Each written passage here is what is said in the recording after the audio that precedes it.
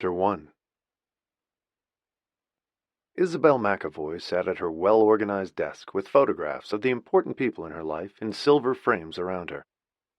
Her oldest daughter, Theo, in Putnam's arms when she was 3 months old, a photo of Zila at 2, hands on hips, looking outraged. That photo made Isabel smile every time she saw it. It was so Zila, the drill sergeant among them.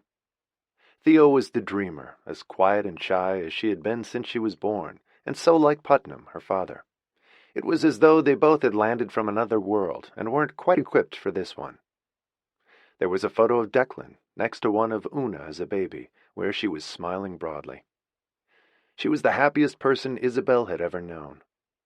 From the very beginning, she had radiated joy and good humor. There was also a photograph of Isabel with all three of her daughters, taken during a trip to Italy a few years before, with Theo looking wistful, Zila annoyed, Una laughing, and Isabel the bridge between the three. Their personalities hadn't changed, and at 37, 32, and 26 now, they had grown into the women they had promised to be as children. It was hard for Isabel to believe how the years had flown. Theo had been pursuing a life of self-sacrifice and caring for the poor in India for 16 years. Zila was consumed by her passion for business and entrepreneurial talent, and Una had been nurturing her children, her husband, and his family in Tuscany, and loving it. Only Zila remained in New York, where they'd grown up. Isabel had her own career as a private art consultant after years as a curator in a highly respected downtown gallery. Now she had her own clients. They ranged from famous art collectors to the newly rich, hungry to buy important paintings to show off their wealth and impress their friends. Some of them genuinely wanted to learn what Isabel could teach them. Others just wanted to spend money, and a few had a deep appreciation for art. She enjoyed working with all of them and ran her business from her home, a small, elegant townhouse on East 74th Street she'd owned for 27 years. She also used it to showcase the art she sold. The house was impeccable. It suited her, and the girls had grown up there as well. It was thanks to Putnam that she had been able to buy the house and start her business, which had flourished ever since. She hadn't amassed a huge fortune, but had enough to live well, help her children when they needed it, and enjoy a pleasant life herself. Her innate sense of style showed in the simple, chic, understated way she dressed. She was still beautiful at 58. On her desk was a photograph of Isabel with her father Jeremy as well. They were in front of the remarkable cottage in Newport, Rhode Island, where she had grown up. Her mother had been a school teacher and died when Isabel was 3. Her father had been a curator at the Boston Museum of Fine Arts, with a specialty in Impressionist art and a subspecialty in Renaissance art and history. Her earliest memories were of trips to the museum with him. 2 years after his wife's death, he had made a dramatic career change and accepted the job of property manager for one of the Vanderbilt estates in Newport, which included the mansion euphemistically referred to as the Vanderbilt Cottage. It was a spectacular home, more than a small chateau, filled with priceless antiques and art. With the job came a modest house on the grounds where Jeremy and his daughter could live. Jeremy had been looking for an opportunity like it for a while. He thought it would be better for Isabel to grow up in the country rather than the city of Boston in a small apartment with him. He also wanted a job where he could spend more time with his daughter than his curating at the museum would allow. When the right position turned up, he jumped at it. They moved to the Vanderbilt estate in Newport. He was responsible for the art, antiques, the grounds, the staff, and keeping everything in perfect order and ready at the drop of a hat for his employers, who only used the house once a year for a few weeks in August. The rest of the time, the Vanderbilts lived in their other homes in New York, London, and the south of France, where they spent June and July. For 11 months of the year, Isabel had free run of the grounds and was in and out of the main house frequently with her father. She would study the paintings for hours while he was busy. She'd sit quietly on a chair, examining the paintings minutely, and her father would tell her about them, and something about the artists. She learned a great deal from him, and her early favorites were Degas and Renoir. It never struck her as odd that she lived amidst such opulence, although none of it was theirs. She had no pride of ownership, nor did her father, only a deep appreciation for the beauty of their surroundings. In some ways, it was like living in a museum. As she grew up, her friends were the housekeeper, the butler, the cook, and maids and housemen, though she and her father ate dinner alone in their own house every night. She went to the local school but made few friends. It was complicated explaining to them where she lived and why. It came as no surprise to her father when she decided to major in art history at New York University and volunteered on weekends at the Metropolitan Museum of Art. She took her junior year abroad at the Sorbonne, where she spent every moment possible at the Louvre, the Jeu de Paume, and the Impressionist exhibits that her father had given her a profound love for ever since she was old enough to talk. She described every exhibit and museum she went to in detail in her letters to him, and he was proud of her. He had saved up for her education for years, and he approved of her plan to work at the Met or an important gallery in New York after she graduated. She landed an internship at a greatly respected gallery in Paris for June and July after she had finished her year at the Sorbonne. It was there that her life's journey began, and now, so many years later, she was still influenced by the choices she had made at 20 and by the people who had crossed her path so long ago. Isabelle had begun her internship at the Verbier Gallery in Paris that June, feeling breathless to be in its hallowed halls. The most important collectors in the world entered their portals regularly to view the remarkable paintings being presented to them, at prices beyond anything she could imagine. Her duties were menial. She had to clean the coffee machine, order lunch for the sales representatives from the bistro nearby, and set it up in the gallery's dining room. She was taught how to wrap a painting for delivery, or for crating to be shipped, using all the packing materials they showed her, and under the careful supervision of one of the regular employees. They all wore the same white cotton gloves she had been given to handle the art. The truly important paintings weren't left in her care, but she saw them after they were removed from a viewing room. She'd been told that if she encountered a client, which would be rare, she was to say only good morning or good afternoon. She was fluent in French by then, having learned it during her year at the Sorbonne. She looked like a child with her long blonde hair in a braid and the short navy skirt and white blouse she wore to work every day. She looked younger than her 20 years. She'd been at the gallery for a week when there was a considerable stir one afternoon before a client came in. She didn't hear his name and wouldn't have recognized it anyway. All she could glean was that he almost never came in, as it was rare for him to leave his chateau in Normandy. And although he was an important collector and a frequent client of theirs, he hadn't been to the gallery in 2 years. The gallery's director, Robert Ponvert, and his 2 assistants were on hand when he arrived. They showed him discreetly to a viewing room, and shortly after, Isabelle was asked to bring cold mineral water for the client to drink. She noticed the 4 beautiful Monets on display, and a slim, quiet man, concentrating on the paintings without saying a word. She set the water down on a table as the man turned toward her and smiled. She then disappeared without a sound, as she'd been told to do. He emerged an hour later, with the gallery director looking pleased.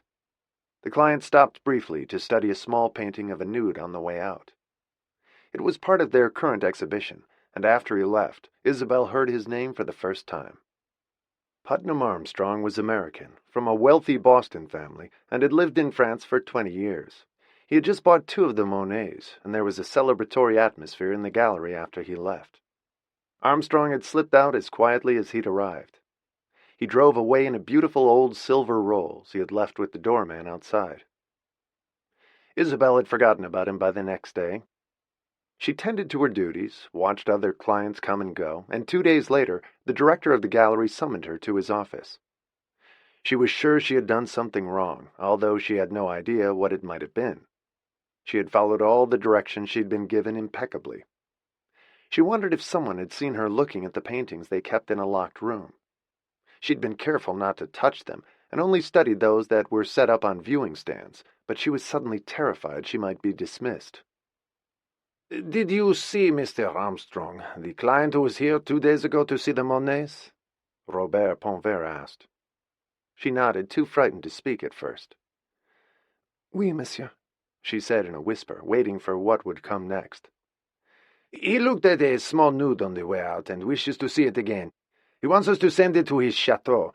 It's a 2-hour drive from here in Normandy. Can you drive?" he asked her sternly.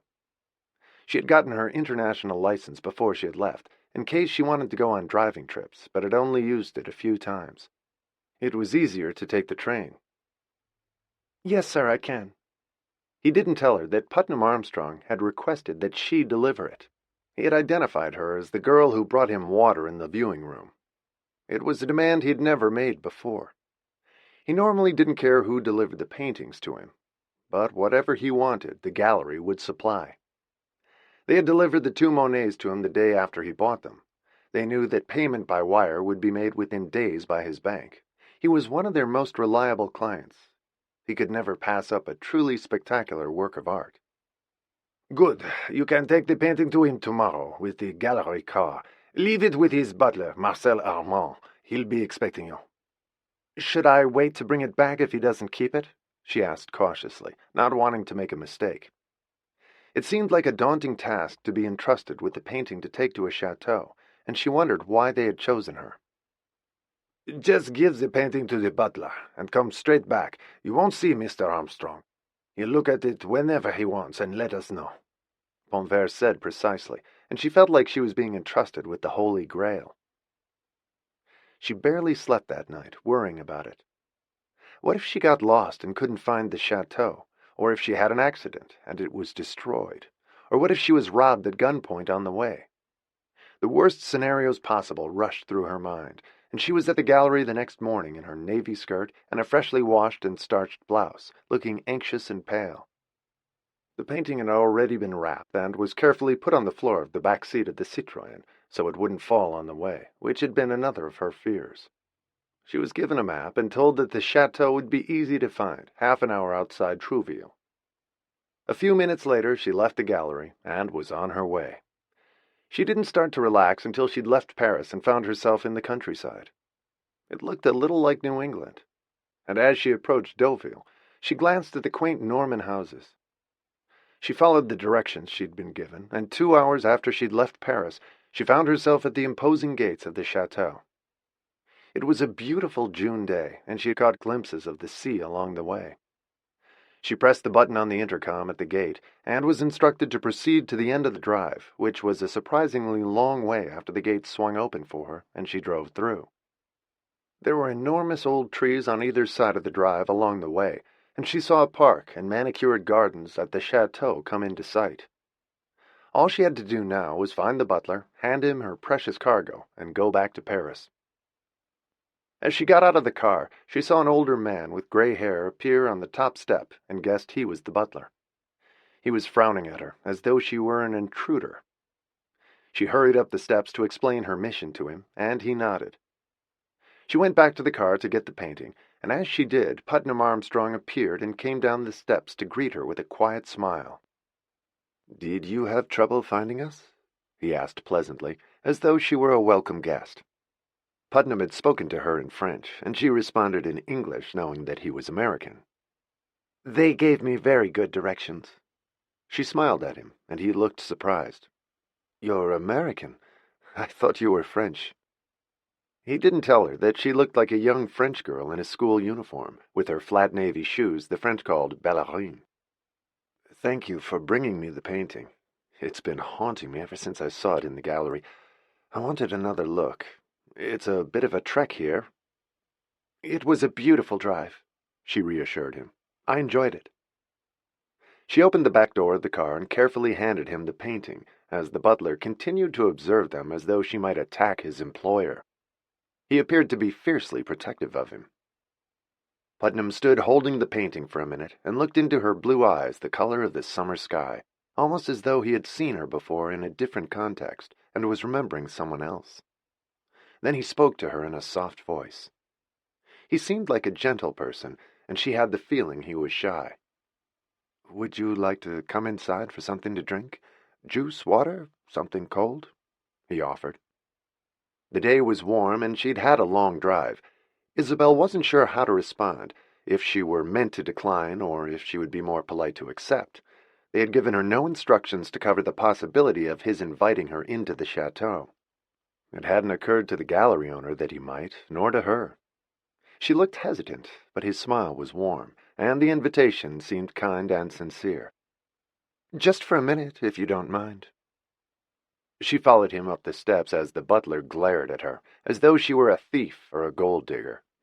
He would have stopped her from entering if he could, but it wasn't an option, as Putnam Armstrong led the way into the chateau. She found herself in the long entrance hall, filled with impressive paintings that covered the walls, and she stared at them in awe.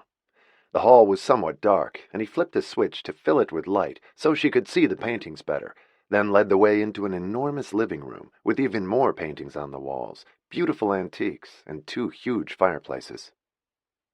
Beyond it, she could see a terrace overlooking the sea. The chateau sat on a cliff above a beach, and she could see sailboats and other boats as she smiled back at him. "It's so beautiful." She admired the chateau and the scene beyond, and he was pleased by her reaction. "That's why I never leave. I hardly ever go into Paris, only once or twice a year. It's so peaceful here."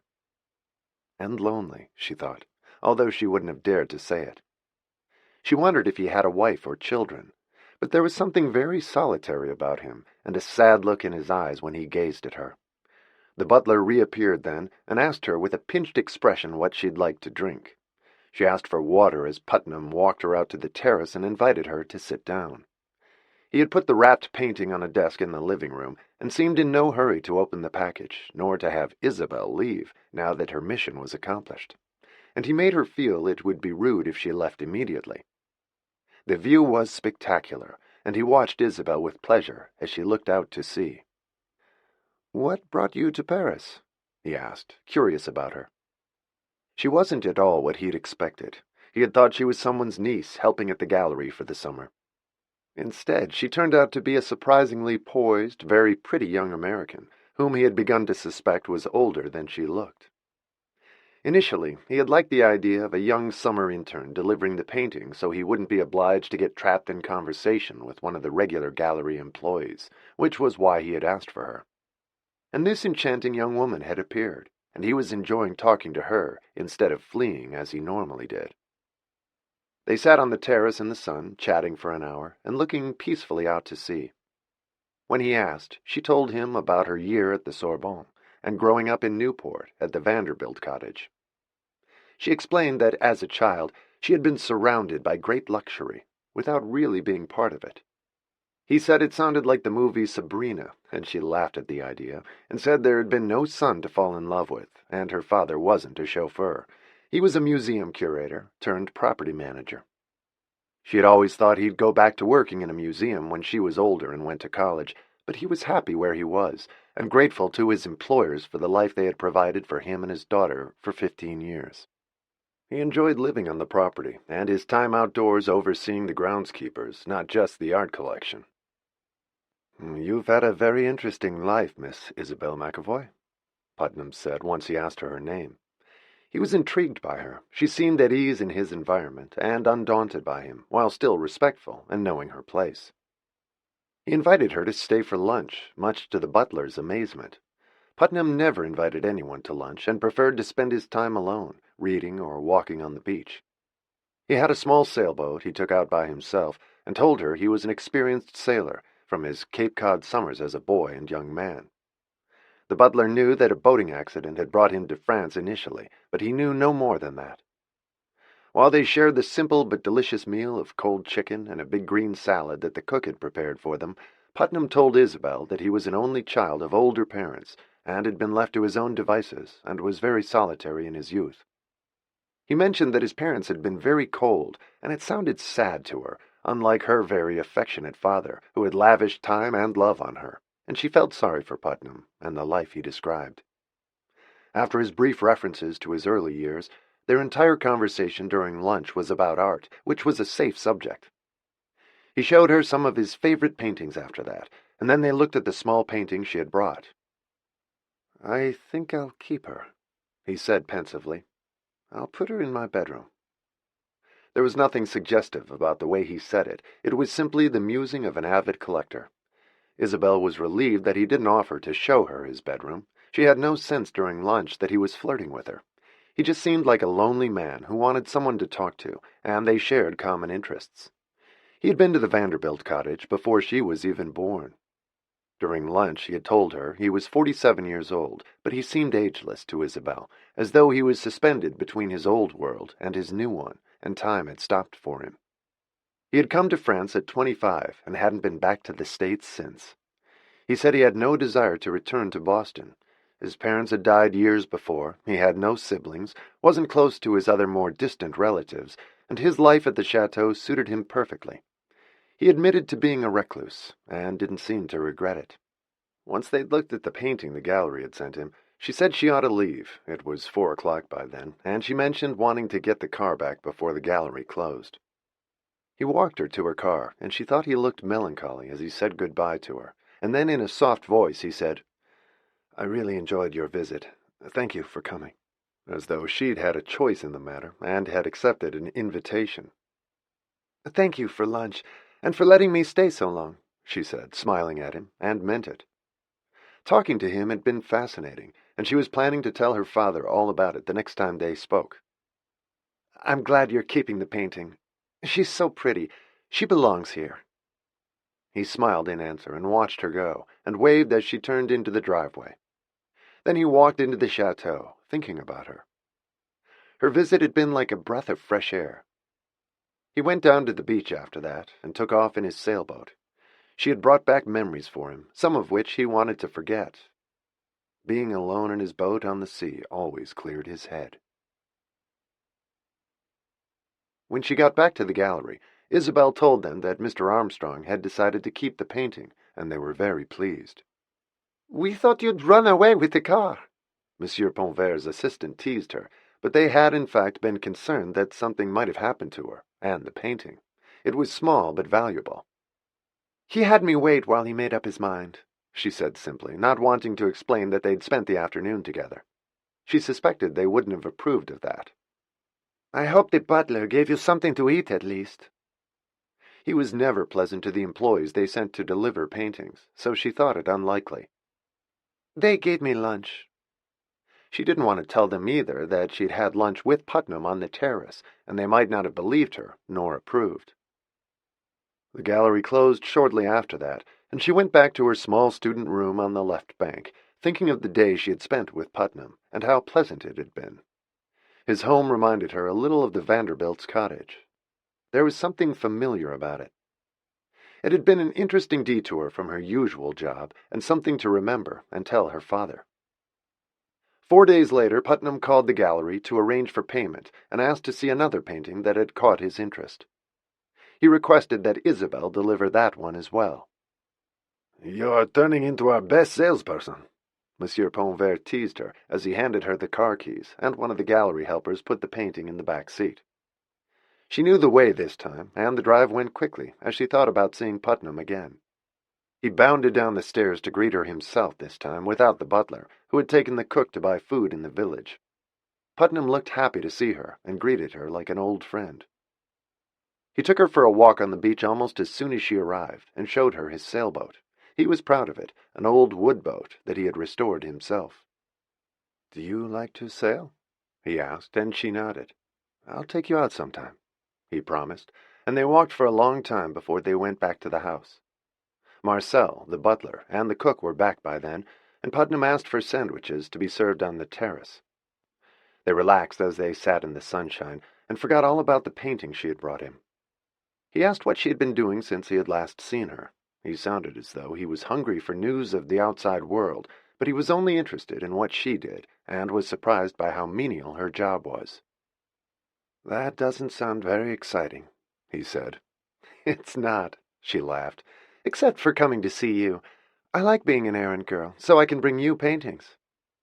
He smiled at that. She seemed totally at ease in his presence, and Marcel stared at her in amazement when he served them lunch. There hadn't been a woman in the house in years, and never one as young as this. She could easily have been Putnam's daughter, and in 25 years the butler had never known his employer to be a womanizer, even in his youth. There had been 1 or 2 female visitors in the early years, but they never lasted long, and none at all in the last decade. After lunch they examined the painting she had brought him. It was by an Italian artist Isabel didn't know. It was a small fishing village with sailboats on the water. They had sent him a photograph of it, and he'd said he would like to see it in person. he decided to keep that one as well. She got ready to leave after they'd looked at it, and he asked her to stay for dinner. She didn't know if they'd worry at the gallery, but she decided to stay anyway. She knew how to get into the garage now with the key they'd given her in case she got delayed. They had dinner in the dining room at a formally set table, and she looked more than ever like a schoolgirl at one end of the enormous table, seated next to him. There was an innocence about her which touched him. They chatted for hours and lingered over dinner, and he seemed regretful again when he said good night to her and warned her to be careful on the road on the way back to Paris. His attitude toward her was more fatherly and protective than anything else, like a big brother or an old friend who had known her forever. She felt the same way about him, and she was surprised by how at ease she was. "Bring clothes, and I can take you sailing the next time you come," he said to her as he stood next to the car when she was leaving.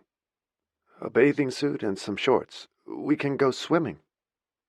There was a pleading look in his eyes as he said it, as though he were begging her to return, and not sure she would. But as long as he kept buying paintings, they were sure to send her. Whatever was happening at the chateau, from their perspective, seemed to be working. They asked Isabel no questions when she returned. Whatever Putnam's reasons for wanting her there, they were his business, not theirs. For the rest of the month, Putnam asked to see a number of paintings, and for Isabel to bring them to him. He bought most of them.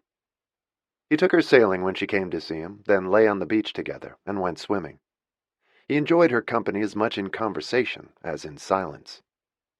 They'd known each other for a month when she dared to ask him some questions about why he never went back to the States and why he'd never married. "I was engaged once," he answered carefully, looking out at the horizon as he said it. "We met in college. She was my closest friend. My only friend when I was at Harvard and she was at Radcliffe. Consuelo. She was 2 years older than you are now when we got caught in a storm in my sailboat. And it capsized. I tried to save her, and I couldn't. We were in Maine, and I got washed up on an island where they found me the next day. They found her body a week later. I never wanted to be with anyone after that. The responsibility was too enormous. I felt like I'd killed her. Everyone insisted it wasn't my fault, but I didn't feel that way. The responsibility of another human being is too much for me.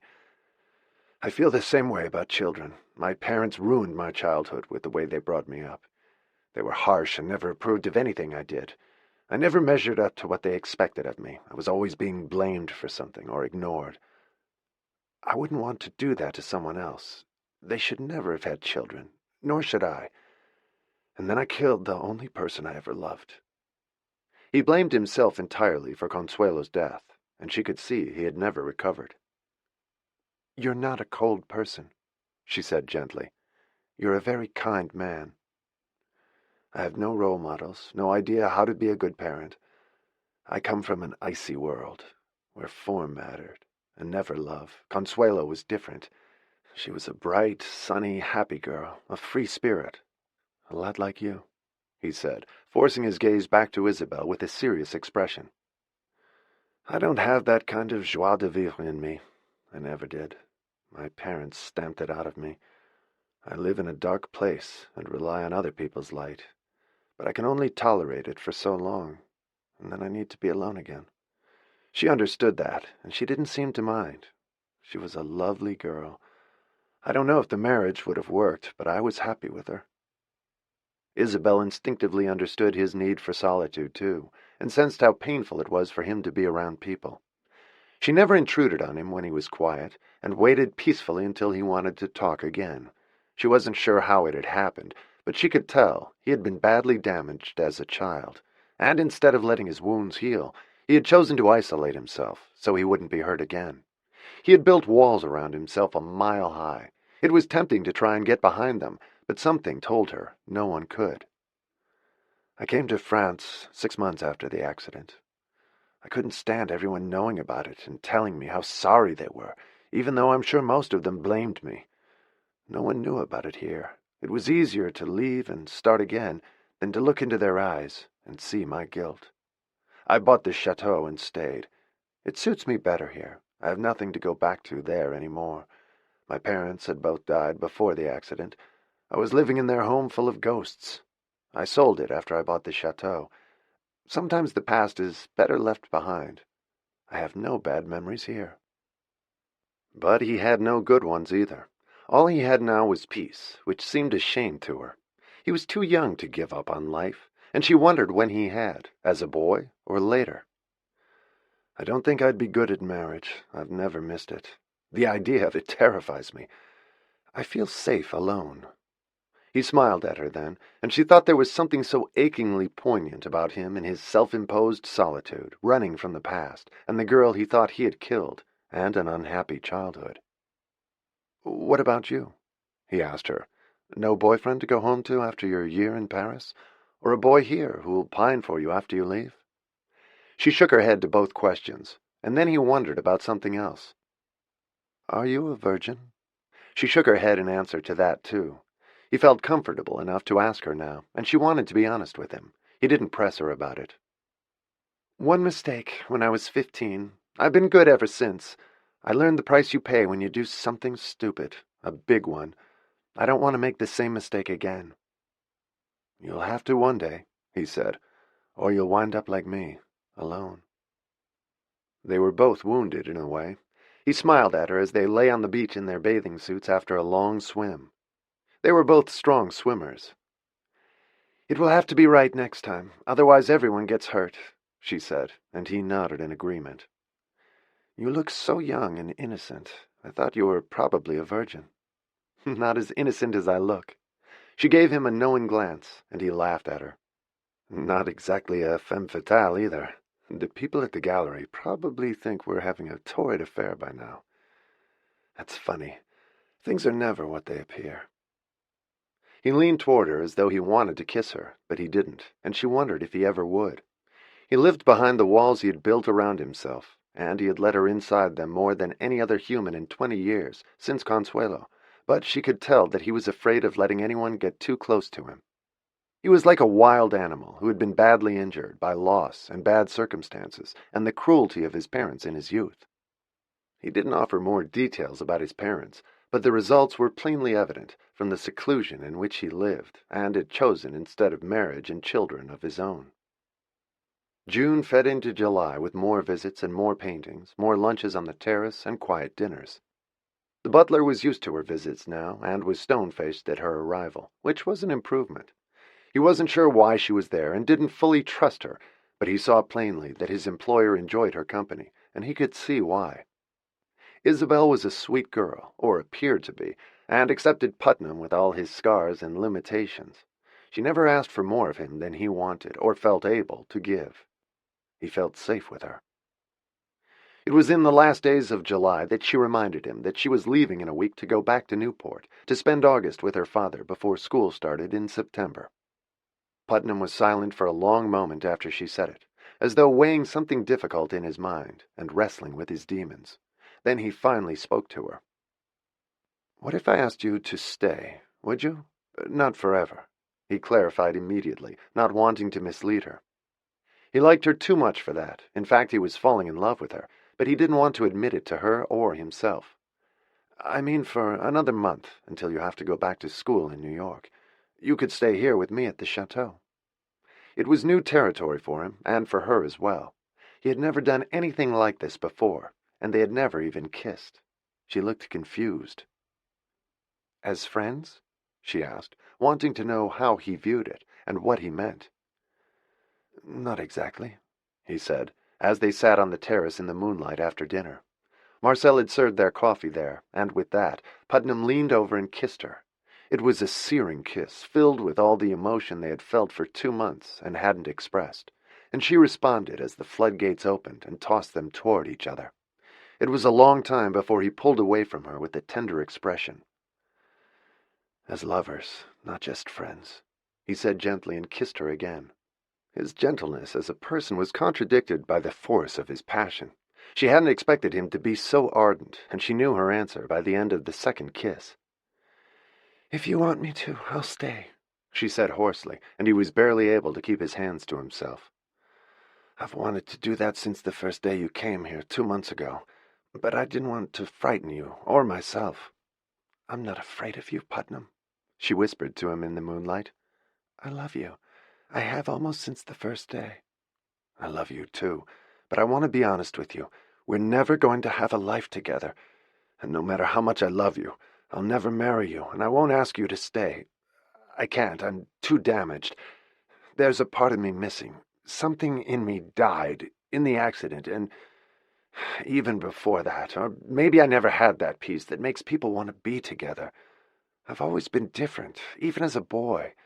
I need to be alone. I don't want to disappoint you. There's no future with me. This is all I've got to give, a month together for now, and then you'll have to go. Can you live with that, Isabel, without having it break your heart?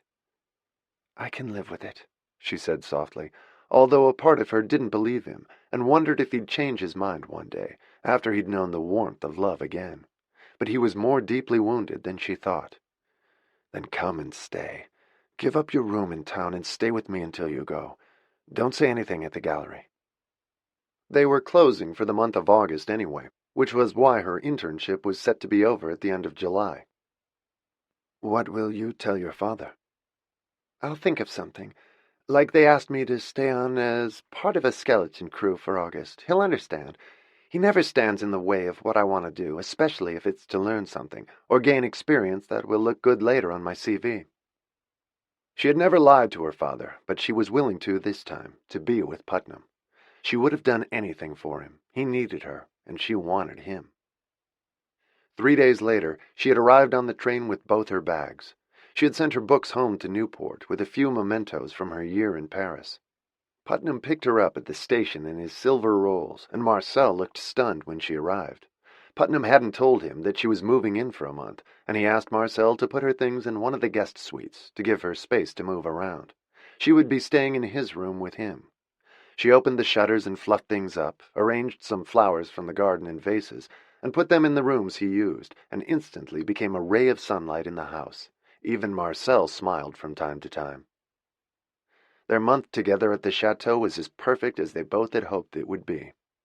They swam and walked and dreamed, sailed in his boat. They took long drives in the countryside, and lay on the beach below his house, and made love all night until they fell asleep in each other's arms. She wasn't a virgin, as she had said, but she wasn't experienced either, and he taught her the wonders of love-making, as though discovering them for the first time himself. She was totally at ease with him, made him laugh as he hadn't in years, turning his mornings into something glorious, and his nights into passion. Marcel smiled now when he saw her, knowing how happy she made his employer. He was a changed man, or seemed to be. She learned more about Putnam from living with him. He read a great deal, and was knowledgeable on a multitude of subjects. And although he couldn't tolerate the company of his fellow man, he was deeply compassionate about those less fortunate than he, and contributed large amounts of money, mostly to causes which involved children and young people, and populations living in extreme poverty. He had paid to feed whole villages in third-world countries and improved their living conditions. He explained some of it to Isabel, and she was vastly impressed. He was a kind man, and committed to doing good in the world, and wanted no credit for it. He had never worked, and managed his investments in many philanthropies well. As August drew near to a close, reality hit them both. She had promised her father to be back for the Labor Day weekend, and true to his word in the beginning, Putnam did not ask her to stay. She more than half hoped he would, or that he would be so miserable without her after she left that he would beg her to come back, but he had been honest about himself. He had wanted a month with her, and no more. On their last night together, he had held her in his arms and cried. "I don't want you to go," he said in a tone of anguish that tore at her heart. "But I can't ask you to stay. I know I can't do it, and I would only disappoint you. At some point I have to go back into my cave." "I can wait," she said, crying herself. "Don't. I don't ever want you to do that. You belong in the world, Isabel. I don't. I can't. You're young and full of life. You deserve everything life has in store for you, all the good things. But everything you need and should have is what I can't do or be. I will never forget these months with you, and I'll love you forever. But you can't stay. You would come to hate me in the end." "I will never hate you, but I love you just as you are." She meant it when she said it. And then you have to go tomorrow, without looking back, without asking for more, trying to stay. My heart goes with you. You've already had the best of me. I don't have more in me to give than this." "It's enough," she said, and meant it for a moment, although in her heart of hearts she wanted more, just as he knew she would. But she loved him enough to respect his wishes and go. There were tears in her eyes the next day when she said goodbye to Marcel, and he looked gloomy as he carried her bags to the car. "We will miss you, mademoiselle," he said grimly, and waved as he watched them drive away.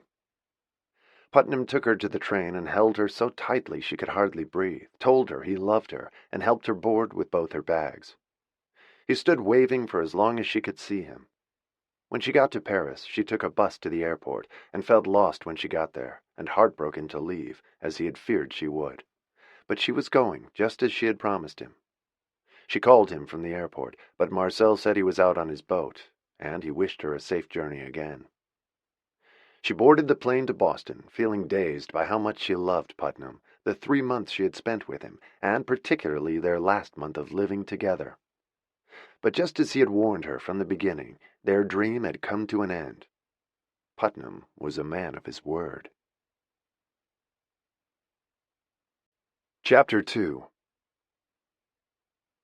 Isabel's father was waiting for her at the Boston airport. She hadn't seen him in a year, but he looked no different than he had when she had left. He said he'd been busy for the whole month of August. His employers had left a few days earlier. "It's just as well you stayed in France. They had house guests for the entire month, and new projects they wanted to work on with me. They want to change the whole south garden, put in an orchard, and extend the stables. He's getting into racehorses now. She wants the whole ground floor repainted, and they had me moving paintings around. I haven't stopped for a month," he said as he hugged his daughter tight. "So, how's my little Parisian?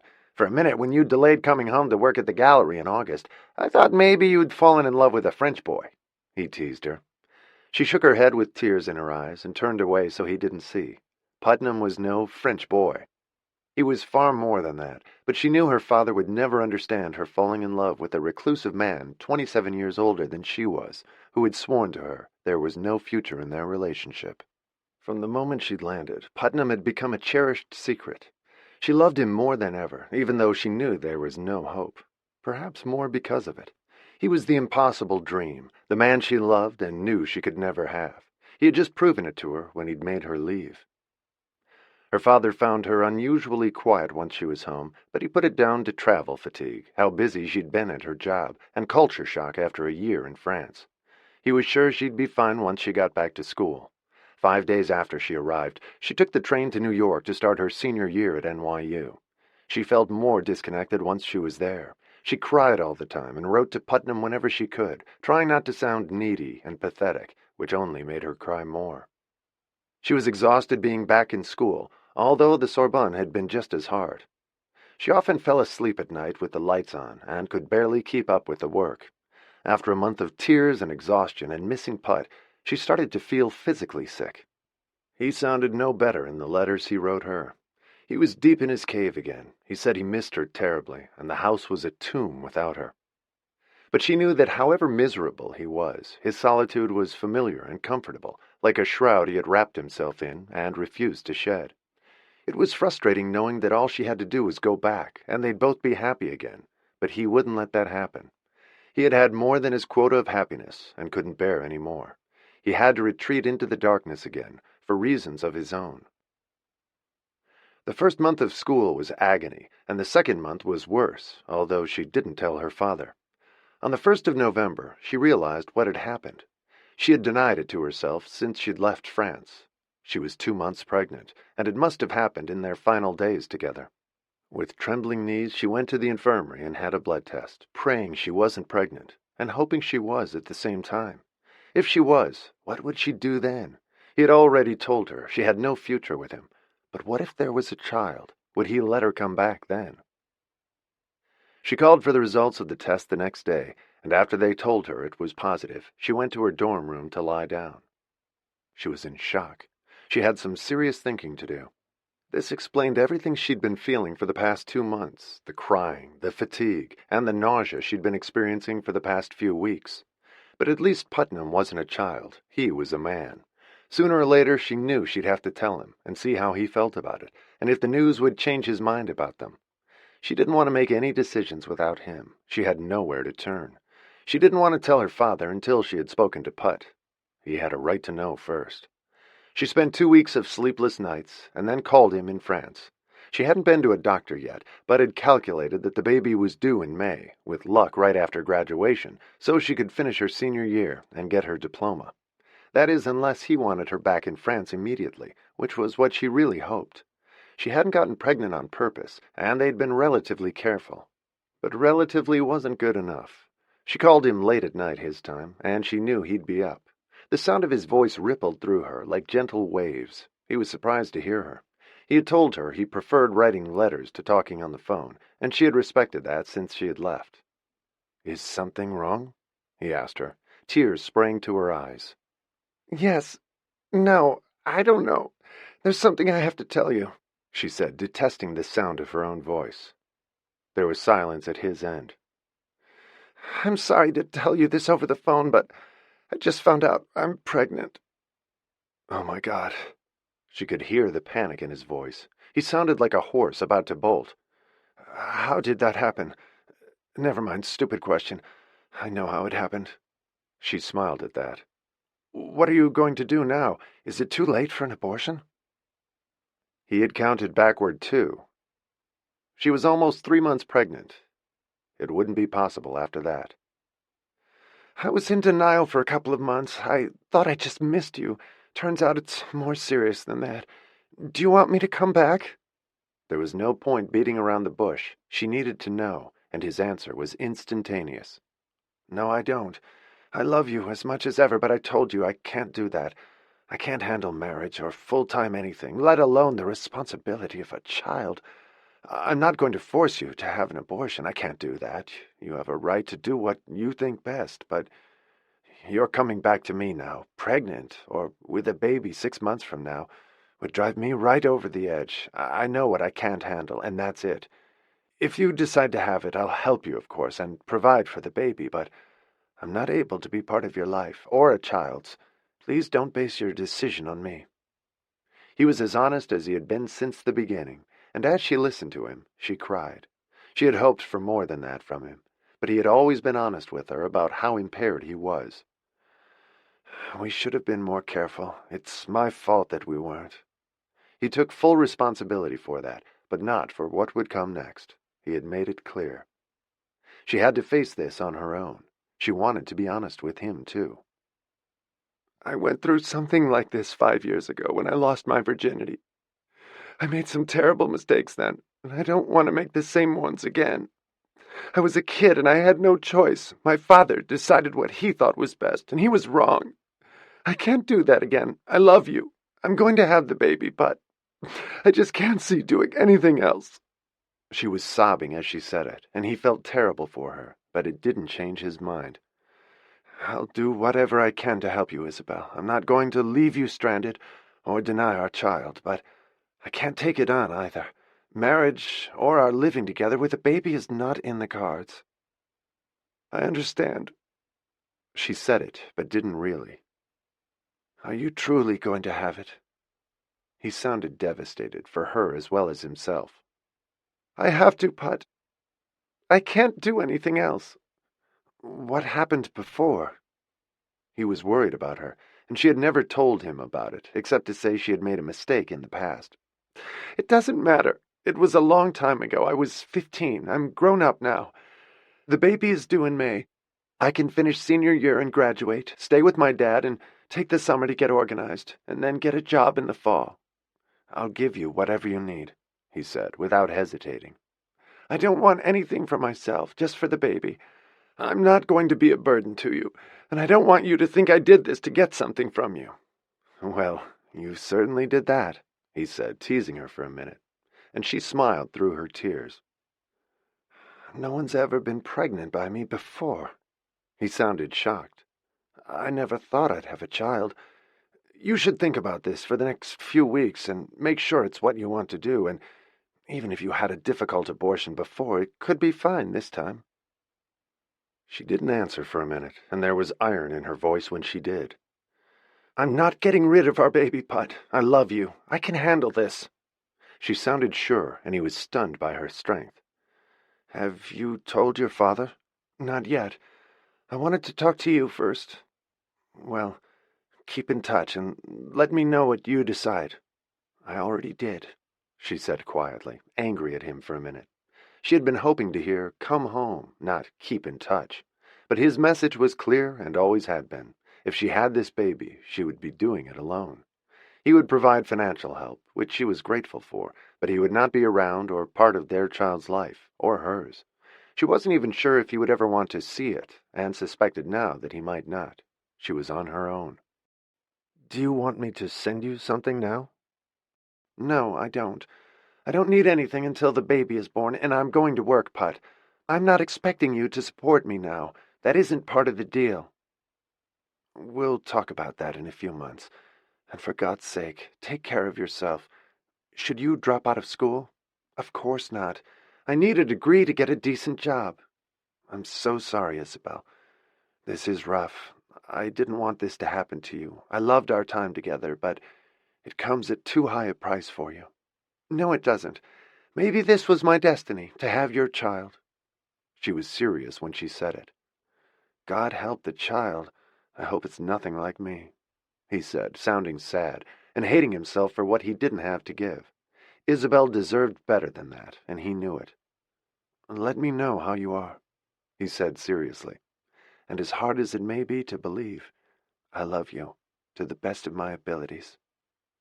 I love you too. They hung up a minute later, and she lay on her bed thinking of everything they had said. In an instant, her path in life had changed. She was no longer a student hoping to find a job, meet a good man, and get married one day. She was going to be a mother, unmarried, with a child to take care of and think about before all else, and whoever she met and fell in love with in the future would have to accept her with the child she had given birth to out of wedlock. It was what her father had tried to spare her at 15, and now here she was again. She told her father when she went home for Thanksgiving. He was stunned. He wanted to know who the father was, if she had contacted him, and what his reaction had been. I assume he's some French kid you met at the Sorbonne, her father said, sounding weary. Isabel shook her head. No, he's American, and very much an adult. He loves me, but he doesn't want to get married or have a baby. He'll help me financially, but he can't have us in his life. Her father was furious at that. Is he married? No, he's not. He just can't handle it emotionally. He warned me of that from the beginning. I'm not sure I believed him at first, but I know that he can't do it, Dad. I'm going to have the baby on my own. We've been down this road before, Isabel, he said angrily. I'm not going down the same road again, Dad. I'm not 15 anymore. I have to make my own decisions this time. For everyone's sake, I can do this, she said firmly as her father shook his head. You don't know what you're talking about. I couldn't keep my job and take care of you adequately when your mother died. I was never home. That's why I gave up my job at the museum, and we came here. And what are you going to do, take in washing at home? His words sliced through her like a knife. No, Dad, I'm going to work like everyone else. What do widows do, or other women who have babies and aren't married? I'm going to get a job in New York, and he's going to help provide what I can't for the child. I don't want to be dependent on him, but I'll need some help. We'll make it work. I'm not getting rid of this baby. Besides, I love him, and he's a good man. Not in my book, he's not. If he were, he'd marry you.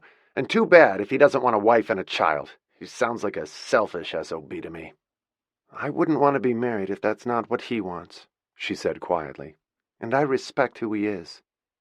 There was no way to explain to her father how damaged Putnam was. He was a tortured soul. You're making a terrible mistake having his baby, Jeremy McAvoy said fervently. She had heard it all 5 years before. You're too young to saddle yourself with a baby without a man. I'll be 21 when the baby is born. That's old enough. He left the house then, and only came back in time to sit down to their Thanksgiving dinner, which Isabel had prepared as she always did. He didn't say a word to her during the meal.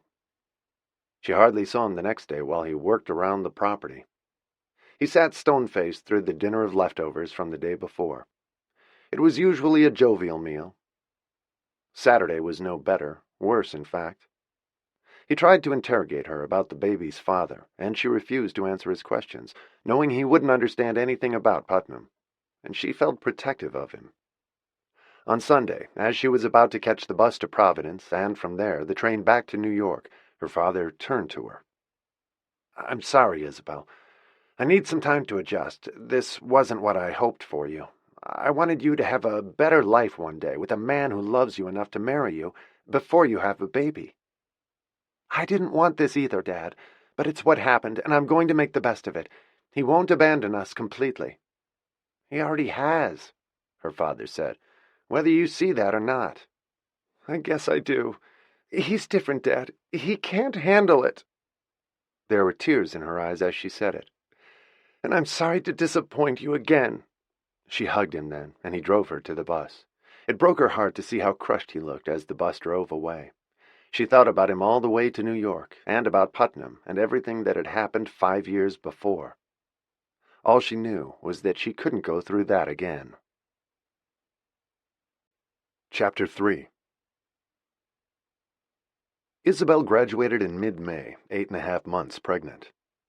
She'd had a job at the university bookstore at night for the last 6 months, and had saved up for things she needed for the baby: a crib, a bassinet, a car seat, and a stroller.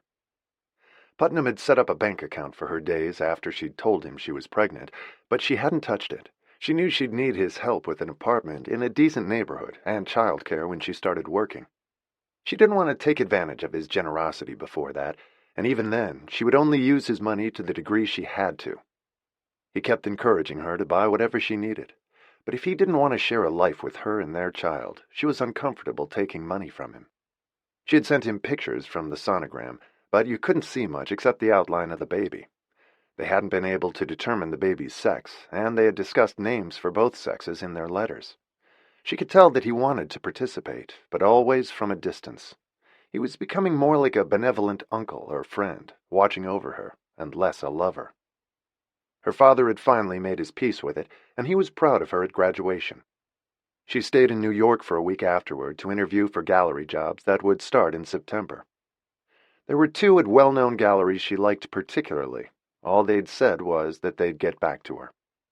She knew she'd have to start as the lowest assistant. Her only gallery experience was as an intern at the Verbier Gallery in Paris the previous summer. The owner of the Acker Johnson Gallery was impressed that she had worked there. He asked if her husband worked in New York, and she said he did, since she had bought a plain gold wedding band and had been wearing it since Christmas. She told people she knew at school that she'd married a French law student during junior year in Paris, and claimed to potential employers that her fictional husband worked on Wall Street. No one questioned it or suspected she was an unwed mother. She went back to Newport a week before her due date and got things ready for the baby. She had sent everything home that she'd bought so far, and her father smiled when he saw her turning her bedroom into a nursery. "It looks like we're expecting a little guest here." She had put decals of Winnie the Pooh and Piglet holding red balloons on the wall, and she had squeezed in a chest of drawers filled with tiny little t-shirts and pajamas.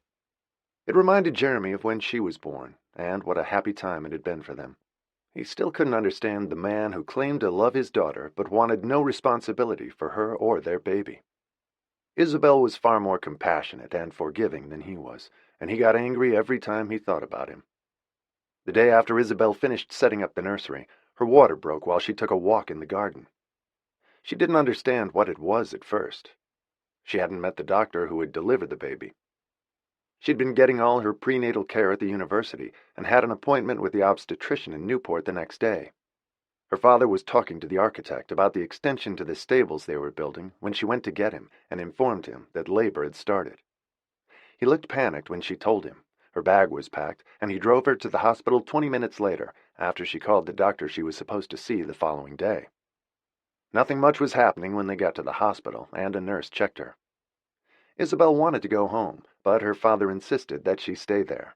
If things speeded up, he didn't want her giving birth at home, or for anything to happen to her.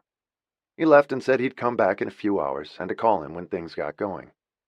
She had a semi-private labor room with no one else in it, and a nurse suggested she walk up and down the halls to get labor going. She thought of calling Putnam, but she knew she'd just make him nervous, and there was nothing to tell him. The nurse who checked her predicted that the baby wouldn't come until after midnight, and it was only 2 in the afternoon by then. The doctor wasn't planning to come until labor got started in earnest. She'd walked up and down the hall outside her room half a dozen times, stopped to look in the nursery window, and smiled at the sleeping infants. Some looked only hours old, and a few were crying. It was hard to believe that sometime that night she would have one of her own. She was thinking about it dreamily when the first hard pains hit, and by the time she got back to her room at the other end of the hall, she was doubled over and could hardly walk. A nurse saw her and came running. "Did your husband leave?" she asked Isabel as she helped her onto the bed during another pain. "He's my father, and he went home to do some things. The baby's... my husband is in France." She managed to choke out during a long contraction. "And we have a little Frenchie coming, do we?" She smiled at Isabel. "Well, it looks like we're going to be saying bonjour pretty soon." She encouraged her as Isabel tried to smile but couldn't. She was suddenly in too much pain to make conversation. Another nurse came in to check her and said she was making good progress as the doctor walked in. She was a young, pleasant-looking woman, and she assured Isabel that everything was fine. Things were starting to move quickly, and the labor was harder and more painful than Isabel had expected. An hour later, she was in the delivery room, and the doctor and 2 nurses were telling her to push. It was only 4 o'clock by then, and she wished that Putnam was there with her. "It won't be long," the doctor said between contractions, as Isabel asked for something for the pain, and the doctor said they had missed their window of opportunity. It was too late for spinal to take effect. "We'll have your baby in your arms very quickly," one of the nurses promised, as another contraption ripped through her, and for the next hour, Isabel continued to push, and had the sensation that she was drowning each time she did. They put an oxygen mask on her, and Isabel felt like she'd been swallowed by a wave of pain, and couldn't even hear their voices anymore. Then she heard a wail from a great distance. She wasn't even sure what the sound was at first, and then someone told her she had a little girl, and they put a different mask on her face to put her to sleep for a few minutes while they sewed her up. When she woke up, a nurse handed Isabel her daughter, and there was a tiny rosebud face in a pink blanket staring right at her. "She's so beautiful," Isabel said in awe of the perfect features in the serious little face. What struck her instantly was how much she looked like Putnam. She had the ethereal appearance of someone freshly arrived from another planet. Her eyes were a deep blue, and she had Isabel's white blonde hair, but everything else about her was pure Putnam. She didn't cry or wail, and her mouth was a tiny, perfect circle. They took the baby to the nursery then, and wheeled Isabel to her room an hour later. It was 6 o'clock, which was midnight in France, and she called Putnam from the phone in her room. He answered on the first ring, and had had a sixth sense that it was Isabel. "I'm sorry to call you so late," she said in a voice still weak from the exertion of giving birth, and she was still shaking, with warm blankets tucked in around her. "Do I have a son or a daughter?" he asked, sounding hesitant, still not sure which he wanted, and feeling guilty for not being with her for the birth. "We have a beautiful little girl," she said, exhausted but proud as tears slid down her cheeks when she told him. "And she looks just like you, Put." "How unfortunate for her," he said politely, but sounded pleased. "She's very little, just under 6 pounds. "Did it go all right?" He'd been worried about her for weeks, and how she would get through the delivery. "It was hard, but she's worth it," Isabel said, smiling as she held the phone. He surprised her then. "I want you to bring her here this summer. I want to see her." "You do?" She hadn't expected that, and he hadn't mentioned it until that moment. He had wanted to see how he felt first, and now all he wanted was to meet his daughter and see Isabel again. A new bond to them had suddenly formed in him. "I want to see you both. Why don't you come in August and stay the month, the way you did last year? You'll be recovered by then, and she should be old enough to travel at 2 months, or is that still too early?" He wasn't sure, and knew nothing about babies or children. "She'll be fine, and I'd love it." Isabel was beaming at the thought, and couldn't wait to show her to him. "What'll we call her?" They had decided on Maximilian for a boy, but hadn't settled on a girl's name. "I've always liked Theodora. I had a great aunt by that name. It seemed very elegant to me. She was a terrific woman, full of spunk and spirit. How does it sound to you?" he asked her. "I like the name, and I want to give her my mother's name as a middle name, Theodora Jane, Isabel said softly. Armstrong, he added, sounding very definite about it. She hadn't broached the last name with him, and assumed it would be McAvoy like her, since they weren't married. Theodora Jane Armstrong. Are you sure, Put? Tears slid out of her eyes and down her cheeks. Of course. I may be a recluse, but I'm not a complete son of a bitch. I've every intention of recognizing my daughter.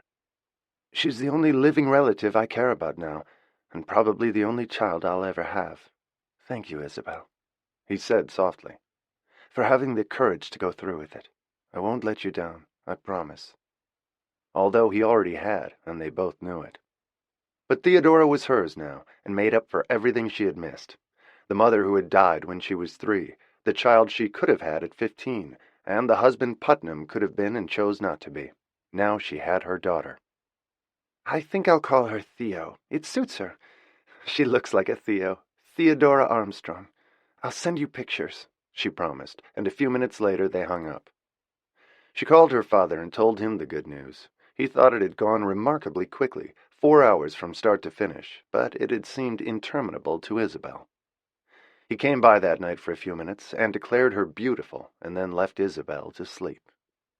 They brought the baby to nurse, and she held her and said her name, and Theo looked at her seriously, and then closed her eyes and drifted off to sleep, and a nurse took her back to the nursery, as Isabel fell asleep too. And the next day Isabel supplied the information for the birth certificate, and gave them the last name of Armstrong, as Putnam had told her to. Theo was 3 days old when they took her home to the nursery Isabel had prepared for her. That night she told her father she was taking the baby to France in August to see her father. Putnam wants to see her, she said simply, and Jeremy looked relieved. He knew Putnam's name by then, but no details about him. I hope he comes to his senses when he does, he said with a determined look, as Isabel shook her head and picked the baby up to feed her. I'm not expecting that, Dad. This is the best he can do. He left the nursery so he didn't say anything he'd regret about his granddaughter's father, but he thought his behavior was deplorable. How could any decent man let a young girl like Isabel bring up a child on her own? Clearly he had no heart, no matter what Isabel said about him. By the following week, Isabel had heard from Putnam's lawyers in Boston, informing her that Mr. Armstrong was setting up a trust for his daughter, with Isabel as trustee. He had complete faith in her to make the right decisions with the assistance of his lawyers and bankers. The attorney who had called her said that Mr. Armstrong would explain it all to her when he saw her, which sounded complicated and mysterious. But all she needed to know was that Theo would be taken care of. In July she went to New York and took the baby with her to interview with the galleries again and look for an apartment.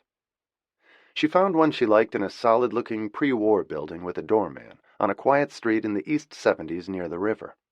The apartment had 2 bedrooms. The building wasn't luxurious, but looked safe, and she noticed several children and their mothers coming in and out. Overnight, she had stopped feeling like a young girl. She was suddenly a grown woman.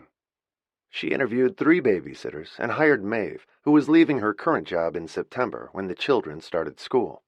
She was a middle-aged Irish woman who looked serious and responsible, and as soon as Isabel got back to Newport, the gallery she wanted most called to offer her the job as an assistant. The pay was barely enough for her to live on, but with what Putnam was providing monthly for his daughter, Isabel could pay the rest and the babysitter. She had everything she needed, a home, a job, and a babysitter to take care of Theo while she was working. Maeve had made a comment that Isabel was barely more than a child herself. She had inquired about Mr. McAvoy and wanted to know when she'd meet him.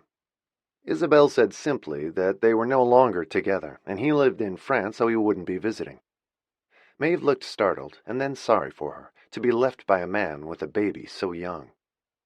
Men, she said with a disapproving look. We can never count on them, can we? We'll do fine without him, won't we? She said to Theo, who stared at her with interest, and then drifted off to sleep. Isabel liked the fact that she had glowing references, had come through a good agency, and had 6 children of her own. She was a widow, and had brought up her children alone too, in a 1-bedroom apartment in the Bronx. Maeve said they were all grown up now. One was a doctor, both her daughters were nurses, and had put themselves through nursing school. Another son was a cook in a restaurant, and 2 were priests. Isabel knew she'd feel safe leaving Theo with her when she went to work. She was going to start at the gallery as soon as they got back from France. By the time she flew to Paris on the last day of July, her life was organized. Theo was 2 months old and discovering the world. She was an easy baby, but you had to work hard to get a smile out of her. She appeared to be pondering life and deciding if the person talking to her was worthy of a smile. She reminded Isabel of Putnam. She was bright and alert, but even at 2 months, she appeared to be a serious child. Isabel saw Marcel waiting for them as soon as she came through customs. He was in awe of the beautiful infant the moment he laid eyes on her, and he gave Isabel a warm hug. "She looks just like her father, doesn't she?"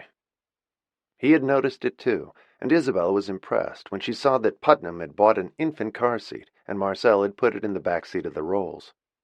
It made her smile as she got in next to the baby, and they drove from the airport to Normandy. Putnam hated going to airports and wanted to meet Theo at home. He was standing on the front steps when they drove up.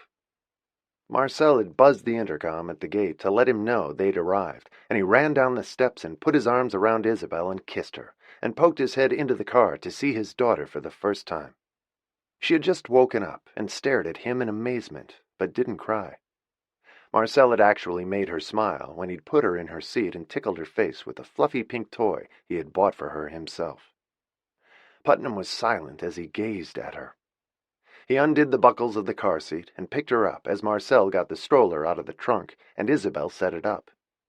Putnam assured her he had gotten her a magnificent antique crib at an auction in Deauville. He said it was worthy of a princess. Theo regarded him with interest and didn't make a sound as he carried her into the chateau. "This is your other home, my darling," he said as he walked her around and took her out on the terrace to observe the view. It was a gorgeous sunny day, and she was wearing a little pink smock dress with a matching hat that Isabel had bought for the trip. Theo finally smiled at her father when he kissed her bare feet. It brought tears to Isabel's eyes to watch them.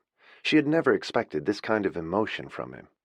He was instantly in love with his child. He insisted on taking them upstairs and showing Isabel the crib, which was a splendid antique, upholstered with billows of pale pink taffeta and lace, and pink satin ribbons everywhere, and a small pink teddy bear, which he had bought for her too. The crib was set up in the dressing room next to his room, so they could hear her easily during the night. It touched Isabel to see the familiar bedroom where Theo had been conceived. "Welcome back, my love," he said, and kissed her again. He didn't call it home, but neither of them could have imagined this scene a year before. Marcel and the maids fluttered around them like a flock of mother hens, wanting to see the baby and exclaiming over how perfect she was. And Putnam couldn't deny how much she looked like him, except for Isabel's pale blonde hair. He and Theo looked like twins, and she had the same reserve he did, the same cautious outlook on the world. Theo never seemed entirely convinced that she wanted to communicate with her admirers, oohing and ahhing over her, just as Putnam always looked, as though he was about to run away when people were around him. Theo had many of his facial expressions. It was uncanny how much they looked alike. His genes were very strong. "I hope she's more gregarious and engaged in life than I am, or she'll be a very unhappy girl," he said to Isabel that night over dinner. "But she has adoring parents, which I never did. That should make a difference." "She has a very definite personality," Isabel confirmed. "She's very peaceful, and I think the word I'd use to describe her is reserved." Which was a funny thing to say about a 2-month-old baby, but her grandfather had seen it too, while they stayed with him in Newport. She was nothing like the happy baby squealing with delight that Isabel had been at the same age. Isabel was amazed when he produced a baby carrier the next day and put it on, so he could carry Theo everywhere with him. He even walked her down to the beach and dangled her feet in the waves, and then put her back in the carrier when they walked along the sand.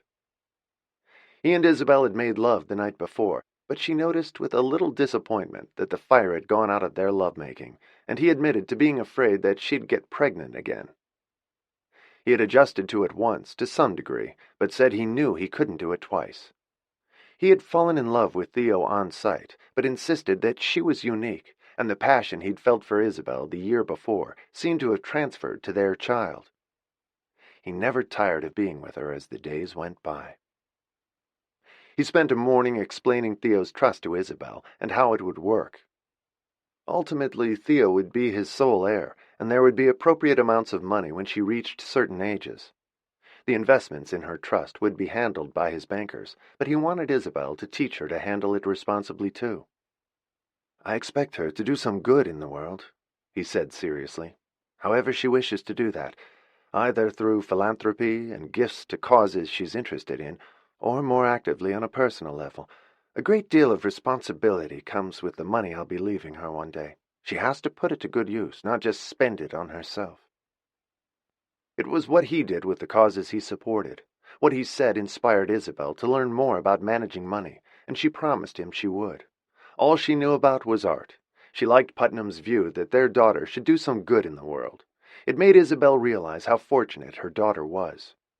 She had always lived side by side with enormously rich people, but had never given it much thought. Now her daughter was going to be one of them.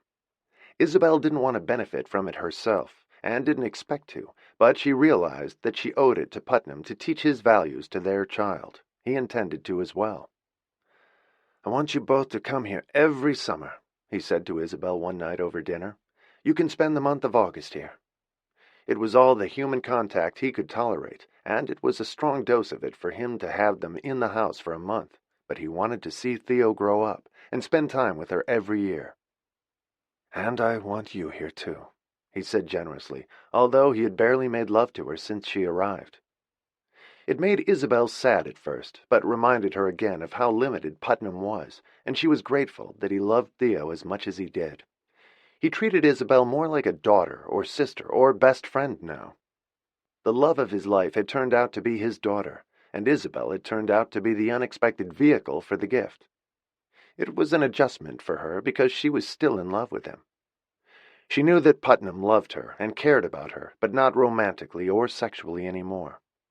He saw her as a Madonna now, and he took hundreds of photographs of mother and child that summer.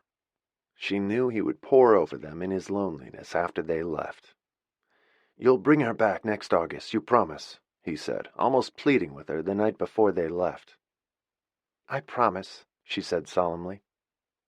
She knew how badly he needed them, and how intensely he loved Theo, even if he was willing to be far from her for a year. "And you'll let me know if you need anything." They had settled on an amount that he would send her every month, but she wanted to keep it to a bare minimum and support Theo herself to the degree she could.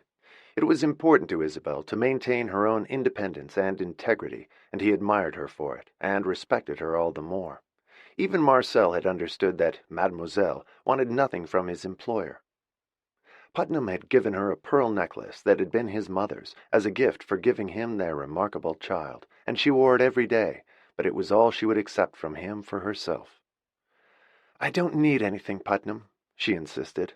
"I'm starting a job as soon as we go back. You're paying for the apartment and the sitter. That's more than enough."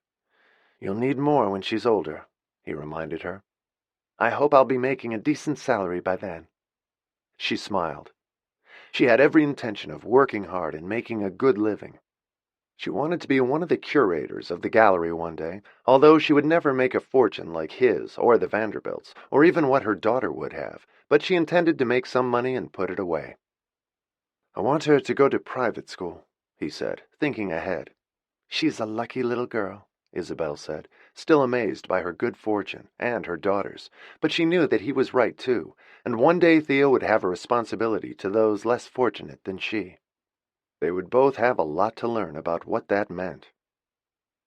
On the morning they left, Putnam held them both tightly in his arms for a long time, and then carefully put Theo in her car seat and strapped her in. She looked healthy and rounder and gently tanned by the sun, and seemed much bigger than when they had arrived. She was even more alert now and observant of the world around her. "I'll write to you," he promised Isabel when he kissed her goodbye.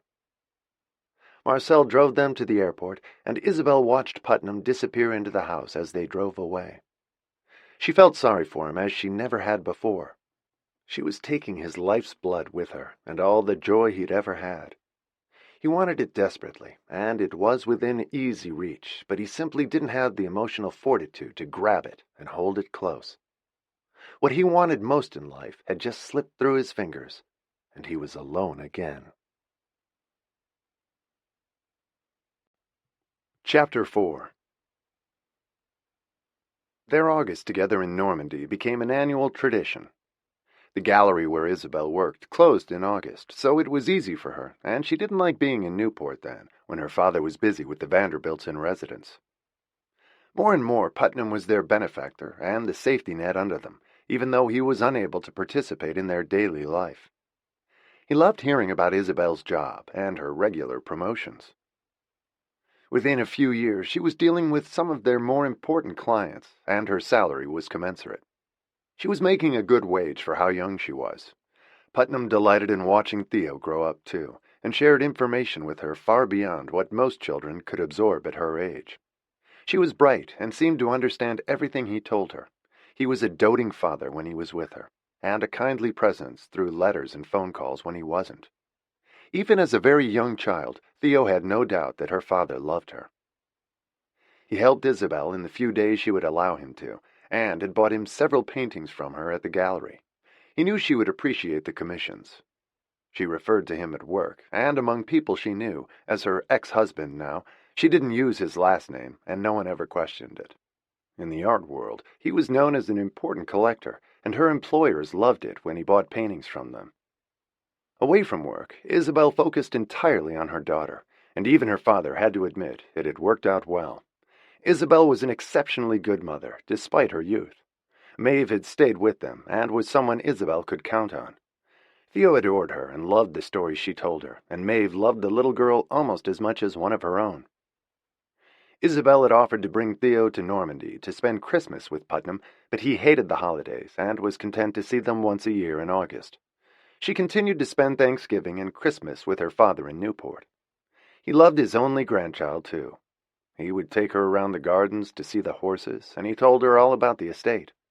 She was as fascinated by it as Isabel had been when she was growing up there. It had never dawned on her as a child that she wasn't really part of it. In the same way, it never occurred to Theo either, since her own father's property in France was even larger than the Vanderbilts', the chateau even more imposing, and the art collection equally impressive.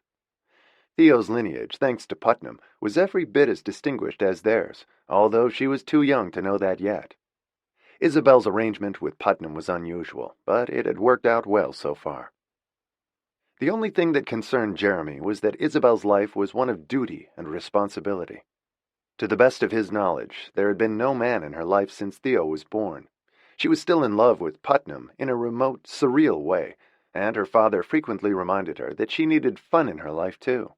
She always said that Theo and her month with Putnam in Normandy were fun enough for her. "I love my work," Isabel countered, and made no effort to meet anyone. She went to no parties in New York, had declined invitations to dinner from co-workers at the gallery, and had unwittingly become as solitary as Putnam, despite her circumstances and her age. Jeremy hoped to see her happily married one day. She had time, but he still thought her lifestyle wasn't healthy for a girl her age. "You did the same thing when we moved to Newport, Dad," she reminded him. "That was different. I was nearly 40 and widowed after a loving marriage, and I went out with women from time to time. I was just discreet about it so it wasn't obvious to you." She knew he had had a close friendship with the main housekeeper, a lovely Englishwoman, when Isabel was in her teens. But the woman had eventually gone back to England and married someone else. Jeremy had never wanted to remarry, which discouraged most women after a while. Isabel was far too young to give up on romance in her life, but the passion she had shared with Putnam and deep affection she still felt for him were hard to match. Putnam had said the same things to her in the past year or two, and warned her not to become a recluse like him. But unlike her father, Putnam felt sure she'd meet the right man eventually. It worried Putnam at times that a new man might not want her spending a month with him at the chateau every year, so he didn't push her too hard. He hoped that by the time she did meet someone, Theo would be old enough to visit him alone. He was no longer possessive about Isabel, but he didn't want to lose his daughter to another man who would take his place, and he had expressed that to Isabel many times. She understood and promised him that he would never lose Theo, no matter what happened. She did everything to strengthen the bond between father and daughter during the year. Their apartment was full of photographs of him taken during their visits, and Isabel talked about him constantly to Theo. She read his letters to her, and whenever she said she wanted to hear her papa, they called him, if it was a reasonable hour in France, and now and then when it wasn't. He was always delighted to hear his daughter, no matter how much he disliked taking phone calls from others. They talked to Marcel occasionally, too, when Putnam was on his sailboat or walking somewhere on the estate, and Marcel was just as pleased to hear her as her father. He had developed a warm affection for Isabel, too. In Putnam's mind, Isabel had become his family, and had a role of vast importance in his life, and had lived up to all his expectations. She had given him life's greatest gift with Theo. Isabel had never disappointed or lied to him, and they treated each other with the greatest respect. In the September after their visit, when Theo was 4, she started nursery school and called to tell her father all about it. She said she already had 2 best friends. Isabel was happy and busy, and on the board of a major charity event she had volunteered for, to benefit a new wing at NYU Hospital for breast cancer treatment and research. The gala they were organizing was going to be the New York social event of the year, with a major art auction and an auctioneer from Christie's.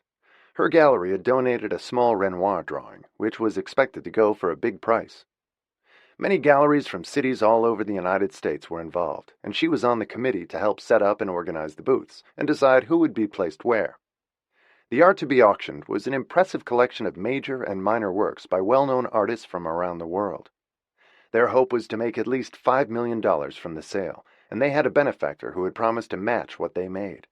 And Putnam had made a large donation in Theo's name to get the event off to a good start, for which Isabel was very grateful. The behind-the-scenes politics of the event were complicated, with the more powerful galleries wanting the best spots for their booths, and the lesser ones wanting to show their work advantageously as well. She had just resolved several disputes between rival galleries. Other board members were on the committee for the black-tie dinner before the auction, and a well-known band had been hired to provide dancing afterward. The ticket prices for the evening spanned a broad range, with those in the platinum seats paying $10,000 a person and $100,000 for a table. They had one table of diamond guests for $25,000 each. That table had to be in the front row for the auction, and right next to the dance floor to satisfy the donors. Isabel had a million details to attend to. They had taken over part of Lincoln Center for the evening, and Isabel had bought a simple black evening gown at Bergdorf that she knew she could wear again at gallery events. But her mind was occupied with far more important things than what she would wear. Each gallery wanted their setup to look impressive, and as soon as the auction was over, the empty booths had to be dismantled rapidly when the dancing began. The evening promised to be magical, but she was one of the magicians who had to make it all happen, which was incredibly stressful, but hopefully rewarding for the hospital in the end. Just as she was hoping to grab a sandwich at 3 o'clock the day before the event, she was called on the walkie-talkie to come and talk to a dealer who was in a heated debate with another committee member about where his booth had been placed. "What can I do to help?" she asked pleasantly as she arrived on the scene to find a strikingly handsome man in a blue shirt and jeans arguing with 2 women from the committee who were at their wits' end, while he flatly refused to accept the booth he'd been assigned. "I don't give a damn," he was saying to them. "I have the biggest clients in California, and 20 buyers flying in from Las Vegas who took 2 platinum tables. They don't want to see me shoved in a back row somewhere behind some gallery from Podunk, Iowa. I'm not going to let you make me look bad to my clients." He was almost shouting at them. One of the women was near tears. He was a force to be reckoned with. "This is about raising money for the hospital for breast cancer," Isabel reminded him in a pleasant tone, glancing at the name on his badge and looking it up on her list, which described him as a contemporary art dealer in Newport Beach, California. She'd never heard of him before, but she was unfamiliar with dealers of contemporary art, except for the most elite ones in New York. "Everyone's trying to be good sports about where they're placed, since it's a charity event," she reminded him as he looked her over and assessed whether or not she was important enough to include in the argument. Her looks and calm demeanor told him she was. Her beauty alone caught his attention, if nothing else. The 2 women he'd been arguing with were considerably older. "This really isn't about getting new clients," she said, but they both knew that wasn't entirely true. The booths being set up by a fleet of carpenters and electricians and still being painted would catch the eyes of collectors and potential buyers from around the country. It was part of the draw to encourage galleries to donate work, even if it wasn't fully representative of what they had to sell, since they weren't donating their very best work. It was a major undertaking, and Isabel had enjoyed working on it for several months. Her employers were delighted she was doing it. She was well respected by her peers and superiors. I'm just going to pick a booth I like in the front row and set it up if you don't give me a decent one, he said in a bullying tone, and glanced at the name on her badge, too. And what do you do here? He asked, his eyes blazing, which made him look even more handsome, although he was being particularly unpleasant. I'm on the committee that assigned the booths, she said calmly. They had spent weeks on the floor plan, and knew they'd have some problems like this, and were braced for it. She had a sudden idea as she spoke to him. They were trying to keep galleries of the same kind close to each other, so people interested in a particular kind of art, contemporary or modern or 18th century, would know where to find it. They had a map of the booths. We had a cancellation this morning from a gallery in Chicago. The owner had a death in the family, and they're not coming to the event. We have the work they're donating, and we'll incorporate it with another gallery, but they no longer want to set up a booth. Let's see if it suits you, Mr. Stone. Colin, he said, sounding slightly more gracious. Thank you, Miss McAvoy, he said, as the two women looked at her gratefully, and she led him away to show him the space. Isabel, it's not ideal, she admitted to him before they got there, but you may like it better than where you were placed. The event had been set up like an art fair, with less permanence, but with several alleys and long rows of booths. They were auctioning off 300 pieces of art, like a real art auction, with all the handlers that Christie's could supply. I'm very sorry you're unhappy, she said more sympathetically than she felt. She just wanted the evening to go well, whatever it took. And he wanted to impress his clients who were flying in for the event. I have some major high flyers coming in from Vegas, as I said. I don't want to be shoved in a back corner where you had me. I completely understand, she said smoothly, as they stopped at the only available booth she had. He frowned as he looked at it, and then back at her. This is all you've got? I'm afraid so. It's very centrally located. It was in the middle of the area they were setting up, where two alleys intersected. I've got a couple of really big pieces that could work well here, he said, and suddenly smiled at her. Thank you for not embarrassing me with my clients. I'm opening in L.A. in a few months, and after that in Vegas, and I want my clients to be excited about us. We're going to 2 major art fairs this year. She knew that just getting through the red tape of that was a major feat, and this was obviously a major event for him, too. It was an opportunity for all the galleries to showcase their work, not just help the hospital. We're an up-and-coming young gallery. I hope you'll be hearing a lot about us in the future, he said to her enthusiastically. I'm sure I will, she said politely. Would you like to have a drink later? You just did me a big favor, Isabel. I'm glad I could help. It was just luck that they canceled the booth. If you could consider a death in the family luck, but she didn't point that out to him. But I'll be here tonight until after midnight, probably 2 or 3 a.m. I won't have time for a drink until after this is over. And she had no desire to have one with him. He was stunningly handsome, with movie-star good looks, but he seemed headstrong, arrogant, and difficult. Who are you in real life when you're not working at this event? He asked, and she smiled at the way he put it. I'm an associate at Acker Johnson, she said, knowing full well that the name of the gallery where she worked had enormous prestige and always impressed people. It was nice being able to say she was an associate after 4 years there. It had a distinguished ring. The serious stuff, he acknowledged, and she nodded. You're young to be an associate, aren't you? I'm older than I look, but clearly not much. She had her long blonde hair loose down her back and was wearing jeans and a sweatshirt. She was 25 and admittedly the youngest associate at the gallery, but she had earned the position through diligence, long hours, and hard work. Colin Stone. He shook her hand properly, impressing his name on her again. This is quite an event. For a very good cause, she said demurely. Do you have a personal interest in it? He wasn't afraid to ask questions, and was curious about her. She was a very pretty young woman.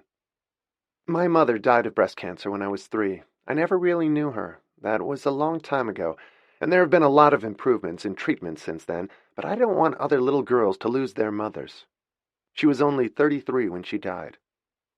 My mother had it, but beat it 5 years ago. So you're right. Treatments are better now, and effective. Thank you again for improving my booth. Happy to help. See you tomorrow night, she said, although she knew she probably wouldn't. The event would be a zoo, and the only people she expected to see there were her colleagues and the gallery's clients at the 2 tables the gallery had taken. Theirs were platinum tables too, like Colin Stone's clients from Las Vegas. "Good luck with the event." He flashed her a smile. "Thank you for donating work for us to sell." She waved and walked away as she answered a call on her walkie-talkie. One of the two women was calling to inquire how it had worked out with him. "It's fine. He's happy. I gave him the booth that just freed up." "Thank God for you. He looks like a saint, but acts like a devil."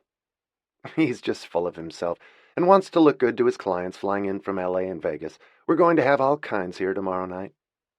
She managed to get a break at dinner time and took a cab to the gallery to check the messages on her desk before going back to Lincoln Center for the rest of the night to watch the booths get finished.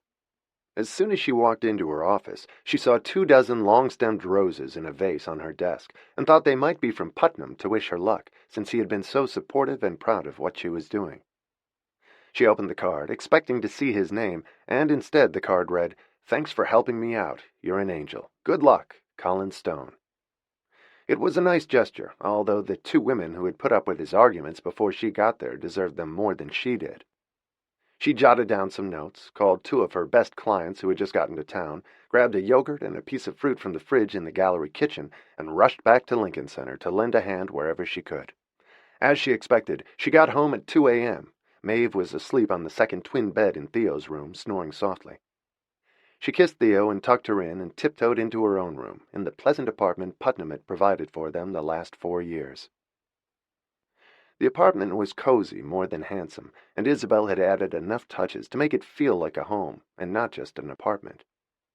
She fell into her own bed as soon as she took her clothes off, and was asleep in 5 minutes. The day of the event was predictably insane, but considering all the moving parts they were dealing with, everything went smoothly. She was there on time to help greet the guests as they came in glittering evening gowns with lots of jewels. All of the New York social set was there, along with heavy hitters from the art world, and she looked quietly elegant in her plain black dress with the string of pearls Putnam had given her when Theo was born. He had called to wish her luck that morning, knowing she'd be too busy to talk after that, and he made her promise to send all the newspaper clippings about the event. He had given her permission to buy a painting for him if she saw anything she thought he'd like, up to $25,000, since it was a charitable event, and she thanked him profusely. She had already seen one or two that were his taste by artists he liked, and she said she'd be pleased to bid on them for him. They had sponsors for the event, and had already received sizable donations from people who weren't able to attend. She was sure they'd make their goal, and probably do even better. She greeted whoever she knew in the crowd, although there were many people she didn't recognize, clients of other galleries and socialites she had never met. She was wearing a badge that identified her as a committee member, and directed people to the booths they were looking for when they asked her. She was observing the scene when Colin Stone walked past her, and stopped as soon as he saw her. "Thank you for the lovely roses," she said when he approached. "I really don't deserve them." "Yes, you do. I'd rather take you to dinner. I'm flying back to LA in 2 days. How about dinner tomorrow?" "I'll be dead on my feet by then. I've been here every night for a week. Maybe next time." She didn't want to encourage him. He was handsome, but pushy and arrogant. "I don't come to New York that often," he said, looking innocent and incapable of making the kind of scene he'd made the day before. He was a man who expected to get what he wanted, and wouldn't take no for an answer. "Well, I'll call you tomorrow and see how you feel." He looked dashing in black tie, in an impeccably tailored dinner jacket, which made her wonder how Putnam would look in evening clothes. Undoubtedly aristocratic and handsome. There was something very L.A. about Colin Stone. He was well-dressed, perfectly groomed, and had a great haircut. He had shining dark hair and dark eyes, and stood just a little too close when he talked to her, as though they already had an intimate relationship. Isabel hadn't dated in the 5 years since she'd met Putnam, and had been a student before that, dating boys her own age. She didn't feel ready for Colin, nor interested. She guessed him to be in his mid or late 30s. She was just happy to be out, enjoying a glamorous evening and watching people. She didn't need to pick up an art dealer from L.A., no matter how charming he was. He was a powerhouse, and she felt out of her league when she was with him. He looked like someone who dated a lot, maybe movie stars or starlets. She was just a gallery associate, whose nights out consisted of pizza with her 4-year-old daughter. She was sure Colin would have been bored to extinction by her and her real life. She saw him sitting at one of the platinum tables with his guests when the auction began, and she noticed that they looked a lot like he did, slick and racy. The women all had amazing figures poured into skin-tight, shimmering dresses, with big hair and flashy jewels. The men looked rich and older, and very L.A. compared to the crowd from New York. The people at his second table looked even showier, and she guessed they were his guests from Las Vegas. Then she got distracted by the auction. She bid on a painting for Putnam for $18,000, under his limit, and attributed the purchase to Putnam Armstrong. The showstopper of the evening was a painting that sold for $500,000, donated by a gallery in Palm Beach. It had an impeccable provenance from an important collector who had owned it before, and was a recent acquisition for the gallery that donated it.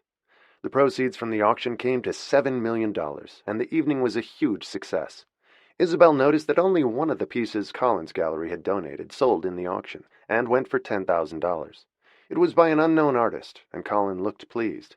He invited her to dance almost as soon as the band started, and she didn't want to be rude and decline, so she walked onto the floor with him, and he swept her around expertly as he congratulated her on the success of the evening. "It was a huge team effort," she said modestly. "I was only a tiny cog in the machine." "Don't be so humble," he said, looking down at her as though he knew her better than he did. "Do you have a husband here somewhere?" he asked, and she shook her head, wishing she had had the sense to nod instead. There was something about Colin Stone that unnerved her. He was so forceful and direct, and wasn't afraid to go after what he wanted. He was the opposite of Putnam, who was so gentlemanly and subtle, everything that Colin wasn't. But there was no denying that Colin had a certain powerful charm of his own, like a heady fragrance, along with his good looks and sex appeal. "I'm divorced," she said, lying to him, as she did to everyone, to explain Theo. He looked surprised at that. "You must have been very young when you married." "I was 20. I spent my junior year abroad in France. My ex-husband lives there. I have a 4-year-old daughter." He was even more surprised at that. She didn't look old enough to have all those encumbrances, an ex-husband and a child. "You're lucky. I've been looking for the right woman to settle down with since I turned 30. No luck so far. I'm 35. I want a wife and kids. I think I may have set the bar too high. I'm hoping to find the perfect mother for my children." "You might just be it," he said glibly, as he smiled down at her, and she had no idea how to respond to anything so direct and intimate, even if he was just kidding. But he looked like he meant it. "I have a great nose for people. You're a very special woman, Isabel. I knew it from the first moment I saw you." He wanted to sweep her off her feet, and she was trying to keep them planted firmly on the ground. "How do you know I'm not an axe murderer?" she teased him. "Well, you don't look strong enough to pick up an axe, let alone swing it. You'll have to shoot me with a very small pistol, not chop me up in little pieces. And you're not a widow, so you obviously didn't kill your ex-husband." "No, I didn't. We've stayed very close, for my daughter's sake." "That's what I mean. You're an unusual woman, and a nice person." He seemed sincere, and she felt dazed when he led her back to the table and returned to his guests. 2 of them had bought very expensive paintings, and Colin had paid $200,000 for the tables, so she knew he must be doing well. They'd known that some of the paintings sold that night wouldn't be paid for or collected, and were just show-off gestures by the people who bid on them. But almost every sale they'd made had been bona fide, and the bidders had shown up with their credit cards right after the auction. A major part of what they'd spent would be tax-deductible. She wasn't on the breakdown committee, so she didn't have to stay to see the dismantling of the event, and went home at a reasonable hour, exhausted but thrilled with the results. She was in her office early the next morning to catch up, when Colin called to remind her of his invitation to dinner. "La Grenouille at 8 o'clock?" he asked, trying to tempt her with one of the best restaurants in New York. "I really can't. My sitter is exhausted, and I promised her she could go home tonight." "Chinese takeout, then? I want to meet your daughter." He was clearly a full-service date, willing to meet the children. She knew Putnam would have shied away at that, but Colin flinched at nothing. There was something very bold about him, which was at the same time frightening and appealing, and he made it difficult to turn him down. He was so insistent that she finally agreed to let him come to dinner and said she would cook. "That defeats the whole point. I want to spoil you, Isabel. I know how hard you've been working on last night's event." "Fine. Then bring pizza. Theo will love you." "That's better." He sounded pleased. When Colin showed up at the apartment, he was wearing a well-cut dark suit that looked Italian and a white shirt with no tie, and quickly took off his coat and rolled up his sleeves. He was carrying 2 pizza boxes and another package, from which emerged a tin of caviar on ice with all the fixings, a bottle of champagne for them, and an ice cream cake that looked like a clown for Theo. She clapped her hands the minute she saw it, and broke through her usual reserve to smile broadly at him after Isabel had introduced them. It made her slightly nervous to have him suddenly in the heart of her private life and meeting Theo, but he chatted easily with her, as though children were no mystery to him. He read her a story while Isabel set the table and put out dinner, and Theo was enjoying the attention. The conversation during the meal was easy and light, and he stayed while she put Theo to bed. Then they sat on the couch and drank champagne, while he commented on the rave reviews they'd had in the press for the breast cancer event. "You were a star last night," he said, smiling gently at her, and he seemed more low-key than he had when she'd first met him. His private side seemed much less strident than when he was in the guise of art dealer trying to impress his clients. "How did you get into the art world?" he asked her. "I grew up around it, and my father used to be a curator at the Boston Museum of Fine Arts." "Is that where you grew up, in Boston?" "Only until I was 5. Then we moved to Newport, Rhode Island. I lived there until I graduated from college, and then I came here to find a job." "Very fancy," he commented about Newport, but she didn't want to give him the wrong impression, and her apartment wasn't showy or luxurious. "Not as fancy as it sounds." She didn't want to tell him about the Vanderbilt estate or her father's job. Colin had a way of walking into private spaces and exploring whatever he wanted, and he seemed like someone who had no secrets of his own. Everything about him was wide open. "What about you? How did you get into selling contemporary art?" She deflected the conversation back to him. "It's where the money is these days. Big money for some people. I want a piece of that." He was undeniably ambitious and made no attempt to hide it. "My father made a killing in real estate and the stock market. He was a very smart guy. And then he lost everything with a slew of bad investments. So not so smart in the end. For a while my mother and I had everything we wanted, and then one day, bingo, it was over when he lost it all, and we had nothing. It destroyed their marriage, and my mother divorced him. I want to get back on top with the art market, if I sell to the right people. I don't want to wind up where my father did, living in a flea-bag motel, selling insurance, and eventually driving a limo. He died without a penny. I figure I've got 10 or 15 years to make it really big, and I intend to." She didn't doubt for a minute that he would. He had the kind of drive and determination to make it happen. He was a born winner, and he was hell-bent on making a fortune.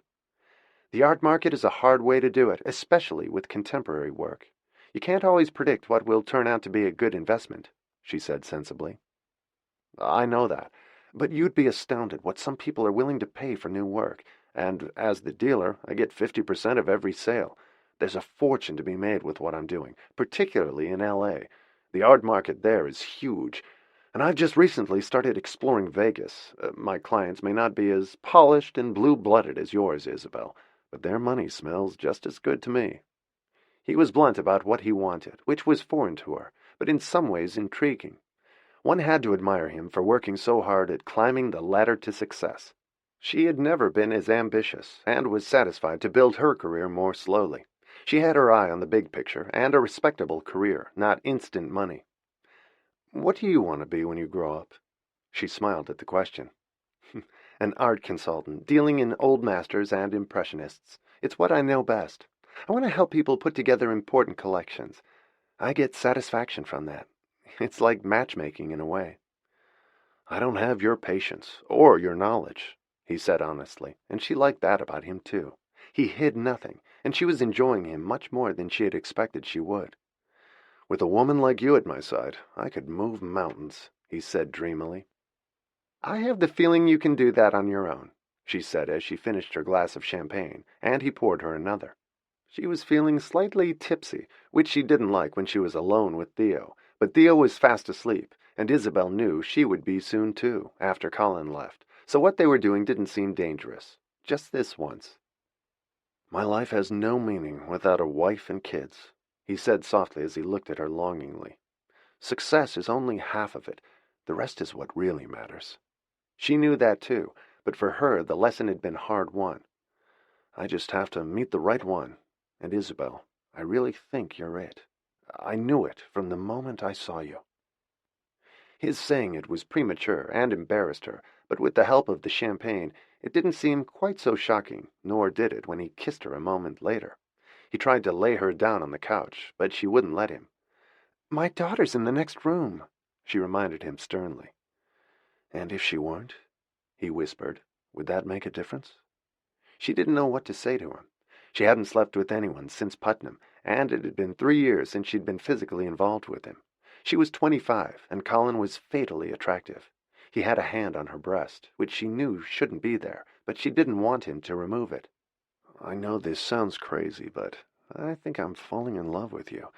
You're everything I've ever wanted. Beautiful, smart, sexy, a good person, and a wonderful mother." "You don't know anything about me," she said, feeling sober again and a little frightened. He was moving very quickly, much too quickly, and building a fantasy about her. "I know everything I need to know about you." And she knew nothing about him, except what he had told her. "If you married me tomorrow, I know it would work." "Well, fortunately, neither of us are crazy enough to do that." She finally moved her leg away and put down her glass of champagne. "When can I see you again, Isabel? I can come to New York whenever you want me. I'm seeing a client here in 2 weeks. He's flying in from Moscow to meet me. I have to go to Hong Kong after that." "You lead a much more interesting life than I do." It was hard not to be impressed by what he was saying, and how enterprising he was. He was someone who made things happen. He didn't wait for life to happen to him. "Then share my life with me. You can come with me whenever you want." "I have a daughter and a job," she said, smiling at him, "and both are important to me." "I want to be important to you. I want to have children with you." It was crazy talk, but the way he looked at her, coupled with what he said, was mesmerizing. "Beware of what you wish for," she said softly. "You would be my dream come true, Isabel. I want to see you again as soon as possible. I'll be back in 2 weeks. Make time for me. Would you go away for a weekend with me? Can you get a sitter for Theo?" "Yes, about the sitter, but I won't go away with you until I know you a whole lot better. If you really want to spend time with me, let's do it more sensibly than this. I don't want to rush into anything. I've already made one mistake. I don't want to make another." He nodded, willing to slow down if it would help him win her. "And I don't want to lie to you, Colin. I'm not divorced. I wasn't married to Theo's father. I loved him deeply, and still do, in many ways, and he's a wonderful father to her. But I was hasty about throwing myself into a relationship with him. I don't regret it because of Theo, but the next time I fall in love, I want to be sensible about what I'm doing. I was 20 then. I don't have that excuse now." He was impressed by her honesty, and understood her caution. "I'll try not to rush you, but I know what I want." He was so determined, it still puzzled her. They hardly knew each other. Why her, and why now?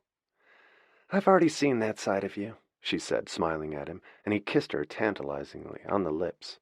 If she had let herself throw caution to the winds, she would have gone to bed with him, but she knew she shouldn't, and wasn't going to until she was more sure about what she was doing, and who he was.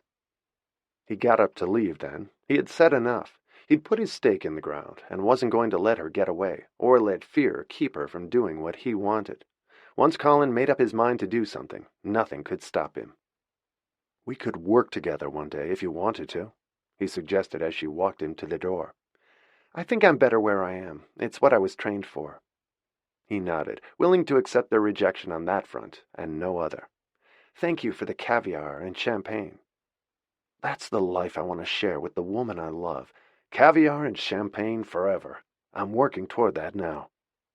But riches and luxuries had never been motivators for her, and she didn't love Putnam for what he had. Colin had no way of knowing who Theo's father was. He thought Isabel was a bright young woman with a good job in a modest apartment. He didn't understand that this was all she wanted until she could do more for herself. She wasn't looking for a man to support her. She only needed some help for her daughter, and Putnam took care of that. She thought about Colin that night as she lay in bed, slightly unnerved by the evening and how brazen he was, and at the same time flattered and aroused by it. He was a hard man to resist, and she wondered if he would pursue her now, or lose interest and move on to someone else. He called her the next morning before he left the city, and from L.A. that night, where he was seeing clients. She heard from him again from Palm Springs and Newport Beach and Las Vegas. He was just as besotted by her as ever. When he came back to New York to meet his Russian client, he invited her to dinner with them, but she declined. He took her out to dinner after his client left. Colin said the Russian had bought $1 million worth of paintings from him, which meant he had just made $500,000 for himself. She congratulated him on the sale. She dealt with even larger amounts at the gallery where she worked, but the big commissions were for the house and not for her. She made a set percentage on her sales, which was a respectable amount, but nothing like what Colin had just made. He was on a fast track to the big time, which was where he wanted to be, and he wasn't shy about it. He said the client he was meeting in Hong Kong was even bigger, and he was vague about who that was. He said he had others in Dubai, which was a burgeoning new market and a hotbed of international money, much of it recently made. Colin seemed desperate to tell her about everything he was doing to impress her and make her feel like she was part of his life. She'd been alone for a long time, which made her vulnerable to him, but she was determined not to get into a relationship she couldn't handle with a man she didn't know. He tried to get her to go back to his hotel with him after dinner, and she wouldn't. He was still moving too fast for her. She had enjoyed the evening with him and was trying not to be overwhelmed by him. He kissed her longingly in the cab when he dropped her off at her apartment, and she wouldn't let him come upstairs. Her resisting him and insisting on their taking their time was driving him insane. He had never waited for a woman before, but said she was worth the wait. She mentioned him to her father on Thanksgiving when she and Theo spent the holiday with him. She and Colin had been dating for almost 3 months by then. She described what he did as a personal art dealer, and that he had managed to come to New York 2 or 3 times a month to see her, which meant she'd seen him about 8 times since they'd met. "He sounds interesting, but be careful, Isabel. You do need to get out more, but it seems like he's on a fast track to somewhere. Just be sure it's where you want to go." She agreed with him, but was thinking about Colin more and more. He called her constantly from all over the country and all over the world. She'd grown more comfortable with him, and he hadn't wavered about the fact that he was in love with her, which still was somewhat hard to believe. Colin came to see her a week before Christmas, before she and Theo left for Newport again. He had begged her to spend the holidays with him, but she said she couldn't let her father down. He asked her to come to the Turks and Caicos with him on New Year's Eve, and this time she agreed. She couldn't put him off any longer, and didn't want to. It was harder and harder to find reasons not to make love with him. It was what she wanted now, too. She had been sensible for long enough, and she thought a trip might help them get to know each other better. There were still things about him she didn't know. There were pieces of the puzzle missing that he didn't volunteer or explain. Maeve stayed with Theo, and they left on the 30th on a plane he had chartered for her. He had rented a fully staffed villa near the beach with a swimming pool off their bedroom. They had barely arrived when he picked her up and carried her to bed, and they didn't leave their bedroom and the private pool for 2 days. She had never in her life had such an exotic experience or known such an exciting man. On New Year's Eve, he got down on one knee at midnight and proposed. She knelt down in front of him and kissed him and whispered, "I love you, Colin, but let's not get married yet. It's too soon. Let's wait." He was disappointed by her response and wanted her to keep the ring he had bought, but she refused and said she needed longer to get to know him. He looked like a child who'd been told that Santa Claus had been delayed, and she asked him to keep the ring. She wasn't ready to promise him the rest of her life yet. He had swept her off her feet, but she wanted to be sure it would last. She was curious about his home in Newport Beach and the gallery, but it seemed as if he was never there. She met him in Aspen instead, Palm Beach and Miami, where he was seeing clients. They went skiing in Vermont. She slept with him at his hotel room in New York, and in April they went to St. Bart's. He proposed again, and this time she said yes. They'd been dating for 7 months, and she agreed that they both needed to settle down and stop meeting in other cities. The pace of their relationship had been frantic since they had met. It seemed to be Colin's style. He was a shooting star, while telling her constantly that he wanted to slow down. There was no evidence of it yet, and when she asked him where they would live, he answered New York. He respected her job, traveled everywhere to see his clients, and said he wanted to close the gallery in Newport Beach. His business had outgrown it, and meeting clients in their homes around the globe was more profitable, with no overhead. He was prepared to make New York his home base, with her. He wanted them to get a bigger apartment in the city, and told her to start looking. But she didn't want to rush into it. She liked the one Putnam provided, and it was big enough for the three of them. He cried when she agreed to marry him, and after some discussion, they decided to get married in Newport in June, with only her father and Theo present. Colin had no relatives other than his mother, who was in an assisted living facility in San Diego with Alzheimer's. He said she wasn't up to the trip and wouldn't enjoy the wedding. She was too confused. Isabel called to tell her father about getting married, and he said he was happy for her, that Colin sounded like an ambitious, hard-working man, and he hoped it would be everything she wanted. He was slightly reserved about it, and wanted only his daughter's happiness with the right man. Colin made a big effort to woo his father-in-law when he met him in Newport the day before the ceremony. Isabel hadn't wanted a wedding, just a simple ceremony at their local church. She'd lost touch with her old school friends, and Theo was her life. She looked radiant when they exchanged their vows, and he slipped the diamond band on her finger with the engagement ring she'd finally accepted. The only thing she was uncomfortable about was that she hadn't told Putnam about Colin yet. She wanted to tell him in person in August. Colin said he'd be traveling all summer to see clients, meeting them on their yachts and in their summer homes. He didn't see why she should stop visiting Putnam for the month as she always did. She was grateful he had no objection, and he had no problem with her keeping her job, although he said he wanted babies right away. They postponed their honeymoon for the time being, since he was traveling so much, and went back to New York after the weekend as man and wife. For the next 2 months, Colin was gone almost constantly, making deals and seeing clients, mainly in Las Vegas and abroad, and she didn't see him for weeks before she was due to leave for Normandy with Theo at the end of July. Isabel was somewhat disappointed that she had seen so little of Colin ever since their wedding. He had warned her that it would be that way, and he had apologized for it in advance. But his clients were demanding, and expected him to show up wherever they were for the summer, given the amount of money they were willing to spend on the paintings he sold them.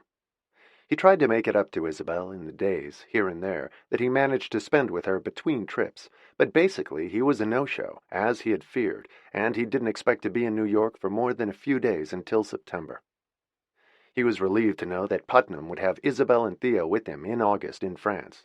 Instead of jealous, he was grateful to him, and from Isabel's description of him, he sounded like a wonderful man. They had no plans to meet, but Colin said he'd like to, at a convenient time. Isabel was concerned, too, that Colin's traveling had cooled his ardor. Whenever she saw him, he was exhausted and jet-lagged. Their passionate love life had slowed down almost as soon as they had exchanged their vows. His traveling so much hadn't affected him before, but it did now. Isabel left for France feeling like a wife, but not a bride. She told Putnam about Colin the first night at dinner. She didn't like keeping secrets from him. He was startled at first, but liked the fact that Colin was supportive of Isabel and Theo's summer visit and had no desire to interfere or interrupt them. Putnam was elated to see them both when they arrived. She could tell how lonely he had been by how anxious he was for Theo's company. He wanted to show her everything new on the estate, including 2 lambs. Theo wanted to take them to New York with her, but her father explained that they wouldn't be happy in an apartment. She had just turned 5 in May, and was an enchanting child with impeccable manners and a kind heart. She was as shy as ever, except when she was with her father, and then they chattered incessantly, and Theo seemed to blossom, as did her father. When they had time alone, Putnam questioned her intensely about Colin and the nature of his business. Isabel was as vague about it as Colin was himself, and she didn't fully understand the scope of his business, except that he sold high-priced contemporary art privately, and had a small gallery on the West Coast, which he intended to close in the fall. He didn't need it anymore, and was planning to switch his base of operations to New York. And so far, he hadn't had time to show her his gallery in Newport Beach. "You're sure he's on the up and up?" Putnam said, concerned, when she explained Colin's private art sales to him. "It's not a money laundering operation, is it?" She laughed at the idea. "Not at all. He's just a very ambitious guy, and is after big money. His father lost everything when he was a child. I think it traumatized him. He wants to settle down. I just want you to be happy, Isabel, that's all. You deserve it." It was what her father said, too. Putnam wanted Colin to do what he couldn't, and knew he should have done for her. In some ways, Putnam was relieved that she was in love with Colin. He didn't need to feel guilty toward her any more, and could focus on his daughter, who gave him endless joy. Colin called Isabel every few days in Normandy and told her how much he missed her. She slept a lot and read on the terrace while Putnam went on adventures with Theo. She trusted him with her completely. He was an attentive and responsible father, even if only for 1 month a year. She was still in Normandy when she realized that she was pregnant and must have conceived in June, the weekend of their wedding. She didn't tell Putnam. She wanted to tell Colin first, when she saw him in New York when they got home. All his dreams had finally come true. It was exactly what he had wanted, a wife and a baby. And now he would have both. The future looked very bright to Isabel, too. Chapter 5. Leaving Putnam at the end of August was as bittersweet as it always was. All three of them cried, and Putnam promised to write and call often. He took Theo to say goodbye to the Lambs the morning they left. Colin got back to New York a week after Isabel and Theo, and when she told him about the baby, he was thrilled. It was due in March, and he said he wanted to stop traveling so much, but admitted that for the next 3 or 4 months he had some important trips scheduled. He promised to stay at home with her in New York after the first of the year. She was busy herself for the next few months, at work and with Theo, so she missed him, but had lots to do. They talked about moving again, but for the first few months they were going to put the baby in Theo's room, so there was no rush, and Theo was excited at the prospect of a baby brother or sister when they told her. Isabel was upset when Colin missed Thanksgiving with them at her father's in Newport. He was in Las Vegas. He swore he'd make it to Newport for Christmas. He had been in L.A. and Hong Kong for 3 weeks when he called Isabel on the morning of Christmas Eve. He was supposed to be on a plane to Boston by then, from the West Coast. "Don't tell me you missed your flight," she said, sounding exasperated. His constant traveling to see clients was starting to bother her, and hadn't slowed down at all. "Not exactly," Colin said in a grim voice. "I'm still in L.A. What time are you catching your flight?" She sounded tense when she asked him. Her father had been questioning her about why he was away all the time, and it was getting harder to explain, even to herself. He always had an excuse.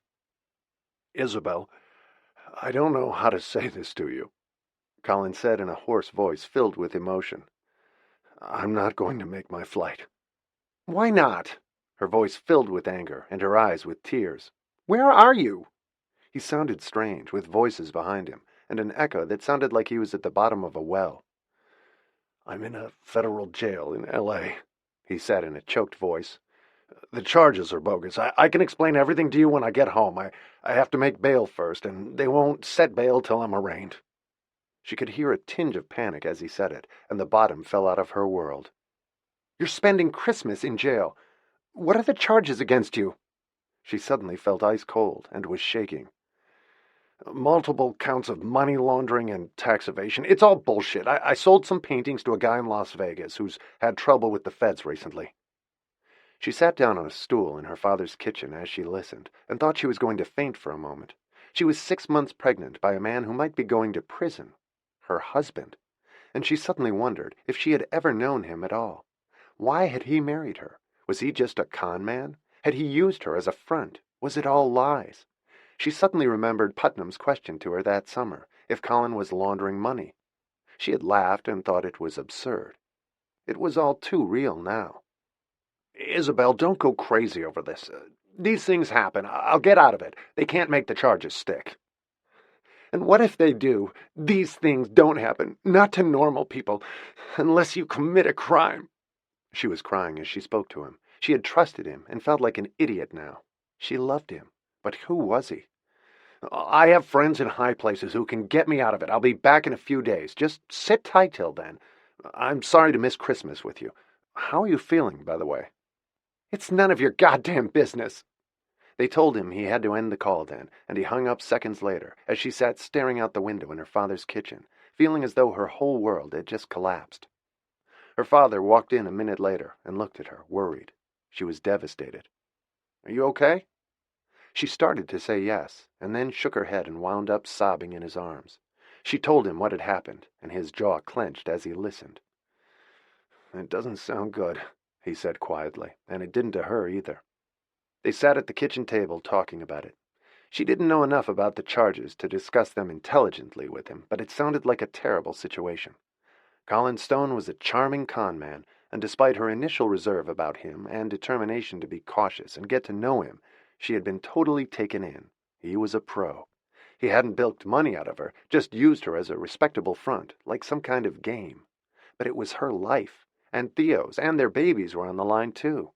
She wondered how she could have been such a fool and believed everything he said. She waited until 3 a.m. to call Putnam at a decent hour in Normandy, and he wished her a Merry Christmas as soon as he heard her voice. "It's not exactly merry," she said, and he realized then what time it was for her. She told him what had happened, sobbing. "I don't know who this guy really is, but if I were you, I would get out of it as fast as I can," Putnam advised her. "You don't want to be tied to a criminal, and God knows what else he's done." Putnam had wondered about him from the beginning, but he hadn't wanted to be critical or overly suspicious or upset her if it turned out that he was all right. It had sounded smoky to him from the start, and now the house was on fire. That was what she had been thinking all night, but she was married to him and pregnant with his baby. But that hadn't kept Colin from a life of crime. Putnam suggested that he have him checked out, although it was a little late for that, and Isabel agreed. She had already been married to him when she told Putnam about him, or he would have done it sooner, and she'd been so sure he was honest. She went back to New York after Christmas with a heavy heart, not sure what to do. She wanted to see Colin before she made any decision and hear from Putnam about his investigation. It was 10 days later when he came home. Colin had been accused of 16 counts of money laundering and 8 counts of tax evasion. They weren't dropping the charges, and he said he needed a federal defense attorney immediately. One of his Vegas friends had put up the bail. "I don't have the money to pay for a lawyer," he said with pleading eyes, and he hesitated before he asked the next question, knowing she couldn't afford his legal fees either. "Do you think you could ask Theo's dad to float me alone for a while? I'm her stepfather, after all. I'm sure he wouldn't want me to go to jail." On the contrary, he thought Colin belonged there, and she was beginning to think so too. Colin knew who Putnam was by then, that Theo would be provided for the rest of her life, and was his only heir. "Are you serious?" Isabel stared at him. "You want Putnam to pay your legal fees for money laundering and tax evasion. You think I would ask him to do that?" "You better, baby, or I'm going to jail," he said harshly, and she stared at him like the stranger he had become, and always had been. She just didn't know it. She had fallen in love with the illusion he had created, but she realized now that none of it was real. Whoever she had fallen in love with didn't exist. She had married a criminal, and she had no intention of staying with him after hearing what he had to say. None of his explanations rang true or made sense. She believed him guilty of all of it, and she wanted to get as far away from him as she could. Whatever she had felt for him had been struck dead when he called her from jail. He tried to tell her he had made most of the deals for large sums of money with a silent partner, and was taking the fall for him. She didn't believe a word of it, and Putnam confirmed her worst fears. Colin had been selling worthless paintings for millions. Some were forgeries, others were simply fraudulently represented as to their value and provenance, some were stolen, and Colin hadn't paid income tax for years. It had been a very simple operation, which relied on his client's ignorance and innocence, and he had earned millions and been stashing it away in tax havens. Apparently 2 of his clients suspected it and turned him in, and all their accusations had turned out to be true. Putnam said there probably wouldn't even be a trial. There was too much evidence against him. He would have to plead guilty and try to make a deal with the feds to lighten his sentence. Putnam's investigator had said there was no doubt he was going to prison. He had been charged with scams before, but not on this scale, and there hadn't been enough evidence to convict him. This time they had all they needed, and undoubtedly others among his clients would discover their fraudulent dealings with him too. Putnam advised her to divorce him as fast as she could. The day after he came home, she told Colin he had to leave. "You can't stay here," she said in a raw voice. "You've lied to me from the beginning." She was crying when she said it, for herself more than for him, and their baby, who didn't deserve a father like this. No one did. She wondered now if the stories about his own father were true, or if he'd been a crook too, and not just a failure. "Great. I have a little problem, and you bail at the first sign of trouble. What kind of woman are you? You're having my baby, Isabel, or are you going to get rid of that too?" It was far too late for that, and she would never have done it. She couldn't imagine now why he had wanted a baby. He was a sociopath. You don't have a little problem, Colin. You have a huge one. You're a crook. You always were. I see that now. And I don't want to be any part of this. I want you out of here. Let me know your address and I'll send your things. He had moved very little into the apartment and said most of what he owned was still in Newport Beach. She didn't know if that was true either. He left without an argument and without telling her where he was going. He didn't even say goodbye to Theo, who looked worried when she saw her mother crying. 3 days later, his indictment hit the papers, both in the art section and on the front page. He had been using his fraudulent art business to launder money for several years. It had never dawned on her in the beginning that he was a crook. He was so smooth and so adoring, seemed so ambitious and hard-working, that she hadn't doubted him for a minute. She realized now that she should have. He was a total sham and had used her to feign some kind of respectability. She suspected that she and even their baby meant nothing to him. They were just toys he had played with, or pawns in his game, not people he loved. He loved no one. She filed for divorce in January and learned that Colin was back in California by then. She sent his clothes and belongings to the address he had in Newport Beach. It turned out to be the home of an ex-girlfriend, not a gallery. He'd been paying her to store stolen paintings, and she was arrested too. The whole story was sordid, and she felt like a fool. And her job at Acker Johnson probably lent him some credibility by association. 2 months after she filed for divorce, Zila was born in a snowstorm in March. Maeve came to stay with Theo, and Isabel was alone when her second daughter was born. The birth was easier than Theo's had been, but she cried all through her labor, wishing she hadn't gotten pregnant. The last thing she wanted was Colin's child. She didn't say a word when they told her it was a girl, and the baby hadn't stopped screaming from the moment she was born until Isabel took her in her arms and looked down at her. She was beautiful, as dark as Theo was fair, and she had an angry expression, as though she were mad at the world. "She has a big voice," one of the nurses said, but she was peaceful as her mother held her, and eventually the little furrowed brow relaxed, she hiccuped, closed her eyes, and went to sleep. Isabel called Maeve and her father when they took the baby to the nursery. She had already decided to put her own last name on the birth certificate. She didn't want to tie this innocent child to a criminal, and she had no way to notify Colin of his daughter's birth. She had no idea where he was, and assumed he was in jail, or maybe still out on bail if he hadn't pleaded guilty yet. She wasn't even sure he would care about the baby with all the trouble he was in, or if he ever would have.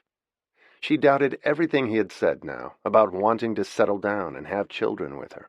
It was all part of his act, which she had believed, while he pursued his criminal activities. Isabel had started using his name when they were married, and had switched back to her own when she filed for divorce after his arrest in L.A. There had been murmurs at work, but no one had dared to ask her the details. She notified them when the baby was born, and they sent her flowers at the hospital and a teddy bear for the baby. They felt sorry for her. All Isabel wanted to do was to forget she had ever known Colin Stone, but now she had the baby to remind her of him constantly.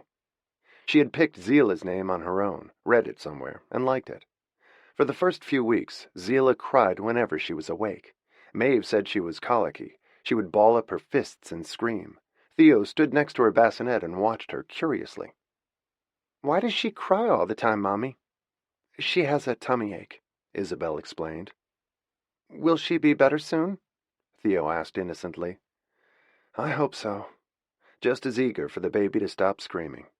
It wore on her nerves. It was as though Zila knew she had come into the world in bad circumstances, far worse than Theo's, who had a father who adored her and a trust that would provide for her and her children, and their children one day. Her parents weren't married, but they loved each other. Isabel hated Colin for his lies and for having duped her. Isabel had nothing but contempt for Colin now, and deeply regretted having married him, and ever having met him. Their marriage had been as fraudulent as everything else he did. It was as though Zila knew it, and was railing against the fates that had given her to parents who were so undeserving. A father who was likely to spend years in prison, and a mother who didn't want her because she was a reminder of the man who had lied to her. Isabel had to force herself to spend time with Zila, and instead spent most of her time with Theo, who was learning to read in kindergarten and could sit quietly for hours, poring over the words and looking at the pictures. Eventually, Zila stopped screaming and seemed to make peace with her existence. She was fascinated by Theo and watched her every move. Colin had contacted Isabel by then. He was in California, preparing to enter a guilty plea and negotiating for a deal to shorten his sentence. He didn't want to see the baby, which was a relief, and he wanted to give up his parental rights. He said he was in no position to be responsible for a baby.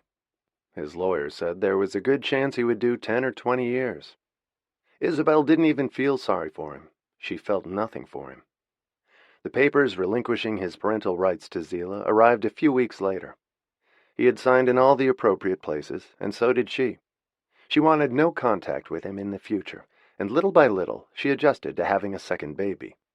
Zila was much more difficult than Theo. The baby had a fierce temper whenever she was hungry or uncomfortable, and sometimes she still screamed herself to sleep. "Poor little thing," Maeve said, trying to rock her to sleep one night to no avail.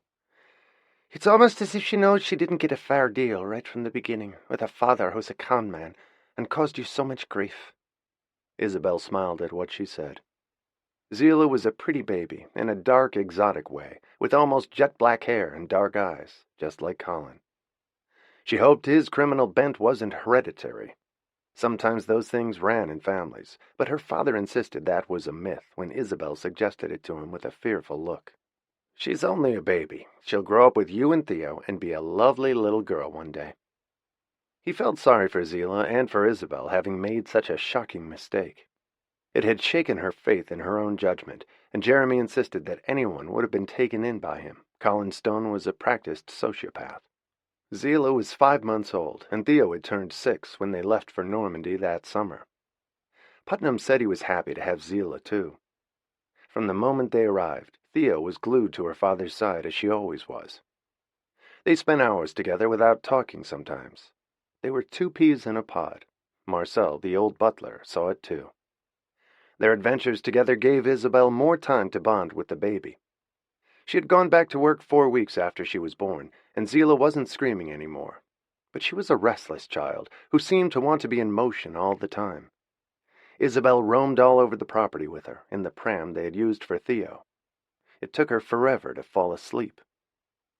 Their time in Normandy was healing for Isabel. She and Putnam talked late into the night, and she went over and over in her head how she had fallen for Colin, and why she had believed him. He was exciting and dangerous. She felt foolish and gullible, and couldn't imagine trusting any man again. "He's one man, Isabel," Putnam said sensibly. "We can all make mistakes."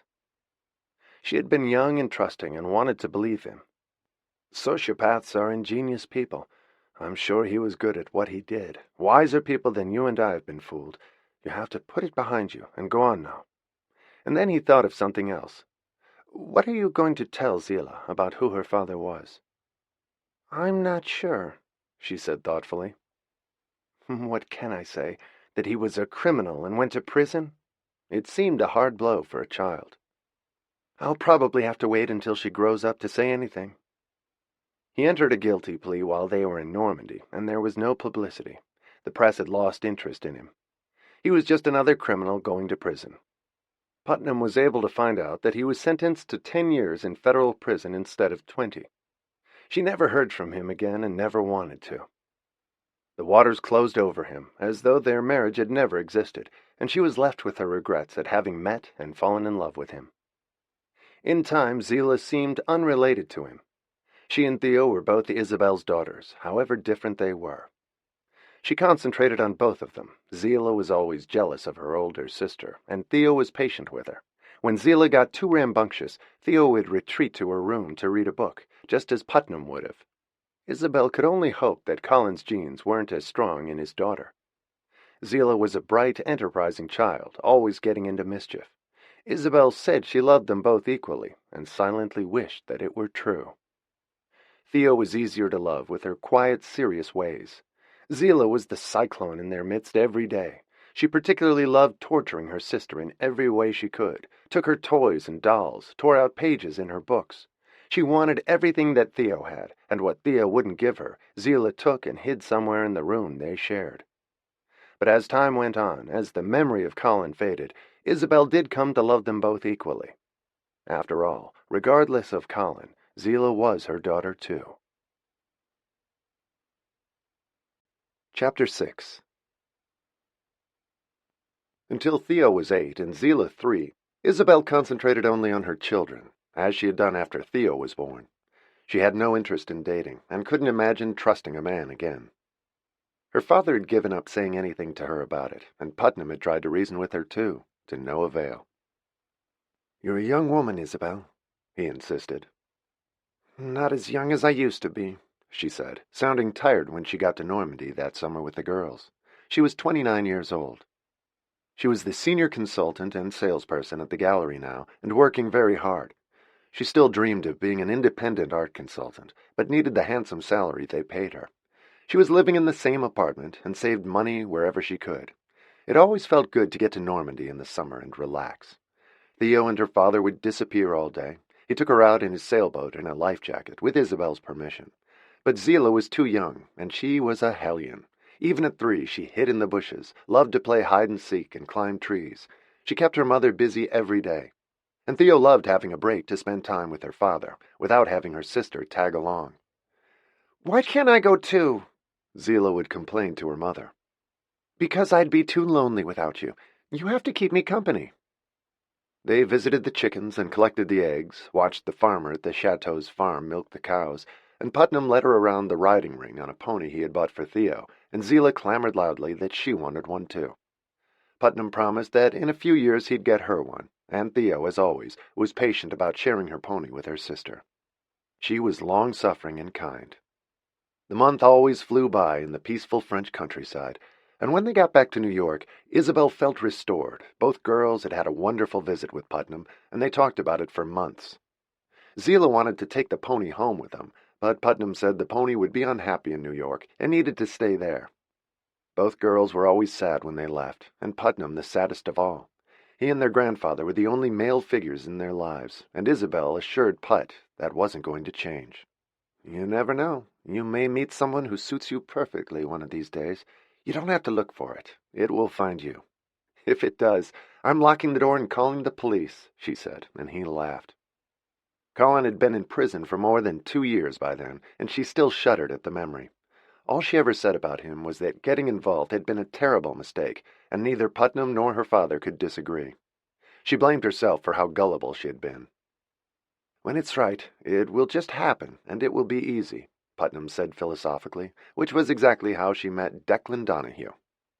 He came to the opening of an exhibition of Impressionists at the gallery with his law partner Tom Kelly, a collector who had bought from them before.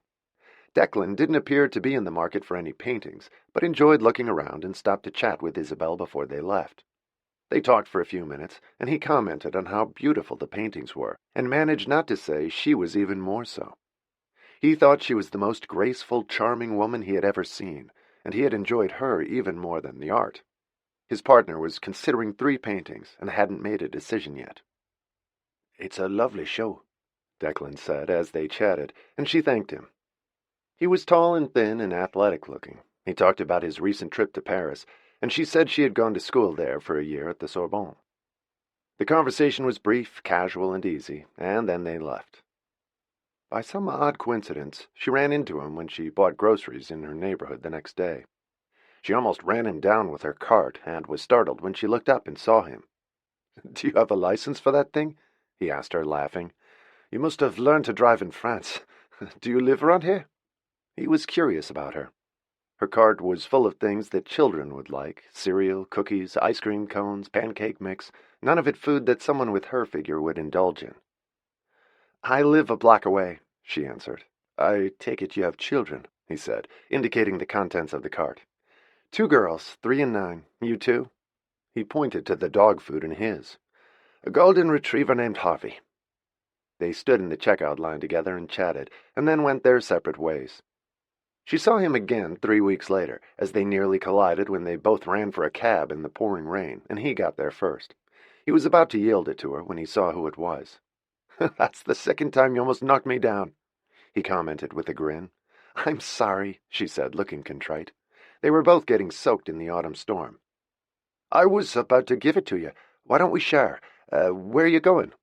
"Downtown to meet a client about a painting. I'll drop you off. I'm going to the village." She gave him the address, and they talked easily in the traffic on the way downtown, and then he dropped her off. He called her at the gallery the next day and invited her to dinner, and she gracefully declined, saying she was busy. Her tone was cool and light. She didn't want to encourage him or have him ask her a second time. He switched the invitation to lunch the following week, and she turned him down again. He had his law partner check to see if she was married, and he reported back that she wasn't. He tried 4 more times and got nowhere, and finally asked her bluntly, "Is it me, or do you have a boyfriend? I don't want to be a nuisance." "I don't date," she said simply on the phone. "Ever?" He sounded shocked. She was gorgeous. "Not recently, or not for the last 3 years. Closer to 4, actually." "Can I ask why not? Are you planning to enter a religious order?" She laughed at the question. "No, shit judgment. I lost my dating privileges and decided not to renew them." "That sounds much too intriguing to just let it slip by. Have lunch with me, once at least, and tell me about it." He suspected a bad divorce since she had 2 children, but she was amazingly firm with her refusals. "It's not a very interesting story, and talking about it might give me indigestion." "Then have lunch with me anyway. That's not a date, it's just eating. Nothing big ever happens over lunch. Lunch is for mothers and daughters, fathers and sons, and old school friends." She smiled at what he said and finally weakened. "Okay, once. After that we meet in the supermarket, where I try to run you down." "You sound dangerous." "I'm not," she assured him. She met him on a Saturday at a deli halfway between their apartments and shared a humongous turkey sandwich with him. "Okay, so tell me the horror story that led you to give up dating." "One isn't a horror story, just an error of judgment. The other is more unpleasant. Which do you want first?" He was easy to talk to, and she liked him. He seemed like he'd make a nice friend. "The nice one. I fell in love with a recluse, an American living in France, when I was 20. He was a wonderful person, and we're best friends to this day. My children and I spend a month with him in Normandy every summer." "Where's the problem there?" He looked puzzled. "I got pregnant by mistake and had the baby. We never married. He's a terrific father, 1 month a year." "Ah, okay. I can see that might be a problem, but at least he sounds like a nice guy." "He is a great guy, and I love him dearly." "Are you still in love with him?" "No, I'm not," she said simply, although it had taken a long time. "And the bad story?" "A super handsome guy, a total charmer, a sociopath, in retrospect. I fell for all his bullshit, hook, line, and sinker, all lies I discovered later. We got married 9 months after I met him. I got pregnant on our wedding night. Fast forward to when I'm 6 months pregnant. He gets indicted for money laundering and tax evasion and goes to prison for 10 years. He's still there. Totally shit judgment on my part to have married him in the first place. I filed for divorce 3 weeks after he got arrested. I had the baby 2 months later. He relinquished his parental rights by his own choice. End of story. I figured I should retire after that one." "Why?" He looked unimpressed. "Granted, being married to a guy in prison for 10 years doesn't sound like a lot of fun. But you got out of it pretty fast, it sounds like. And you got 2 great kids out of it. Doesn't sound like a horror story to me." "Maybe not. The con man rattled me because I believed him. If I gave up dating every time a woman lied to me and I believed her, I'd have had to become a priest 20 years ago. My grandmother would have liked that, but my parents wouldn't. They retired and moved back to Ireland a couple of years ago, but they're very progressive. Women have lied to me all my life. I expect it," he said, and she smiled at him. "Some people are liars, some are cheats, some are good people, some aren't. It takes all kinds. You can't give up after a couple of mistakes. We'd never have landed on the moon if the boys at NASA felt that way, and Einstein wouldn't have discovered the theory of relativity. You have to keep trying until you get it right. You will one of these days." "So what's your story? Divorced? Single?" She turned the focus on him. "Single. 2 long relationships, 10 and 8 years. In the end, they went nowhere. I never knew when to give up and go home. So suddenly I'm 38 and living with a golden cold Harvey. He's pretty good company, and I haven't given up dating, even when women turn me down 5 or 6 times. It's the Irish in me. I'm stubborn, or thick, as they say there." She laughed. "I figure I'll get it right sooner or later and find a woman who adores me. And Harvey, of course. We come as a pair. Do your kids like dogs?" "More or less. We've never had one." "Maybe we could go for a walk in the park sometime. Harvey's good with children. Or is that off your list too? Walking a golden retriever is not a date. She smiled again. She liked him, and didn't want to. No, it isn't. He walked her back to her apartment after that, and said he'd call her some weekend to take Harvey and her daughters to the park. He called 2 weeks later, and they walked to Central Park and had a great time. Zila loved the big, friendly dog. As usual, Theo was more reserved, but she threw a ball for him when they got to the park. "They're sweet kids," Declan complimented her on the way home. "Do you suppose they'd want to come up to my place to make s'mores and popcorn? It's all I know how to cook." They went with him, and the girls loved it. Harvey was jubilant to have company, and Isabel enjoyed watching Declan with her children. He handed her a s'more, and she got the marshmallows and chocolate all over her mouth, and he helped her get it off and said in a soft voice, "S'mores and popcorn. Not a date." He had the faintest Irish accent, and she discovered that he had grown up in Dublin and come to the States when he was 13. She finally agreed to have dinner with him at an Italian restaurant near her apartment, just as friends. Not a date. Everything they did together was low-key and normal. He wasn't trying to impress her or run her life. He waited a long time to be romantic with her, and when she finally trusted him, which took time, they went away for a weekend in Connecticut. It felt as if they had always known each other. They dated for almost a year, until she left for Normandy with the girls, and she talked to Putnam about him. He had become her mentor and advisor on all subjects, almost like a second father to her. "He sounds great, so what's the problem?" "He wants to get married and have kids one day. I've already done that. I don't want to try again. He should be free to find the right person to marry and have babies with." "Why can't you have another child?" "I don't want to. I do an okay job with the 2 I have. 3 is too many." "Not if you have a husband." "You've never had a real one." I shudder at the word. "You sound like me now," he scolded her. "Don't be such a coward. You're 30 years old. Don't waste your life bound to the past."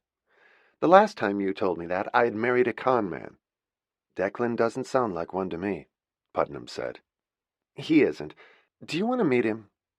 "I might. Here? Is he in France?" "He's visiting his parents in Ireland and offered to come by on the way home. I think he knows he needs your stamp of approval." "I like him already," Putnam said, smiling at her. He was 57 years old, and Isabel had noticed that he had aged considerably in the past year. She saw that Marcel was concerned about him too. Putnam was very pale, and had been eating very little, and he seemed tired. Isabel called Declan the next morning, and he offered to come for a day at the end of August. He didn't want to intrude, but he wanted to meet the man who meant so much to her. He flew to Paris, rented a car, and planned to leave that night and go back to Dublin. He and Putnam hit it off immediately. They went for a long walk together and a short sail in Putnam's boat, and Declan understood perfectly why she loved him. Putnam was an honorable man, and a kind one, a gentle soul, and he loved her like a beloved sister, and wanted only the best for her. Declan left at 11 o'clock that night, and Putnam told her after he had gone that he heartily approved. "He's a fantastic person. I think you should grab him before someone else does." "I'm not doing any grabbing," she said primly, but Putnam was insistent and brought it up again before she and the girls left for New York. "I want to know you're in a safe harbor, Isabel. You can't stay alone for the rest of your life. You need someone to take care of you, and I won't be here forever." A shadow crossed his eyes as he said it, and Isabel felt panic ripple through her, like a finger running the wrong way up her spine. "Don't say that. You have another 40 years left in you, and I'll be a grandmother by then." "I'm serious," he said quietly, and she didn't pursue the subject. But she was still worried about him when they left a few days later, and she whispered to Marcel to call her if Monsieur had any problems or felt ill. It was the first time she had said it, and Marcel nodded. He was as concerned as she. Putnam didn't look well. She and Declan went back to dating after that, but she remembered what Put had said to her about grabbing him before someone else did. And in October, Putnam called her and said what she had never expected to hear from him. "I'm sick, Isabel. I knew it when you were here, but I thought I'd have longer than I do. I have pancreatic cancer. I'd like you and Theo to come over sometime between now and Christmas." She was only 10 years old, too young to lose her father, and Isabel felt no more ready to face it at 30, but she agreed to come back in the next 2 months and spoke to the gallery to arrange it. The hardest part would be preparing Theo to see her father for the last time. Isabel couldn't bear thinking of it. They made the trip in early November and left Zila at home with Maeve. Normandy was bleak at that time of year, and the chateau looked dark and gloomy. Putnam had lost a shocking amount of weight in the last 3 months, and tears sprang to Isabel's eyes the moment she saw him, which she concealed from him. They spent a week with him and said everything they needed to. Seeing him as he was, Isabel doubted he would live until Christmas. It was wrenching when they said goodbye to him, and he made Theo promise that she would do good things for unfortunate people as soon as she was old enough to do so, and she said she would. She clung to her mother all the way back to the airport, and they both cried in the car. Putnam had held Isabel for a long moment before she left him, and whispered to her, "I've always loved you, my beloved girl, and always will. Thank you for Theo." She had to gulp back sobs as she walked to the car. And 10 days after they got back to New York, Marcel called Isabel. Putnam had died peacefully in his sleep, and he'd been happy ever since they'd been there. Marcel was crying when he called her. He had worked for Putnam for 32 years, and had been as much friend as valet and butler to the man he admired so much. He had always said Putnam was a man of honor. The hardest part was telling Theo, who cried great racking sobs when her mother told her. Isabel left the next day and flew to France alone for Putnam's funeral. She thought it would be too upsetting for Theo, so she left her in New York. He had wanted to be buried in the small cemetery on the estate that had become not only his home, but his entire world for the 32 years he'd lived there. Walking through the house without him was a painful journey. She met with his French banker and attorney, who told her that because of Theo's age, Putnam had said the house should be sold. It made no sense to maintain it until she was old enough to use it or live there. And keeping it for 1 month in the summer didn't make financial sense. The proceeds of the sale were to go into Theo's trust, but Putnam's world, as they had known it, was about to disappear forever. And in some ways, although it saddened her greatly, Isabel thought it might be better. It would be too painful to be there without him, and she thought that Put had made the right decision. There were only a handful of his employees and Isabel at the funeral. At his request, there was no religious service, and he had left a letter for her and one for Theo, telling them how much he loved them and how much joy they had given him. And leaving Marcel was almost like leaving Put again. They clung to each other and sobbed at the airport, and she told him to stay in touch. She had never expected Putnam to die so young, but his lonely life had taken something from him, like a flower in winter. He lacked the warmth and sunshine he needed to truly flourish, and their brief visits hadn't really been enough to sustain him. Marcel said that Put was sad without them for most of the year. She looked devastated when she got back to New York and had lunch with Declan the next day. He felt terrible for her, but he was glad he had met Putnam. "I don't need to ask you how it was. I can see it." "They're selling the chateau," she said bleakly. "Theo will inherit everything. She doesn't understand what that means yet." And in some ways, Isabel didn't either, and she was genuinely shocked when his lawyer sent her a copy of the will. Putnam had left her a bequest, which would allow her to buy a house of her own and start her own business. He had calculated it as generously as he did everything, and he had prefaced it by saying that Isabel had never wanted anything from him, but he wanted her to be secure in her own home, and to help make her dream come true about her work. She called her father and told him about the bequest, with tears streaming down her cheeks. It was what he had wanted for her, but could never give her. He had never met Putnam, but he had come to respect him over the years, and now more than ever. He had always resented his not marrying Isabel, but in the face of his gift to her, it was easier to forgive him. "He loved you, Isabel. Of that I'm certain." "I know, Dad," she said, and then hung up the phone, unable to believe that the man who had meant so much to her, and always would, had disappeared forever. Her life and Theo's without him would never be the same again. Chapter 7. Isabel stumbled through the days after Putnam's death, trying to be a support to Theo. Declan came to have dinner with them and played with Zila. She had no real understanding of what it meant that Putnam had died. As always, she was boisterous and demanding, constantly teasing and annoying Theo, but for once it was a good distraction. They went to Newport for Thanksgiving, and Isabel invited Declan. He was in awe of the remarkable estate where they lived, and she had grown up. They gave him a tour of the grounds and inside the house, and he treated it with reverence. He took long walks with Jeremy. He was glad that he had finally met him, and he realized that Isabel was slowly opening up to him. They had known each other for just over a year by then, and 2 days after they left Newport, she got a call she had never expected. The stablemaster was on the line. He told her that her father had collapsed in the stable that morning and died instantly of a heart attack. He had been in good health, and there had been no warning.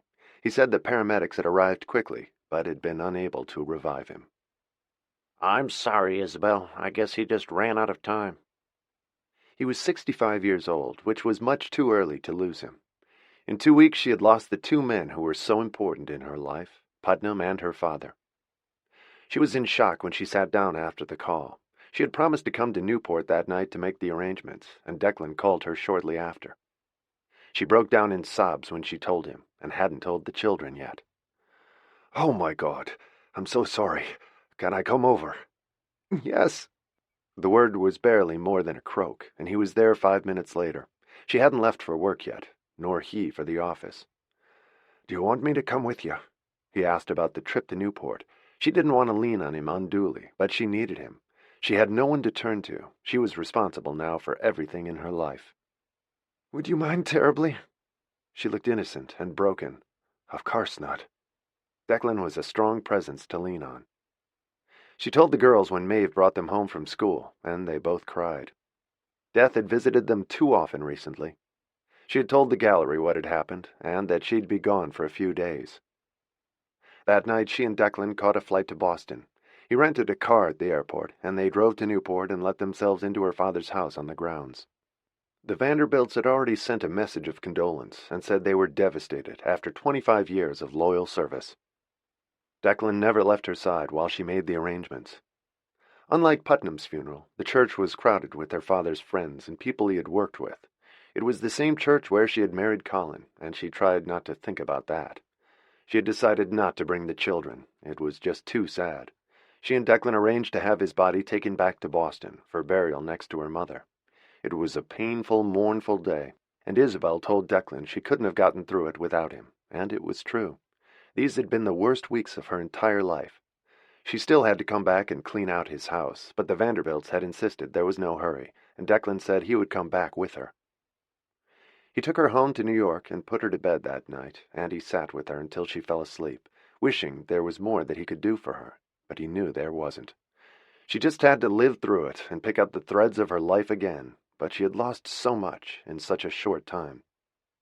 The next day, Saturday, when she woke up with the weight of the world on her chest, she could hardly breathe thinking about her father's funeral the day before and Putnam's 2 weeks earlier.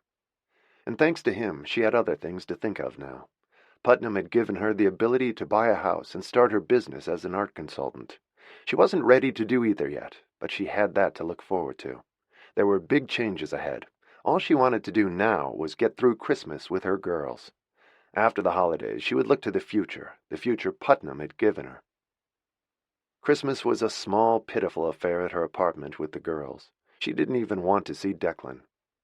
On New Year's Day, Declan came to see her, and she talked about the house and the business.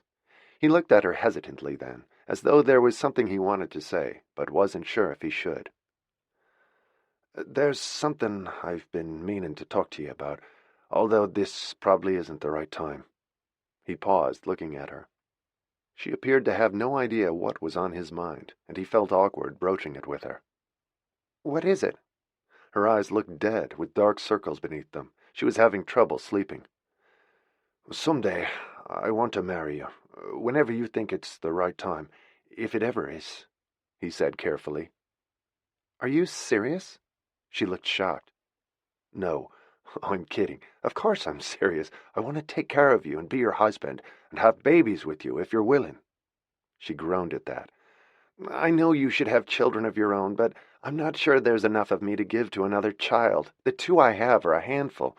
Theo is always closing in on herself and trying to shut out the world, like her father, and Zila is a time bomb waiting to explode. She's always having a fit about something. How would I manage another one? With the husband who loves you and your children, you've brought both of them up alone. And with all due respect to Putnam, it takes more than money. I want to be here with you to lighten the load for you and share my life with you. That's what Put said I needed when he told me I should marry you." She smiled at him. "You never told me that." Declan looked pleased to hear it. "I'm not trying to rush you, but I'm turning 40 this year, and it might be nice to get married before that." She was 31, and Theo and Zila 10 and almost 5. "And you really want another child?" "It's not a deal-breaker. I'm sure in time I'll come to love Theo and Zila like my own. It might just be nice to have one of ours to kind of cement the deal." He smiled and put his arms around her. "You don't have to decide right now. You've just been through a tough couple of months. When would you want to get married? Yesterday? Last week? I loved being with you, and how peaceful and easy our life is together." "I feel that way, too. Do you want a big wedding?" she asked him, considering the whole question. It was a lot to think about, and her losses were still fresh. "No, just us and the kids, and Harvey, maybe." "I love the idea, Declan," she said as she snuggled next to him. "Let's do it soon, and we can look for a house together." He was surprised by her answer, and jubilant.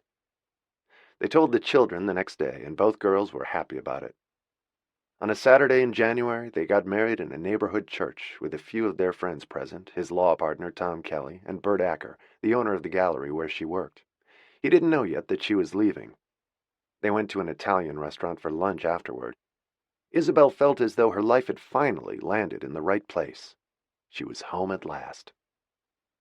Everything happened quickly after that. In February, they found a beautiful house on East 74th Street between 5th and Madison. It was in perfect condition, and she could afford it thanks to Putnam's bequest. They moved into it in March, 2 days after they found out that she was pregnant. The baby was due in November, and Declan was wildly excited about it. Isabel loved the idea now, too. He was right. Their child would close the circle, and they would be a family. She gave notice at the gallery in June and planned to open her art consultancy after she had the baby and the holidays were over. She was going to start her business in January and take some time off first to enjoy Declan and the baby. She hadn't had a break in 10 years, not since she had graduated from college. They rented a house in Connecticut for the summer. It was going to be a big change from Normandy, and they were starting new traditions, and Declan said that one day he'd like to buy a country house too. They had a peaceful summer and came back to the city at the end of August to get the girls ready for school. Zila was starting kindergarten, and Declan asked Isabel if she minded his spending the Labor Day weekend in New Hampshire with Tom Kelly, his law partner, and half a dozen men friends. They wanted to go fishing. She told him to go and have fun. He hadn't left her side for a minute all summer. She was 6 months pregnant and had never felt better. Happiness agreed with her. Declan was everything she had hoped he would be. Their life together was idyllic, and she finally had what Putnam had wished for her, a safe harbor, with a good man at her side to take care of her. She and the girls bought school supplies that weekend and new uniform shoes. They went to a movie and baked cookies on Sunday for Declan when he got home. The doorbell rang at 6 o'clock, and she thought he might have forgotten his keys. She went to open it and found Tom Kelly standing in front of her in his fishing clothes. He had driven straight down from New Hampshire. She assumed Declan was parking the car as Tom stood staring at her. "Isabel." Something about the way he said it terrified her, and there was no way to tell her except exactly what had happened. "Harvey got swept away in the current, and Declan went after him. He couldn't get to him in time. Harvey went over the falls, and Declan after him. Neither of them survived it," he said, reaching out to her. She looked as though she was about to faint in his arms. "That's not possible," she said, looking confused. "He couldn't have. He was captain of the swim team in college." She looked up at Tom with eyes that said he was robbing her of every dream she'd ever had. "It can't be," she said as he led her inside, sat her down in the kitchen, and gave her a glass of water. "I'm so sorry," he said with tears on his cheeks. They'd gone to college and law school together and were best friends. "He went after the dog before anyone could stop him." "Where are they?" she asked, looking blank and confused. "At the coroner's office in New Hampshire, until you decide what you want to do." She nodded and started to sob then, as Tom held her, which was all he could do. They had been married for 7 months, and their baby was due in 3. Tom held her for what seemed like hours, and then Theo saw her mother. She knew, and took Zila to her room. It didn't seem possible that something like this had happened. Everything about their life had been so perfect and so happy, and now Declan was gone too. In the days afterward, Isabel went through all the motions that were so familiar to her now. They held the funeral in the church where they were married. His father had a heart condition and couldn't come from Ireland. Declan's mother didn't want to leave him and didn't think she could face it.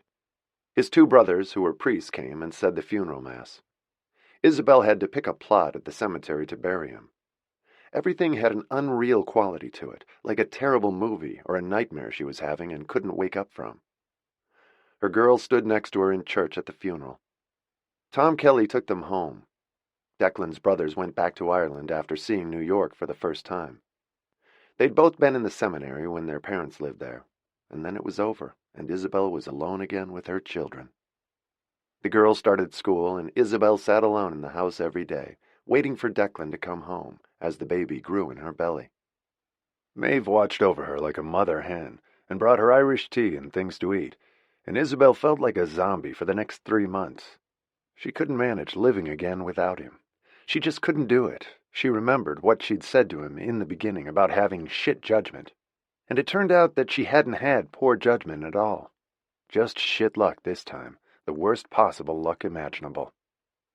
She still looked dazed when she went into labor. The girls were in school, and Maeve took her to the hospital and stayed with her. She howled with grief more than pain when she felt the baby coming. She didn't want to see it without him. How could she have this baby now with him gone? What cruel turn of fate had done this? The baby came even faster than her sisters, after a shorter, harder labor, and Isabel didn't care. She was in so much anguish without him that the physical pain of giving birth was almost a relief. And then, after pushing for what seemed like hours, there was silence in the delivery room, and for a moment Isabel thought she might have died, and that his baby had died too. It suddenly woke her up. They had told her it was a girl, and then she heard nothing. "What happened?" she asked, craning to see. "How is she? Is she okay? Is something wrong? Is she breathing?"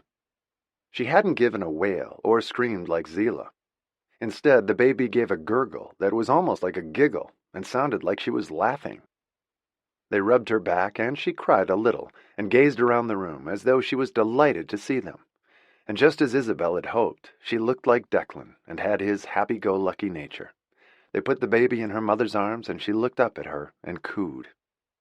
"I've never seen a baby do that when she was born," the doctor commented. "I think she was laughing at us. Does she have a name yet?" Isabel nodded. She and Declan had picked it. Una. She was the happiest baby they had ever seen, and she looked right at home in her new surroundings. Isabel had a feeling that was how it always would be, just like Declan. "Welcome home, Una," Isabel whispered as the baby crinkled up her eyes and looked like she was laughing at her.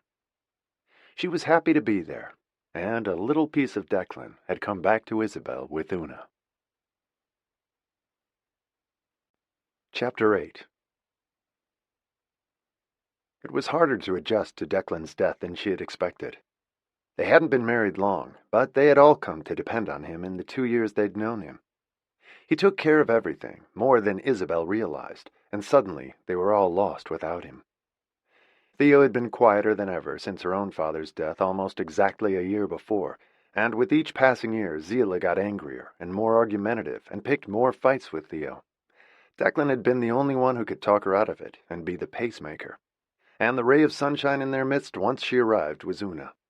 She was always happy, smiling, gurgling, and had everyone laughing from the moment she came home from the hospital. At 39, Declan hadn't expected to die, and had left no will. What he had went to Una, but he had very little, just some meager savings. He owned no property. He made a decent living as an attorney, but spent it as quickly as he made it. The only one with real means and a substantial inheritance was Theo, and it was well safeguarded for her until she was old enough to manage it. Isabel wanted to start her business as an art consultant, but waited almost a year after Una's birth to set it up. She was too upset by Declan's death to do it before that. But once she established her business, it took off. She had solid clients, and the business grew exponentially over the years. She was one of the most respected art consultants in New York, just as Putnam had hoped when he left her the money in his will. Isabel concentrated solely on work and her daughters while they were growing up. Each of them had so many traits of their respective fathers. They were almost like an experiment in genetics. Isabel sometimes wondered if her genetic contribution had even mattered. Theo looked like Putt and acted like him so much of the time, retreating to her room as a child, studying objects that interested her. And a trip to India when she graduated from college changed her life forever. The world she had dreamed of had been waiting for her. In the years since, at 37, she had built villages, paid to construct dams and lay sewer pipes, brought electricity into the darkness, built hospitals and provided medical assistance, and good and fresh water for remote parts of India and Africa, although India was where she preferred to be most of the time. She lived in a bubble where only the people she was assisting mattered.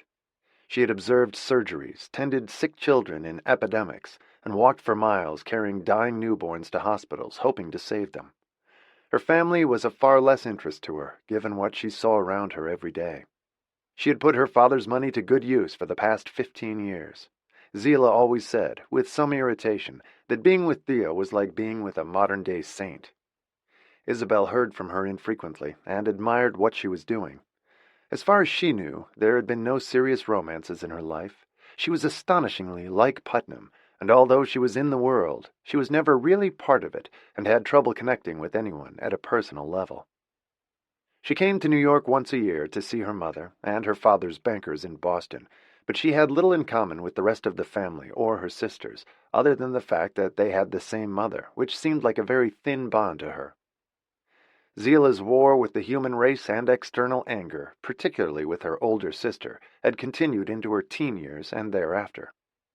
She liked to say that Theo had dedicated herself to emptying the ocean of human misery with a thimble, and was about as effective, dismissing all of Theo's acts of compassion and kindness. For every 100 people she fed or saved, there were thousands more right behind them who were going to die anyway, no matter how much of her money she spent. Zila had nothing in common with Theo, and found her fatally annoying. Zila felt that she rose above every comment and occasion, and poured money into a thirst she could never quench, instead of doing something more sensible with it. Zila had a remarkable head for business, with her father's creativity and mother's integrity, which was a winning combination. Isabel's passion for art didn't interest her, but she had real entrepreneurial talent and a Harvard MBA. But she never had the money to fund her projects, and spent her life wrestling with venture capitalists who wanted majority control of her companies, which she didn't want to relinquish. She knew she could make a fortune with some of her ideas, but she needed the investors first. She had never asked Theo to help her, and was sure she wouldn't have anyway. She wasn't saving lives, she was doing business and trying to take her latest venture public without giving up control to the VCs who wanted to invest. Her work life was a constant struggle, and her personal relationships were more the same. She'd been involved with married men and narcissists, sociopaths like her father, or men who wanted to control her or dismissed her impressive talents as second-rate. At almost 32, she hadn't had a successful relationship or business venture yet. She had announced at 30 that she was giving up on romance and focusing only on work, and she didn't seem any happier for it. Isabel was sorry for her and wished she could give her the money she needed, but she couldn't afford the kind of funding the venture capitalists could give her. Theo could have, but she had no interest in business, and the two sisters had never been close, and even less so once they grew up. The one in their midst who was always happy, and had been all her life, was Una, just like Declan. The glass was half full to her, or better. She made compromises, found the positive solutions, and made things work. She had no interest in business or art, and had none of Theo's grandiose plans to improve the world. She had spent her junior year in Florence, where she fell in love with an Italian aristocrat who owned a farm in Tuscany, near a town called Castellina in Chianti.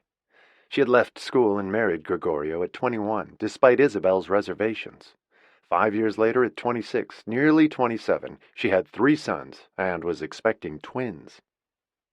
Una loved Gregorio's family, cooked lunch and dinner for her husband and children every day, from recipes her mother-in-law had taught her, and she loved living on their farm.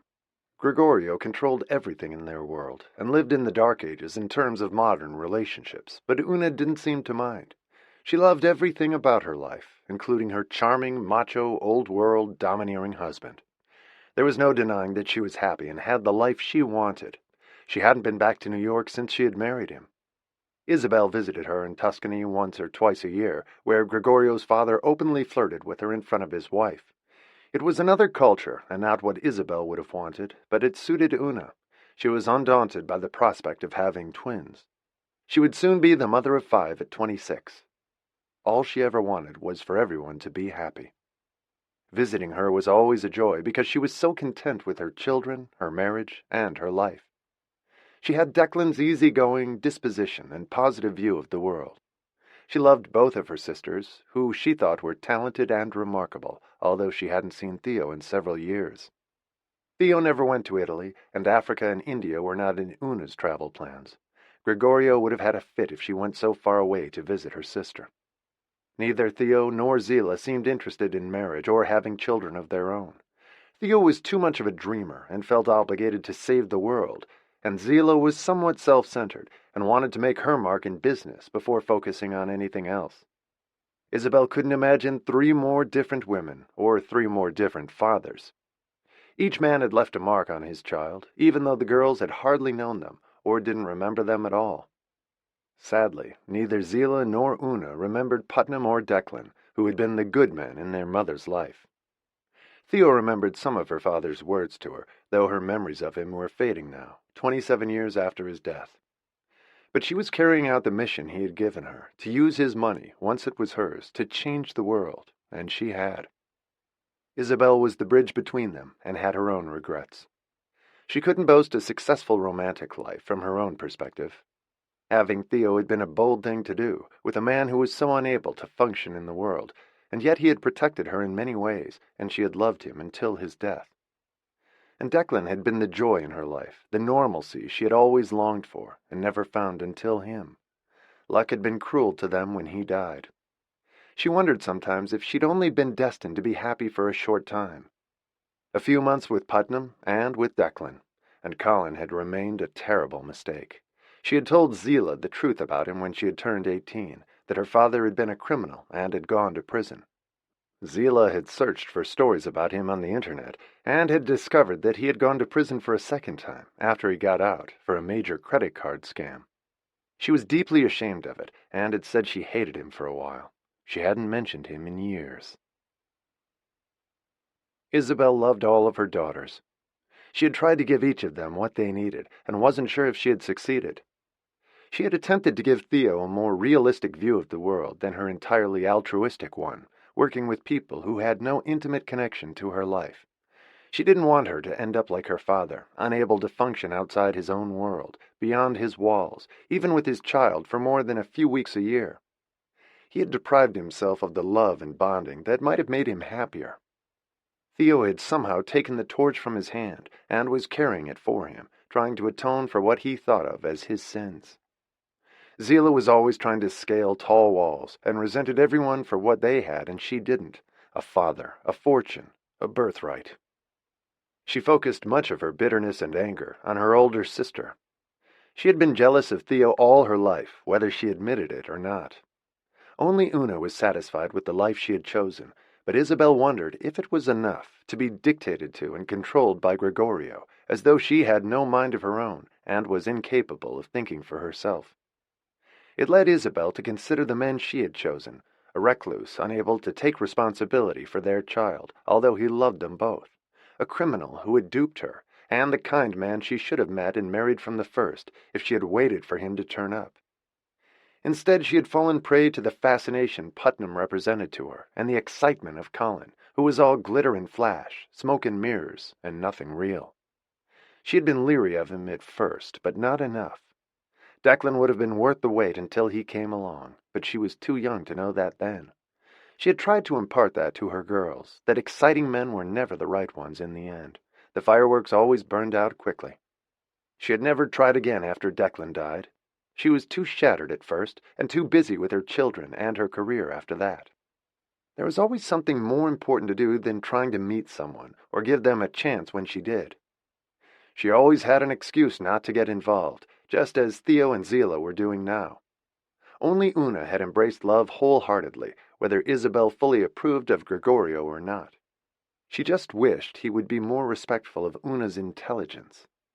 As a result, Una assumed that she would be incapable of doing anything without him, even though she helped him run the farm, cooked his meals, brought up his children, and had loved him passionately for 5 years.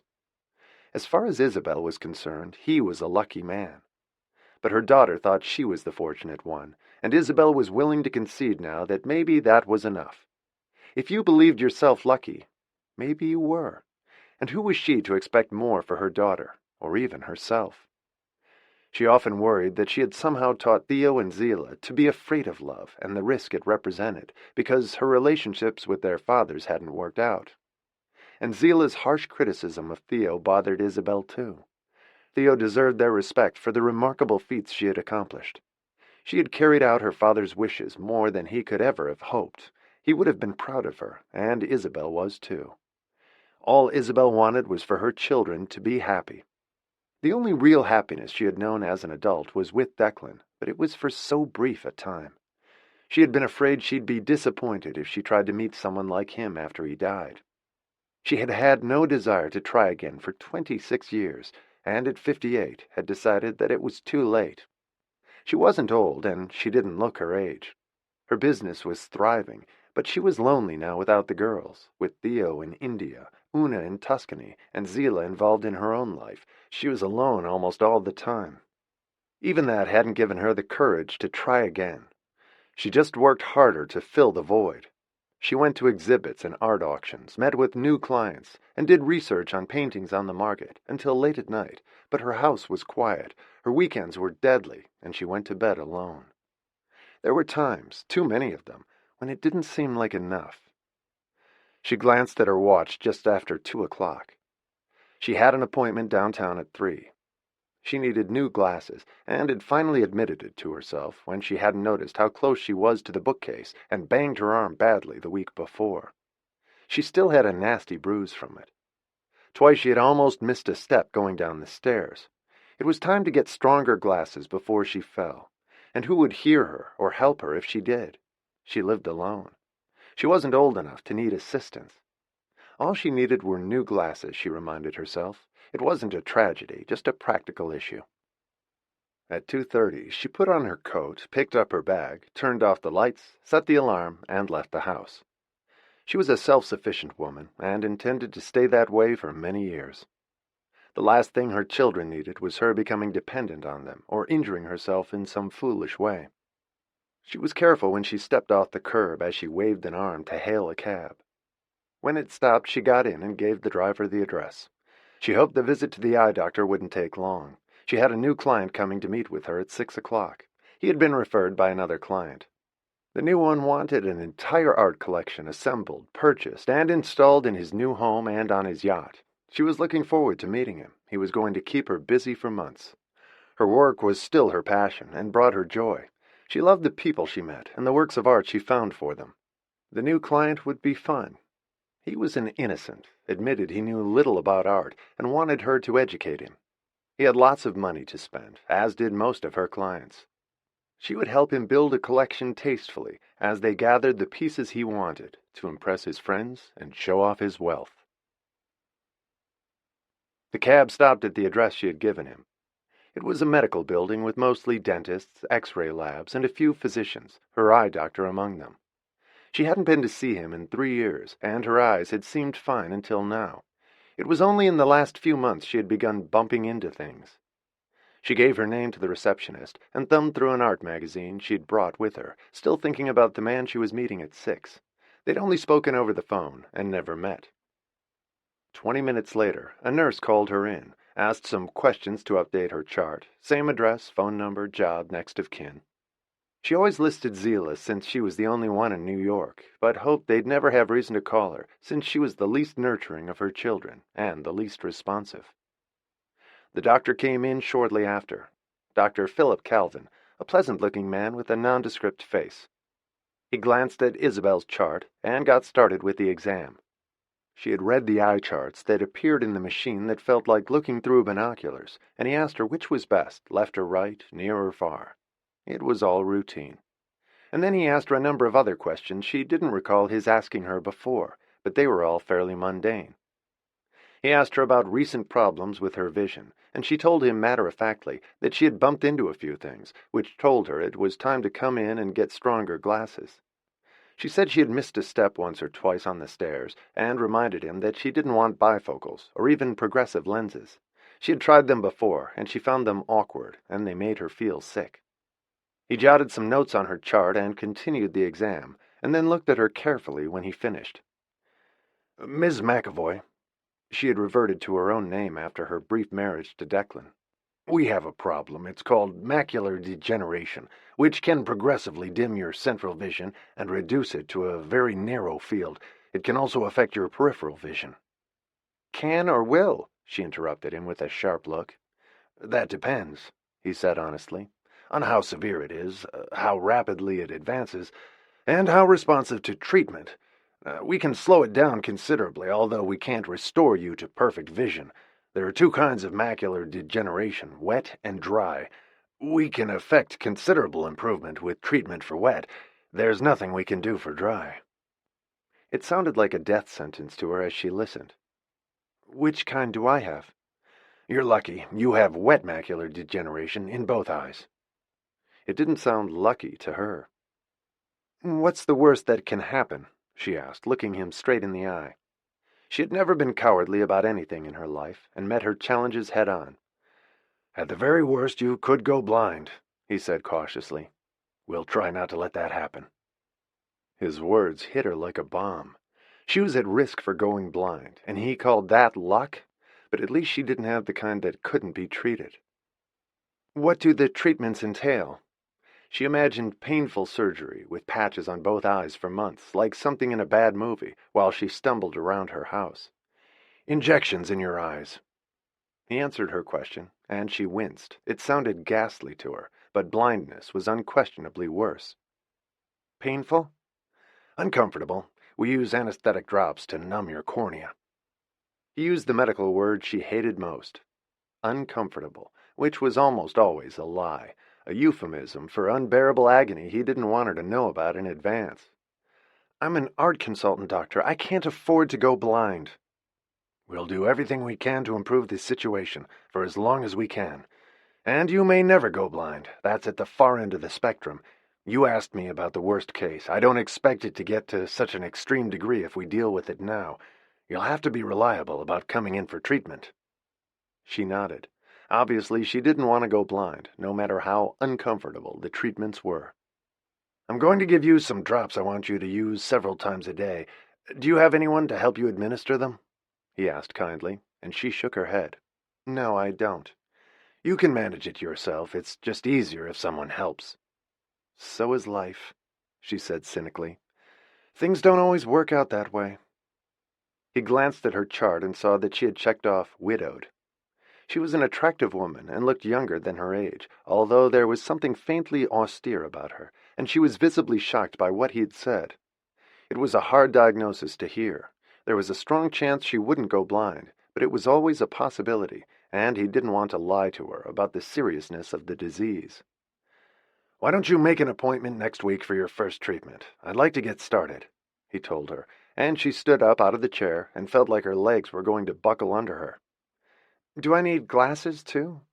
She had forgotten all about them till then, in the face of what he had said. "I'll have them ready for you next week. You can pick frames on the way out, if you want to get them here." "Thank you," she said in a soft voice, and a moment later she stood staring at the vitrine full of eyeglasses as her vision blurred with tears. She knew that going blind was not a sure thing, but even the remote possibility of it was terrifying. If she did, how would she take care of herself? She made an instant decision not to tell her children. They didn't need to know about it yet, or maybe ever. She wanted to see how the treatment worked first. She didn't like them knowing about her frailties. They had always seen her as a tower of strength they could rely on.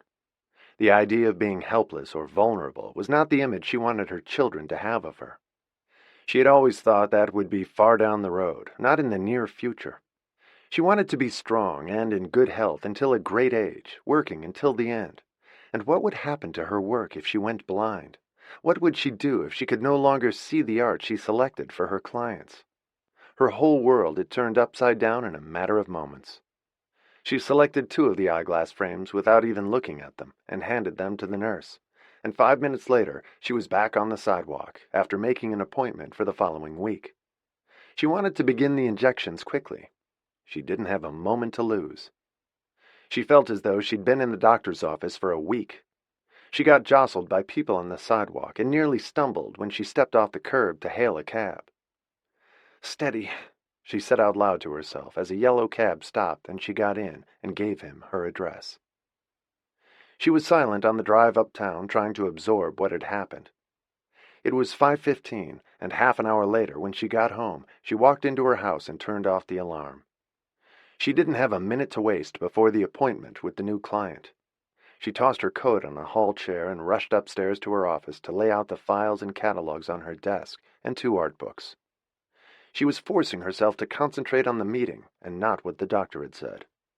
William Casey, her new client, arrived 5 minutes early. She opened the door and offered him a drink when he came in. She directed him upstairs and followed 3 minutes later with the scotch on the rocks he had asked for.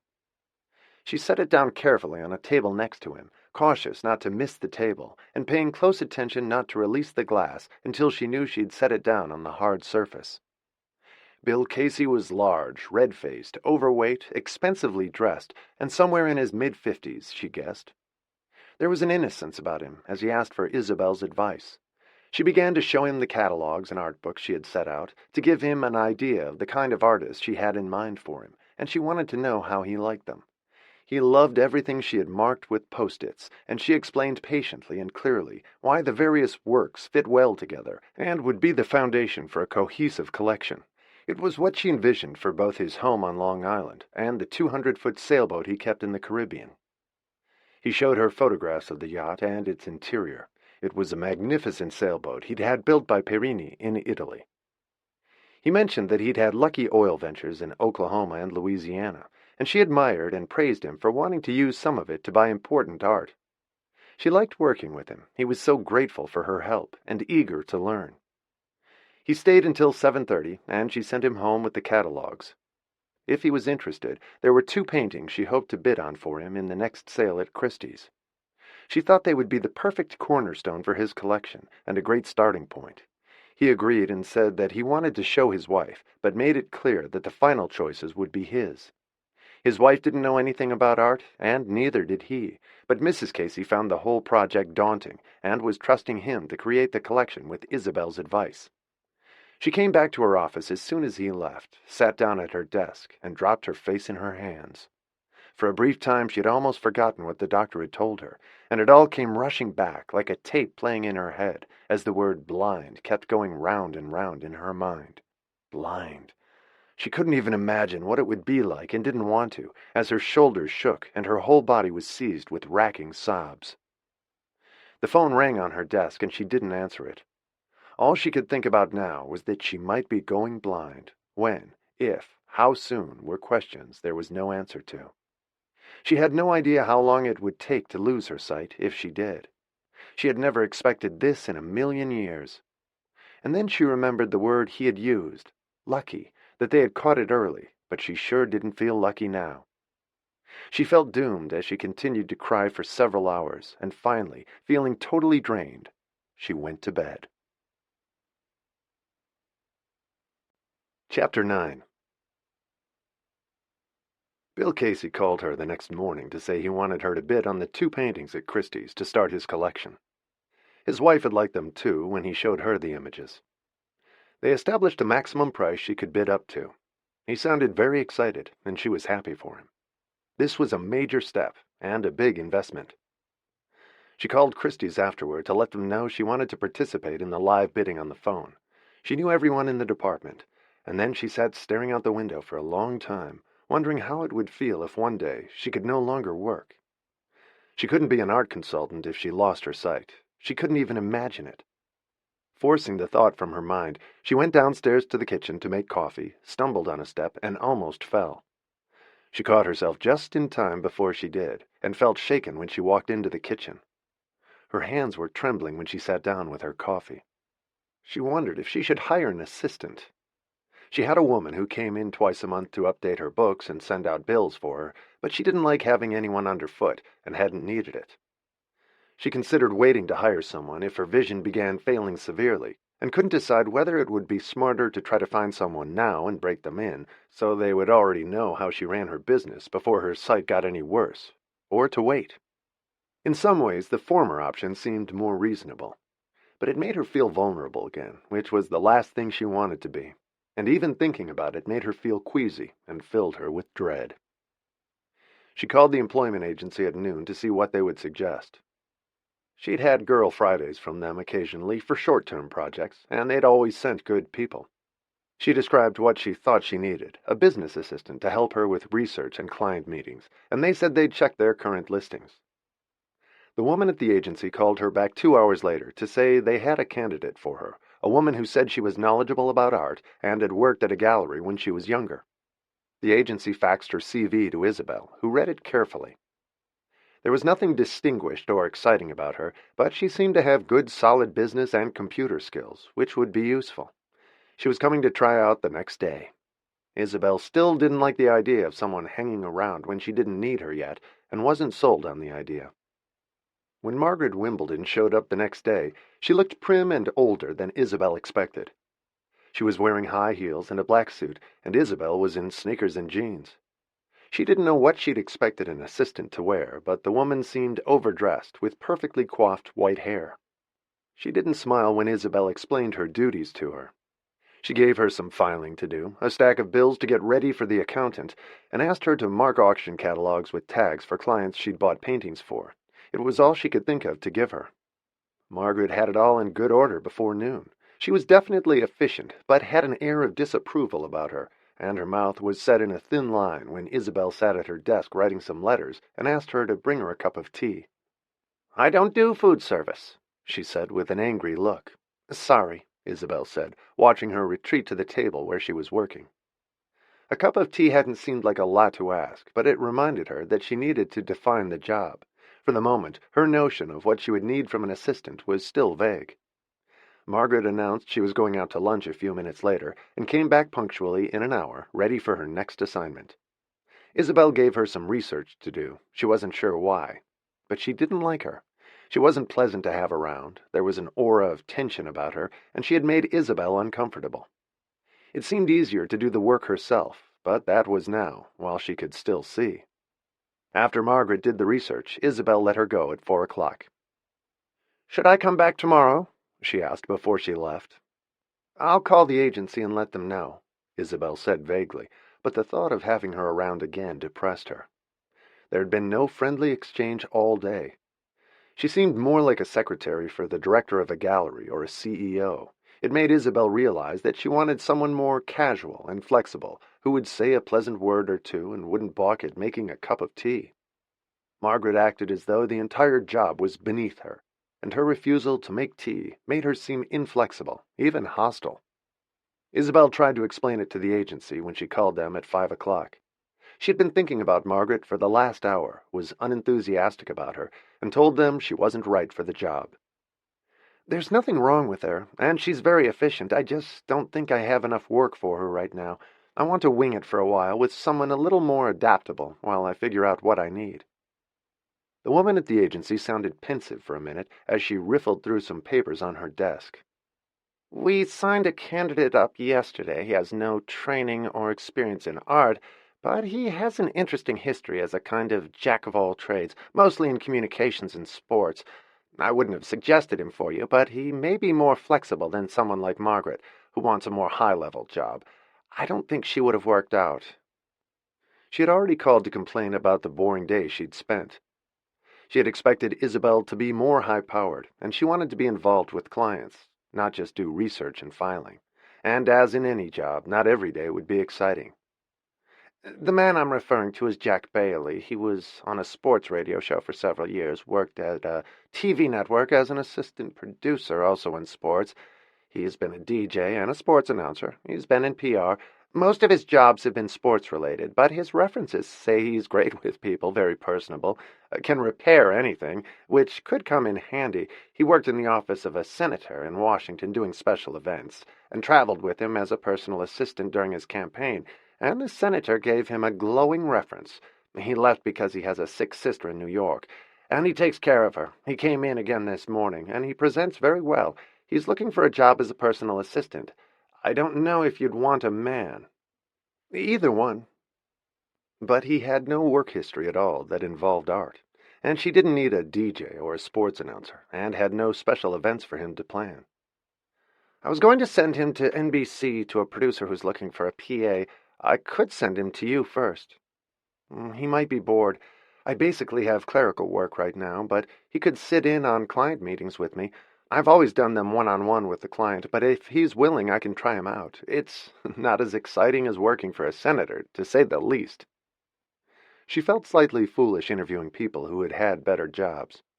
She was thinking more of a young woman fresh out of college who didn't have grandiose ideas and wouldn't get her back up over making a cup of tea. And if her sight became a serious problem, whoever she hired would have to help her with a multitude of things. She had recently noticed that working on her computer strained her eyes more than it used to, which was one of the reasons she had thought she needed new glasses. Could you see him at 10 o'clock tomorrow? I'm sending him to NBC at noon. I do think he'd be flexible. He's got a varied background. He's willing to travel, but needs advance notice, so he can make arrangements for his sister. How sick is she? Isabel inquired, concerned. I think she has MS. He said she can manage on her own when he's at work, and a neighbor looks in on her during the day, but he stays with her at night. He has no other encumbrances, no wife or kids. He volunteered that himself, since I can't ask. Isabel wondered how old he was, but couldn't ask that either. She'd have to guess from how he looked. I'll email you his CV with his references. She did so 20 minutes later, and it confirmed everything she had said. Isabel noticed when he had graduated from the University of Washington, and calculated that he was about 46, which seemed a good age to be energetic, but not so immature he'd leave in a few months, and she saw that he'd stayed with the senator for 5 years, which in the current job market was a long time, and he'd only left the job in the last 6 months. She emailed the woman at the agency to tell her she'd see him at 10 the next morning. And that night she thought about her visit to the doctor again. The full impact of what he'd told her hadn't sunk in yet, and she wanted to talk to her daughters, just to hear their voices, not to tell them the bad news, but she didn't want them to guess that she was upset. It was almost impossible to reach Theo, currently in India, helping to set up a hospital she was financing, and it was the middle of the night in Italy, so she couldn't call Una. It was hard to find a good time to call her anyway. She was always busy with Gregorio and the boys, cooking lunch or dinner, or overseeing the planting of some new garden on their farm. She never had time to talk for long. Isabel missed both of them, and Zila was even harder to reach, even though she lived in New York. She was either in meetings, on a conference call, or at the gym at 6 in the morning. Isabel's calls to her always went straight to voicemail, since she never picked up, and sometimes it took Zila days to call her mother back. Her entire life and contact with the world was run by text. Isabel finally fell asleep at 4 a.m., and could have called Una by then, but she drifted off to sleep for 4 hours and woke up at 8. She was showered and dressed in jeans and a sweater, in time for the interview. Jack Bailey arrived on the dot of 10 and rang the doorbell. Isabel was startled when she saw him. He was very tall, and she looked up into a well-lined face with a cleft chin. He had gray hair and warm brown eyes. He smiled at the look on her face. His height always took people by surprise. He was just over 6'6", slim with broad shoulders and strong arms. She asked him to come in, and he followed her upstairs to the room she used as her office, which was partly a sitting room, where she met clients. He sat down in a big upholstered chair, with his long legs stretched out ahead of him. He was wearing gray slacks and a blazer, and she noticed that his shoes were shined, and thought he looked nice. I don't know anything about art, he confessed immediately. I've mostly worked in radio and sports TV. I had fun as a DJ for a couple of years, and I worked in PR on male or sports-oriented accounts, Nike, LL Bean, GQ, a fishing magazine we represented, and Road and Track. I've done just about everything on my jobs, including picking up dry cleaning and walking the dog for the senator. He smiled at her. Do you have any pets? No, I don't. She smiled back at him. And my dry cleaner delivers. I might need help with clients, but not at the moment. She was looking toward a possibly bleak future as she said it. I bid for art at auctions, mostly on the phone, and I could use some help with the computer, with research. I travel to visit my daughters, but it's planned well in advance. Where do they live? My oldest is in India, my youngest in Tuscany. He looked startled when she said it. That should be interesting. I've never been to India, and I haven't been to Europe in a long time. Do you have other children in New York? He was watching her closely and paid attention to everything she said. One, my middle daughter, she answered. To be honest with you, I haven't fully figured out the job yet, and exactly what my needs are. I want some help, but maybe not enough to occupy you in a meaningful way at first. You've got a lot of experience in areas that don't relate to what I do. I'm good with repairs, and happy to fix things around the house, and I've got all the usual computer skills. He rattled them off, and she nodded. Would you want me to travel with you? She thought about it for a minute, and nodded again. I probably would, if what the doctor said was true. Even if she didn't lose her sight completely, it would be reassuring to travel with someone, although she never had before. Would that be a problem for you? Not at all. I live with my sister who needs assistance, but I can make arrangements for her if I know ahead of time. And I don't mind filling in where you need me to. I liked being a personal assistant to the senator. It was different every day. And I enjoy making people's lives run smoothly. Whatever it takes. I travel to see my clients' homes, too, or to install a painting, mostly in the United States, in California or on the East Coast. Occasionally on a boat, usually in the Caribbean, but most of the time we'll be here in New York. It sounds great to me. He smiled pleasantly. I don't mind buying groceries or serving lunch if you have a client here. He seemed accommodating and willing to do anything she needed, however menial, unlike Margaret the day before. She showed him around the house, and he seemed totally at ease. He said he spoke a little Spanish, which she didn't need. He was just an all-around easy-going guy who was willing to do whatever she needed on any given day, and said he liked the variety of being a personal assistant and not being confined to a corporate office, which he admitted he had never really enjoyed. She asked him about driving, because the doctor had said that could become a problem for her. She had a car in a garage nearby, but she rarely used it, and he said he would be willing to drive her. He seemed to be tailor-made for the position, however the degeneration of her vision progressed, or even if it didn't. She wasn't used to anyone helping her to that degree, or at all. She ended the interview at 11 and said she'd call the agency. He had to duck his head as he went through the front door, but he was used to it. She called the woman at the agency immediately. He's perfect for the job, Isabel said, sounding hopeful. He's exactly what I need, and willing to do anything. I like that about him, too, the agent said, pleased that it had gone well. He was an unusual candidate for any job because of his varied experience, and Isabel thought the salary he wanted was reasonable. I hope he doesn't take the job at NBC. Isabel was suddenly worried about it. He won't. It's an office job in sports, and he thought it sounded too confining and too limited, but he was an obvious candidate for it, so I sent him. I'll let you know as soon as I hear. She called Isabel back 10 minutes later and said that Jack had just called her, and unless NBC offered him a fortune, which they wouldn't for the opening they had, he wanted to work for Isabel. He had liked her a lot, and the fact that he'd be a PA again. He had enjoyed what he had learned with the senator about being a personal assistant, having a real bond with an employer, and making their life easier. She called again at 1 o'clock, as Isabel was eating a yogurt at her desk and waiting for an auction call, so she couldn't stay on long. He wants the job with you, she said, sounding pleased about it, and so was Isabel. That's great news. When can he start? Tomorrow, if you want him to. I think that will work out just fine. I have a client coming tomorrow. He can sit in on the meeting to see what I do. I'll tell him. Coat and tie? It was more formal than she needed, although he would look nice in a suit. More like jeans and a blazer, or something along those lines. He doesn't need to wear a tie. I'm very pleased. She had a feeling that he would be helpful to have around and unobtrusive. She had a desk in the kitchen she was going to have him use, so he would be nearby, but not close enough to be intrusive. He really does seem like the right fit for the job.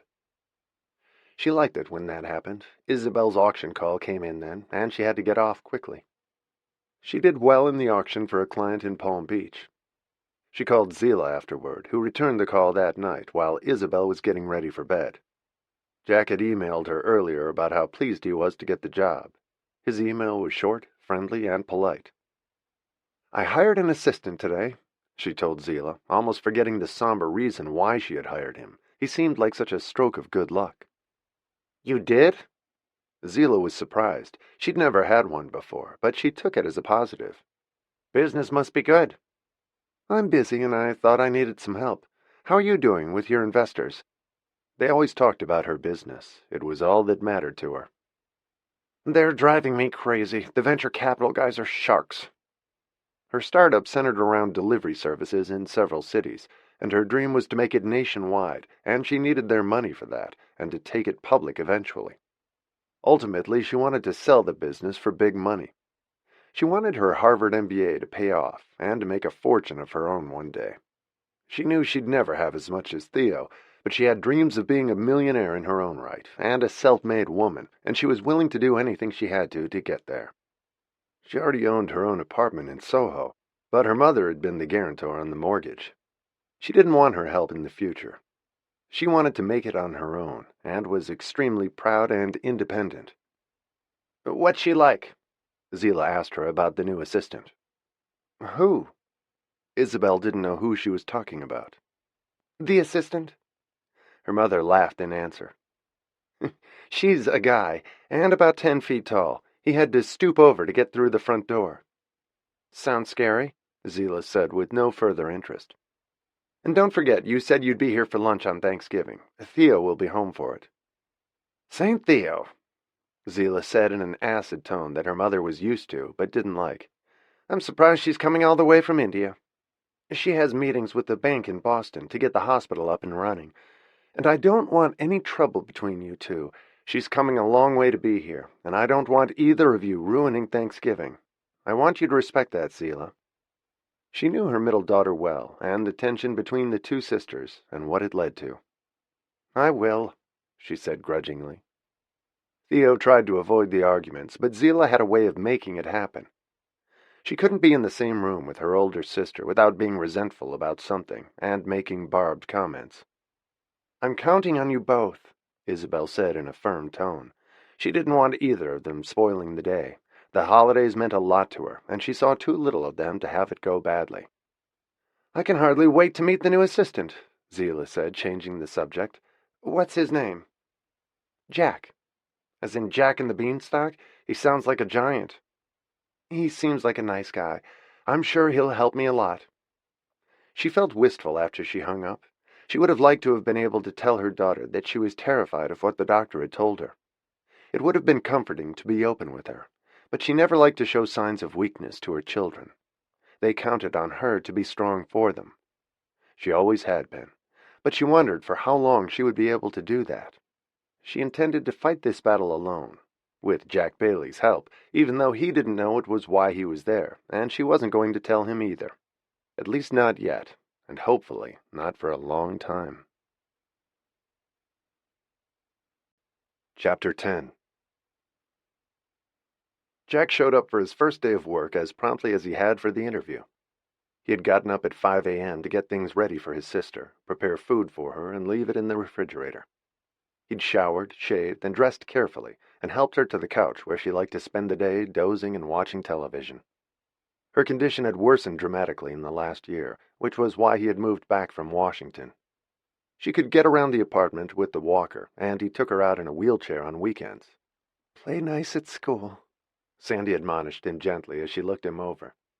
She was 49 years old, had 2 children, and was divorced. Her son had moved to Sweden after college and was married there, and her daughter had married a somewhat difficult commercial fisherman in Alaska. She didn't want to live with either of them and be a burden. She couldn't afford a nurse, and Jack had seen clearly how hard it was for her to manage. With great regret, he had given up the job in Washington and moved in with her. Living together reminded them both of their childhood in Seattle.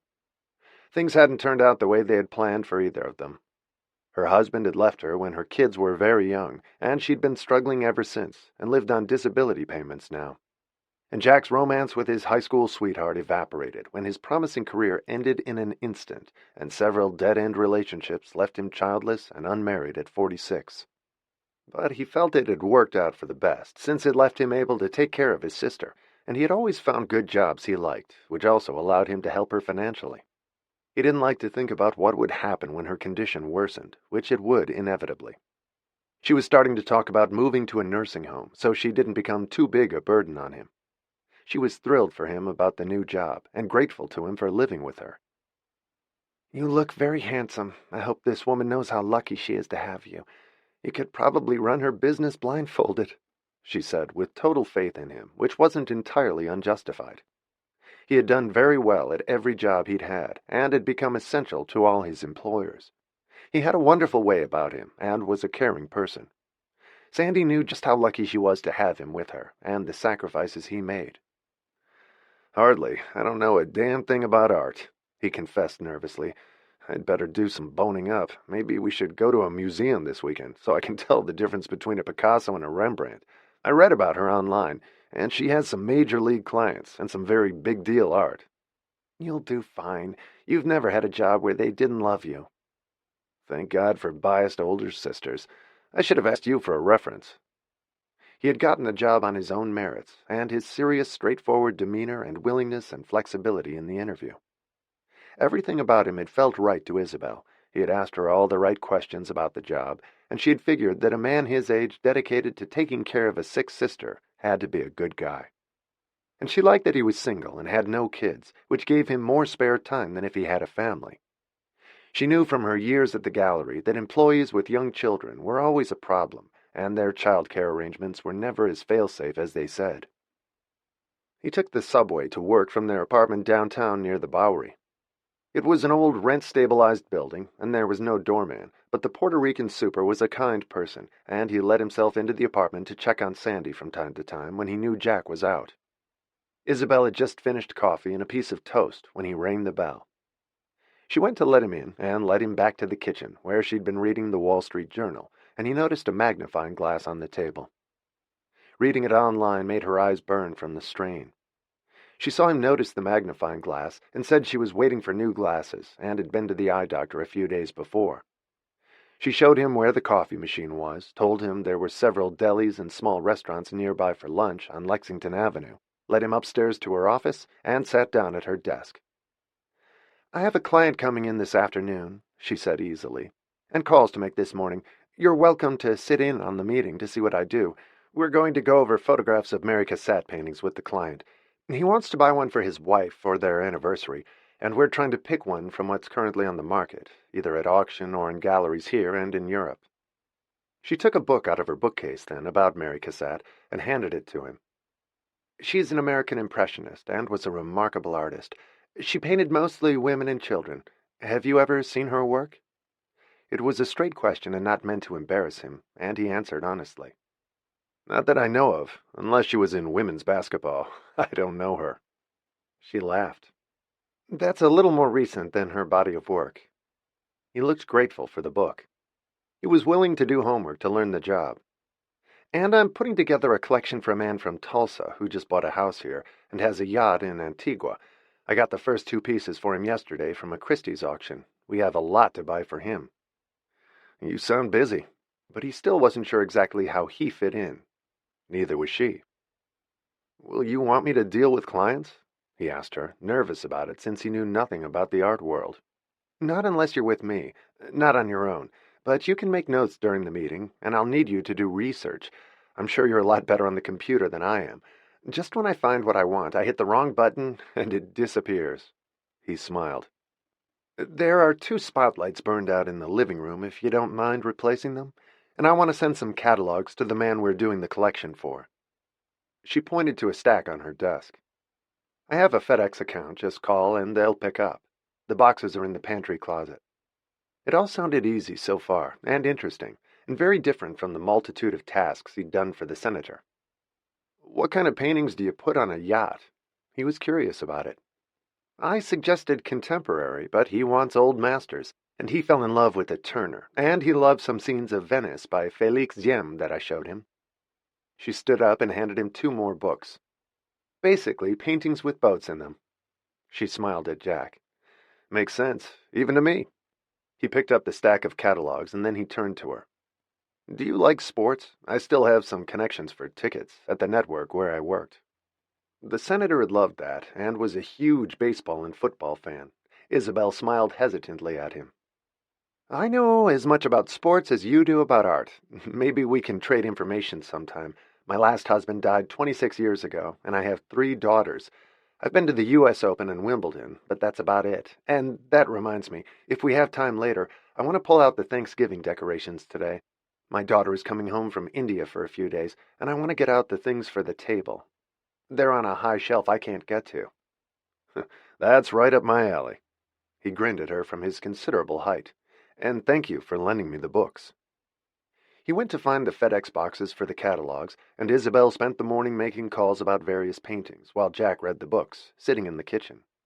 He showed up with a cup of coffee for her on a tray with cream and sugar halfway through the morning. She smiled and nodded her thanks, while deep in conversation on the phone, and he discreetly disappeared again and let her know when he left for lunch. The morning had gone well. He was back in less than an hour, and had taken a brisk walk after he ate a turkey sandwich and a cup of soup at a deli. She showed him where the box of Thanksgiving ornaments was. He didn't need a ladder to get to them, which she would have, and they unpacked them together. There were some silver birds from Asbury in London, and a brightly colored porcelain turkey as the centerpiece, and some smaller things that would make the table look festive and autumnal, some of which were relics of when the kids were younger. She was holding a small ceramic turkey one of the girls had made at school, and Isabel smiled as she held it and set it down on the table. But she missed the surface by several inches, and it fell on the floor, but didn't break. She bent to pick it up and set it down in the center of the table then as he watched her, having noticed that she had dropped it in mid-air, but he didn't comment. He volunteered to polish the silver pieces to cover the awkward moment, which had clearly upset her. She went back upstairs a few minutes later.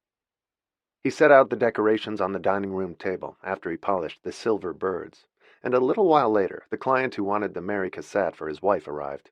He was a distinguished-looking man in his late 60s or early 70s, and Jack had had a few minutes to glance through the Cassatt book by then. He was quiet during the meeting, but the few comments he made were intelligent, and he made careful notes of what happened, typed them up on his computer afterward, and handed them to Isabel. She looked surprised. That was fast. She had just called the gallery that had the painting of a mother and child the client wanted. "It wasn't very complicated," Jack said, smiling at her as she looked at the pages he had handed her, and she paused for a moment. "Can I ask you a favor? Would you print these again just a little bit larger? The font is very small." It wasn't, but he didn't argue with her, and suspected she had a problem with her eyes, or was overdue for the glasses she was waiting for that she had mentioned earlier. He assumed that was the problem. "That's easy. I'll be back in a minute." He had it in her hands 5 minutes later, and she was impressed when she read his notes. They were concise and clear, and listed the essence of the meeting with bullet points. "You do a great job, Jack," she said, praising him honestly. "I wasn't sure I needed an assistant. You've convinced me in a single day that I've been depriving myself."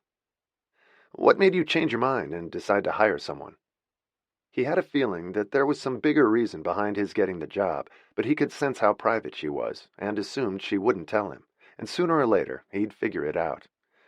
"I can't do it all, and it's nice having some help. The woman I have to do my billing twice a month isn't enough. You're going to spoil me very quickly." The senator had said as much to him many times. "Will your daughter be staying here when she's in town? Do I need to make any arrangements for her?" he volunteered, assuming it was part of his job.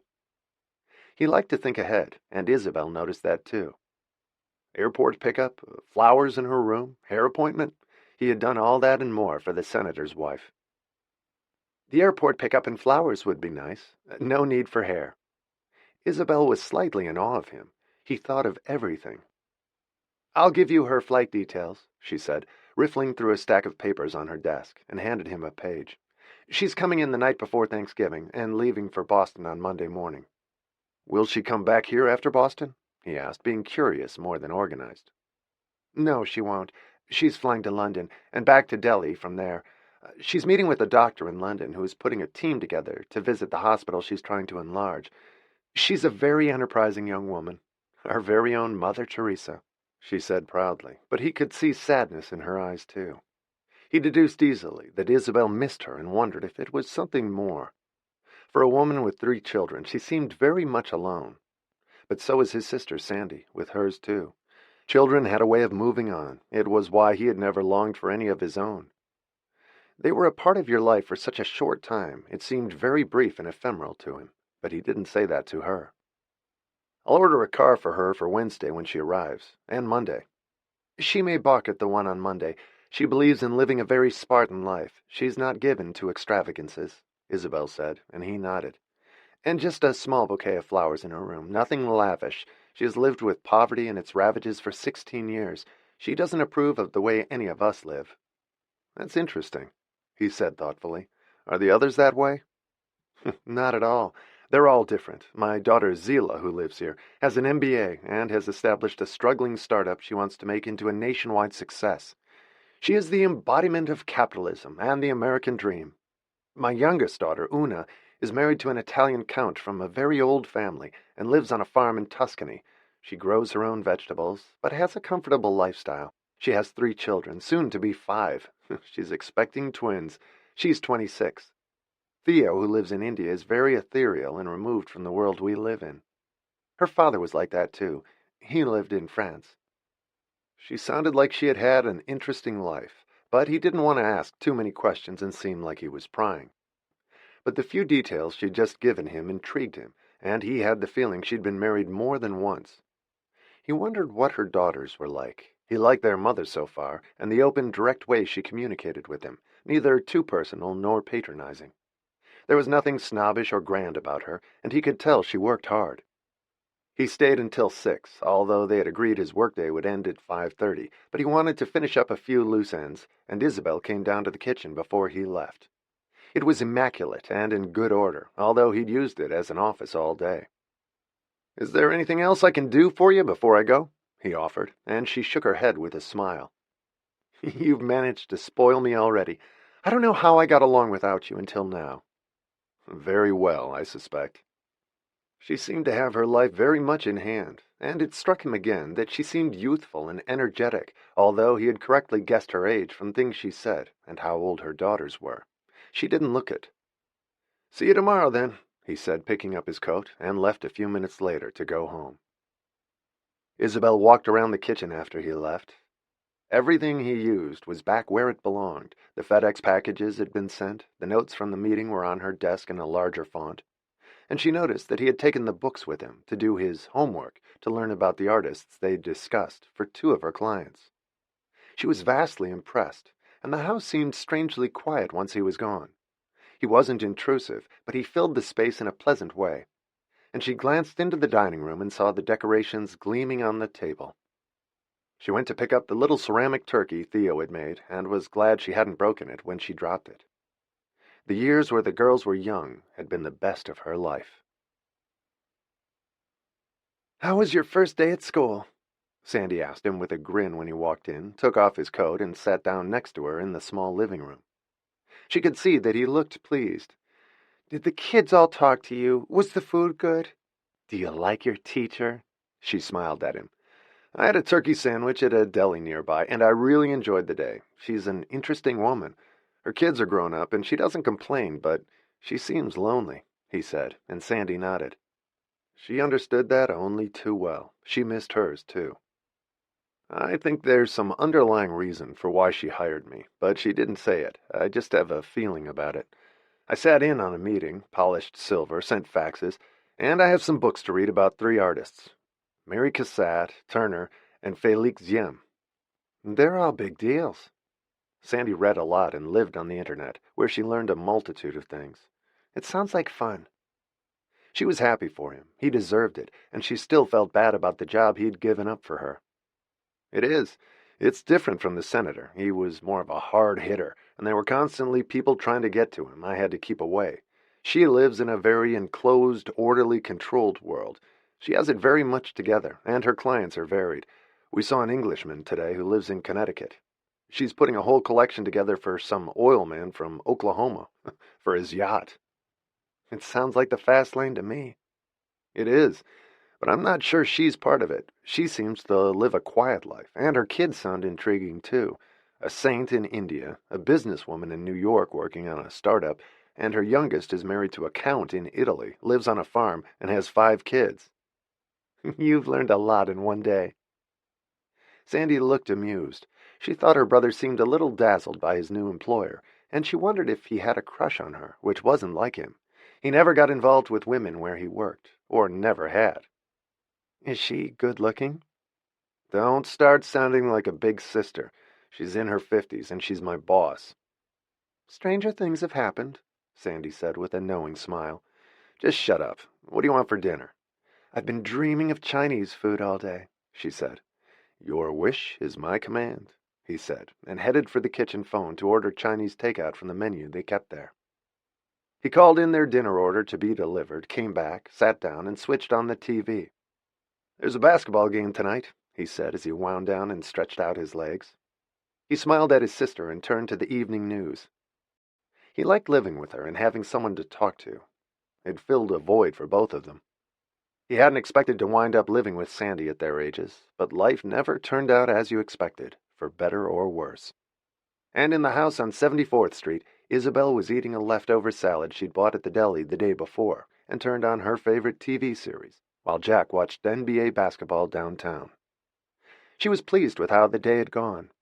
Having an assistant was turning out to be a good idea, whatever the reason for it. Chapter 11. Isabel had had 2 injections in her eyes by Thanksgiving week, and it was traumatic more than painful. She was quiet when she got back from the treatments, and grateful for Jack's help. In a short time, he was proving to be invaluable, with clients, in meetings, helping her organize things, and just doing small tasks and projects and repairs for her. And he frequently brought her a cup of tea or coffee, even before she asked for it. She was happy to have him, and he helped her set the Thanksgiving table with the things they had unpacked and the silver he had polished the evening Theo was due home, the day before Thanksgiving. He had noticed that Isabel looked stressed, and she had said she had a doctor's appointment the day before. She had had her new glasses for a week, but she still liked her emails printed in larger font and kept her magnifying glass close at hand. Twice he had seen her nearly stumble on the stairs and almost miss a step. He wasn't sure if she was distracted or something else was going on, and she squinted as she looked at the dining room table once they'd set it. He decided to be bold with her and see what happened. You seem nervous. Are you okay? She hesitated for a moment and nodded. I am nervous. Theo and Zila don't always get along. To be honest, they never do. It's been that way since Zila was old enough to talk. She has a knack for starting arguments with her sister, and I don't want that happening on Thanksgiving. Theo is only going to be here for 4 days. I hardly ever see her. She's a difficult person to get close to, geographically and emotionally. Her father was very reclusive, and she isolates herself in her own way, surrounding herself with strangers thousands of miles away while she does good deeds. And when she finally does come home and I can see her, Zila starts a fight with her. It doesn't make coming back here very appealing to her, and I miss her. Have you told them how you feel about it? This was all new to him, and he hadn't met either of them, but he could see how tense Isabel was about it, and had been for several days. For about 30 years, she answered his question. It doesn't stop either of them. Theo used to fight back when she was younger, although she always tried to be kind to her baby sister. But Zila isn't a baby anymore, and she hits hard, usually below the belt if she can arrange it. Theo just leaves and flies away again. She's out of reach now, which drives Zila crazy. Families are never as easy as they appear from the outside. Sandy and I tried to kill each other as children. It wasn't until after our parents died that we realized we really needed each other. And then she got sick, which brought us closer, too. I couldn't let her go through that alone after her husband left her. Were any of your girls close to each other at all as kids? He asked, still curious about her. There was something faintly mysterious about Isabel, truths that he knew she wasn't revealing. Sometimes. They both loved Una. She's the easy one, the peacemaker. They both consider her their baby, and she gets along with everyone. She could be best friends with Godzilla and Frankenstein. She's an intrinsically happy person. She makes it all look easy, even her macho Italian husband, whom Isabel knew she would have strangled in 2 minutes, and his family, who were involved in everything Una and Gregorio did. They told Una how to cook the meals, treat her husband, and bring up the children, and she turned a deaf ear to their criticism and went on her merry way, happy and not even resentful. It's amazing how kids can grow up in the same house with the same parents and come away so different, he said as he helped her set the table. That's the thing, she said, looking at him. They didn't. Same mother, different fathers. They each have a different father, and genetics are a powerful force. They all have a lot of their fathers in them. You were married 3 times? He looked surprised and cautiously asked the question. Twice, she corrected him, which raised another question, but he didn't ask it, since she had already said that the 3 girls each had a different father, and he didn't want to offend her. You've had an interesting life. She nodded and didn't comment. Theo was arriving at the house at 6, and Jack was leaving early. She wanted to be alone with her that night, before they added Zila to the mix the next day. Jack was making a Thanksgiving dinner for his sister, and had ordered a turkey. He said he had a lot to be grateful for this year. He was loving his new job. He stopped in to see her in her office before he left. She was answering emails and turned to smile at him, standing on the other side of her desk. He looked 7 feet tall instead of 6'6" when she was sitting down. Have a wonderful Thanksgiving, Jack, she said warmly. You too. Thank you for everything. I'm grateful for you this year.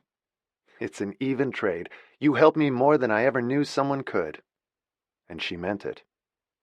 Well, have fun with your daughters. I hope they behave. Me too. She sat quietly in her office after she heard the front door close, and then went to check Theo's bedroom. She had put a vase of white roses in it. The bed was freshly made. The house looked perfect.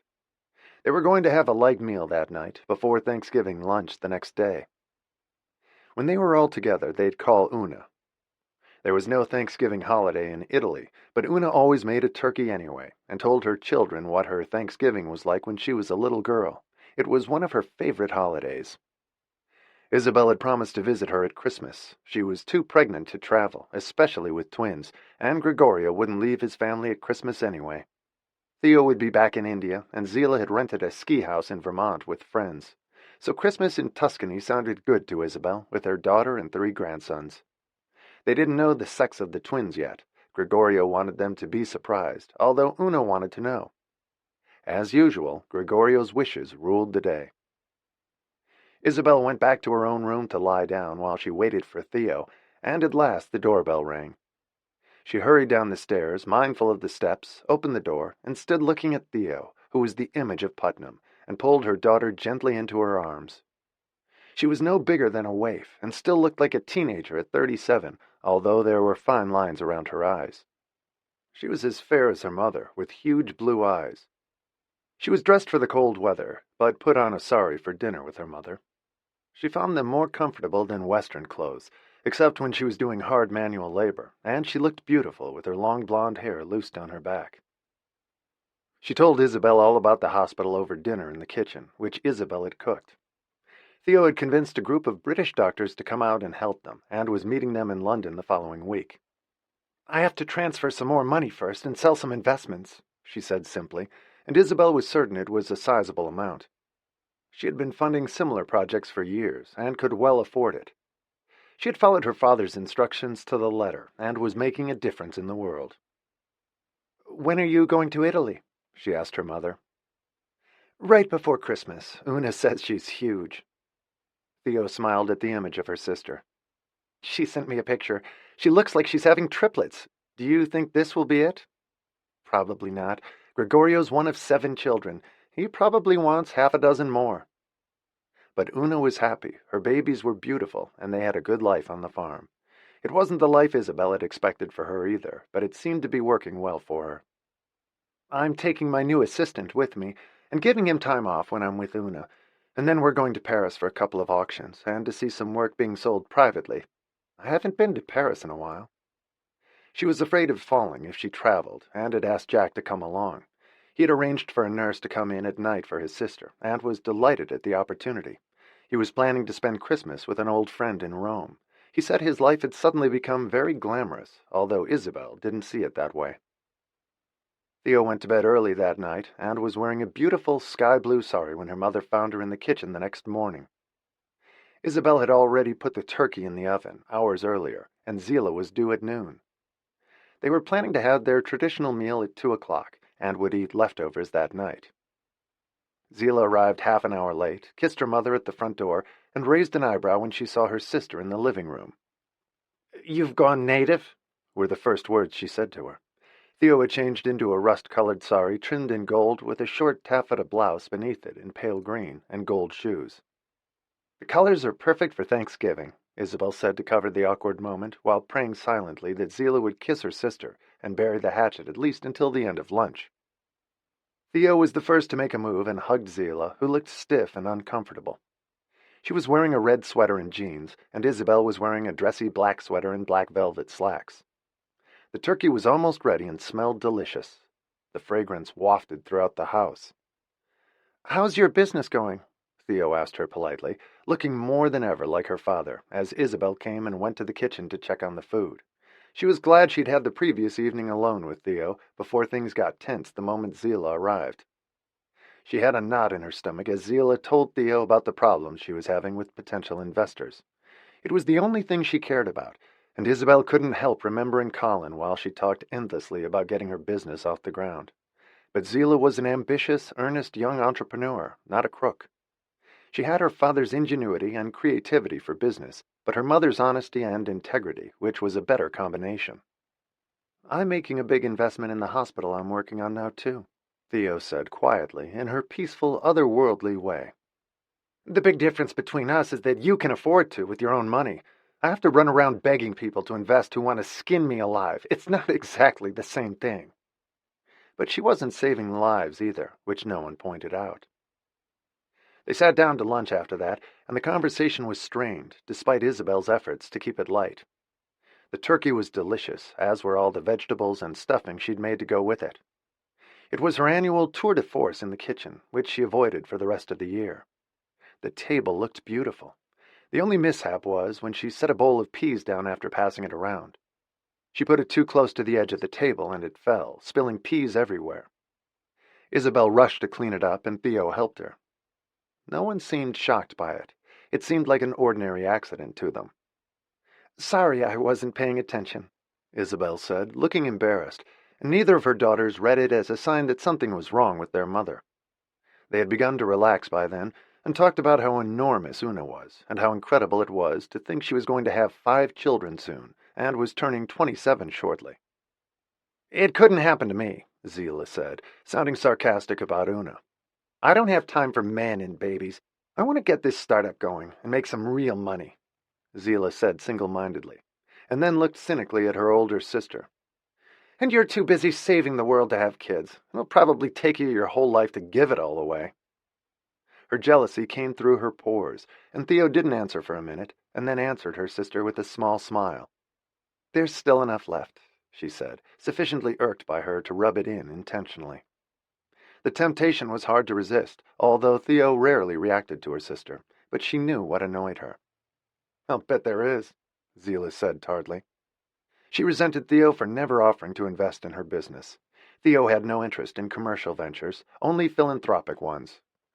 "You are definitely the #1 member of the Lucky Sperm Club. If Mom hadn't had an affair with your father when she was practically a kid, you'd be working your ass off like me on less noble projects, or have a job you hate like the rest of the world." It drove her crazy that Theo was exempt from the stresses she lived with, and could rise above it all. "Girls," Isabel said sharply, looking straight at Zila, "it's Thanksgiving. Let's be grateful for what we have, not angry because of what someone else has. And by the way, I don't hate my job." "Neither do I," Zila said. "I just want to make a heap of money out of it so I can play saint like Theo."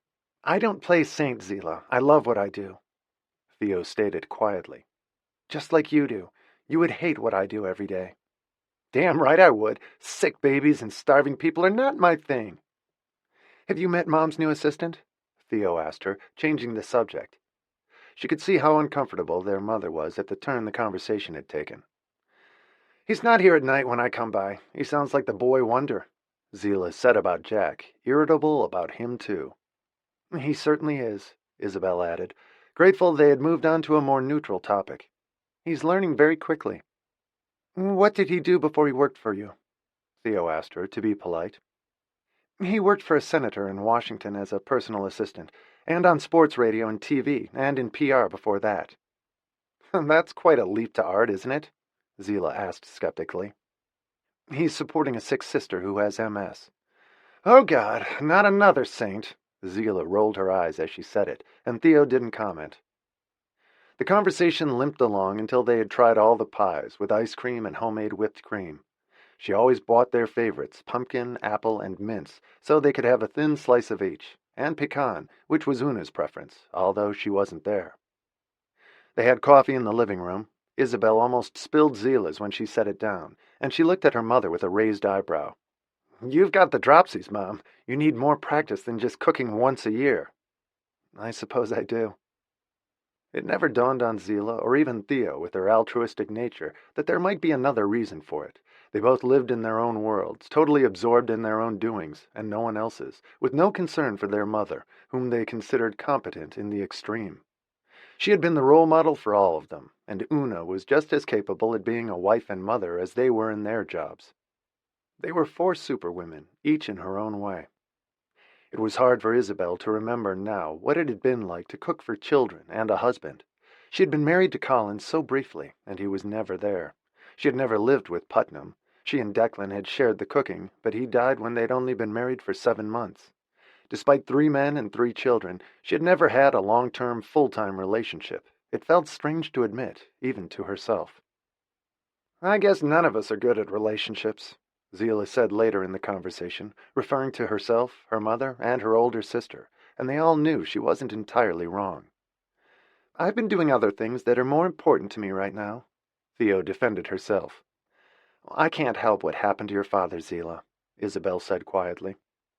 Colin had never tried to contact his daughter, and when Zila had researched him later on, she discovered that he had gone to prison again after the first time, and for all she knew, he was still there. She no longer wanted to know. "And Declan died before Una was even born. I didn't kill him," she said sadly. "He was the only normal relationship she'd ever had." "But you never tried again either," Zila reminded her. "I didn't have time," Isabel said coolly. "And by the time you all grew up, I was too old." "You were 50 when Una left for college, Mom," Zila persisted. "That's not too old, and you're not too old now. You just don't want a man in your life. Neither do Theo and I. We have bigger plans." "You can have your careers and a man," her mother pointed out. "I'm not so sure," Zila said. "I work 18-hour days." "I work 24 hours sometimes," Theo added. "Besides, I never meet anyone where I am. No one I'd want to marry or even date, and that's not what I'm there for." "No cute doctors?" Zila challenged her. "I'll bet there are some." But Isabel knew how much Theo was like her father. She could only focus on one thing at a time, and her life in India was her way of not engaging in the world, just as Putnam hadn't. They were emotionally frightened people, and in her own way, Zila was too. She hid behind her startup so she didn't have to meet a man. Isabel wondered if she was afraid to fail at both. "Well, maybe I set a bad example for you all by being alone for so long. Most of the men I met weren't eager to take on 3 children, and I was more interested in being with you than running around dating." She had ended up alone as a result. She didn't regret it. She had known true love at least twice, with Putnam and Declan. She didn't count Colin, since everything that had happened with him had been a fraud, except for Zila, who was all too real. "Well, we're all doing fine," Zila confirmed. "I have my business, St. Theo has her hospital, Una has Gregorio and her 7 million children, and you seem happy to me, Mom." "I am," she said peacefully. "And now you have your assistant to help with the practical stuff. You don't need a man." Zila had it all figured out for everyone. She tossed a few more barbs at her sister, and at 7 o'clock she left, having spent the whole afternoon with them. Isabel was grateful there had been no major explosions, and Theo looked exhausted as her sister left. They had hugged at the front door, and Zila was going away for the weekend with friends the next day. There was snow in New Hampshire, and they were going to check it out and hope to do some skiing. God, she wears me out, Theo said with a sigh after Zila left. She hates me. She has all my life. Isabel looked aggrieved to hear her say it. It pained her for both of them. She doesn't hate you. She resents what you have, and she doesn't. That's not my fault, Theo complained. You should have slept with 3 equally rich men. Then we wouldn't have this problem, Theo teased her. Sorry, I never thought of it. His money had nothing to do with why I loved your father, and Declan had almost nothing. I've always been careful to support myself, even when I was involved with your father. I didn't want to depend on him or anyone else. I needed to know I could take care of myself, and I have. It's so unpleasant that Zila is so focused on the money. She doesn't see me as a person. She never has. That's why she wants to make a lot of money one day, to compete with you, I think. They both knew it was true. She'll never have what your father left you. Neither will I. The difference is that you don't think about it and don't care. She thinks about nothing else, Theo said reasonably. It's so sad for her, Isabel said. She's never content. It's why she drives herself so hard. They went to tidy up the kitchen then and load the dishwasher. It took a long time. They had used Isabel's good china, which had belonged to her parents. The kitchen was spotless when they finished. Theo was good at scrubbing up. Zila hadn't stayed to help. She never did. They both went to bed early, tired after the day. It had been a good Thanksgiving, better than Isabel had dared to hope. There had been no major explosions, and no one had left the table. The next day they got up and walked around the neighborhood. Theo had a few errands to do before she left on Monday. She wanted to buy underwear for some of the children who had never had any, and some American medicines she couldn't get in India. She bought a pair of hiking boots for herself, and some small presents for the children, and a huge bag of lollipops she squeezed into her suitcase. The weekend flew by too quickly, and Isabel felt the same ache in her soul she always felt when Theo left. It was as though she was slipping through her fingers. It was the same sensation she had always had when she'd left Putnam at the end of August and knew she wouldn't see him for another 11 months. With Theo, she never knew when she would see her again either. And just as they began to get close after a few days, Theo was gone. She was the butterfly one couldn't hang on to, the bird that always flew away. Isabel was looking sad when Jack came to work on Monday morning and found her in the kitchen. He had the feeling she'd been crying, but didn't want to ask. "How was Thanksgiving?" he inquired, making coffee for both of them, and set hers down on the table in front of her just the way she liked it. No sugar and a splash of milk. By now, he knew her habits. "I thought about you all weekend, but I didn't want to call and intrude." "It was nice." She smiled as he sat down across from her, his legs stretched out a mile. "Maybe too nice. It makes it harder when they leave." "No fights?" "Some skirmishes and caustic comments from the usual source. Nothing serious, no major casualties for a change. I just never know when I'll see them again." "My sister feels that way too. Your children live so far away. We should go to India sometime to visit, Theo," he suggested. "She's too busy. I've been there, but I always feel like a nuisance when I visit. How was your Thanksgiving?" "Easy. Pleasant. I cooked a decent meal. Lots of football after that. Thanksgiving isn't really about being grateful. It's about food and football." He smiled at her. He was excited that they were leaving for Italy in 3 weeks. Sandy was happy for him, too. She never wanted to hold him back. They worked together that morning, and Theo called in the afternoon. She'd done everything she needed to, and Isabel wanted to beg her to come back to New York so she could see her one more time, but she had changed her ticket and was flying to London that night. She was well versed in being the mother of adults, and particularly someone like Theo, so Isabel didn't ask her when she would see her again. It was enough for now that she had come home for 4 days, just as a month in the summer with Put was all she knew she'd ever get. They weren't capable of more. She had another session with her doctor the next day, and came home rattled and exhausted after the shots. It was too soon to see any improvement, and she was so tired when she got home. She tripped over the carpet when she walked into her office and almost fell. Jack shot a hand out instinctively and caught her. "Good reflexes," she complimented him with a tired smile. The corner of the rug had been folded back, and she hadn't seen it. "You do that a lot, don't you?"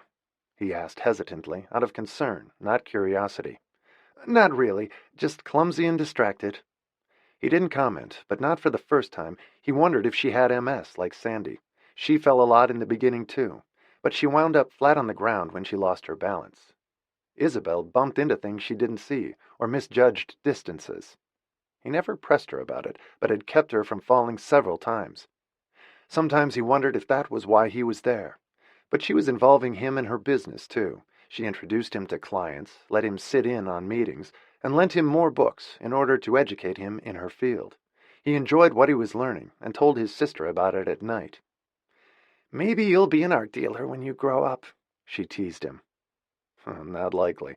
I blew it when I gave up being a DJ. They make a fortune these days. They didn't then, or I might have stuck with it." "You can always do that at night." She smiled. She liked seeing him look happy and enjoying his job. Coming to New York for her had worked out well for both of them, and had been a blessing in disguise when he got the job with Isabel. "Just don't meet the love of your life in Italy and never come back," she warned him, and he laughed. "Not going to happen. You're stuck with me." "You'll meet the right girl one of these days," she said. "I'm not looking for it. I like my life the way it is now. I think I missed the boat, and I don't mind at all." She almost believed him, but not quite. She knew him better than that, despite his brave words, and she saw through him.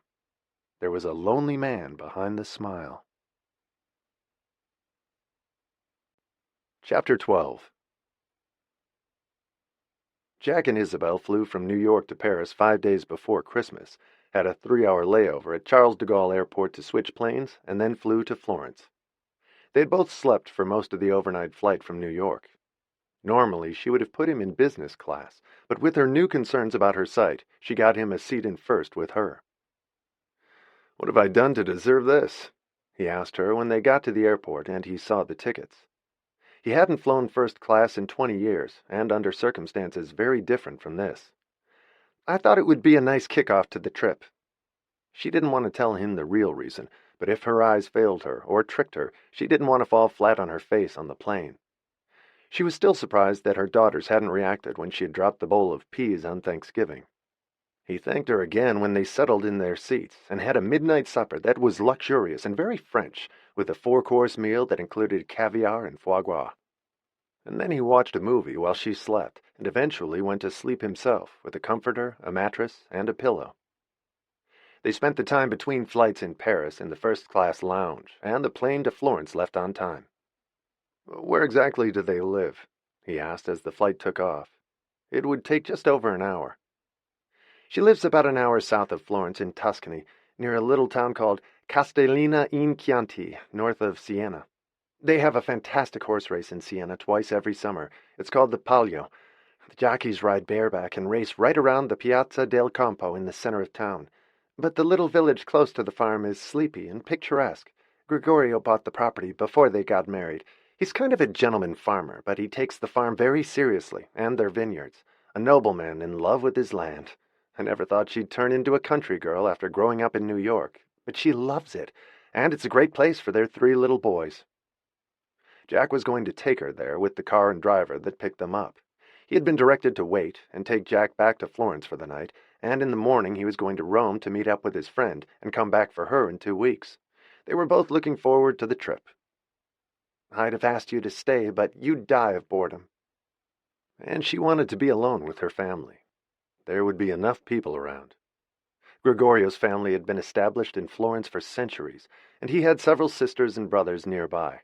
They were constantly in and out of the house, and his parents visited on weekends. It would be hard to get 5 minutes alone with Una. Gregorio always had some project for her, or something he needed her to see at the far end of the property. He was as demanding as the children, who were 18 months old, 3 and 4, and now the twins.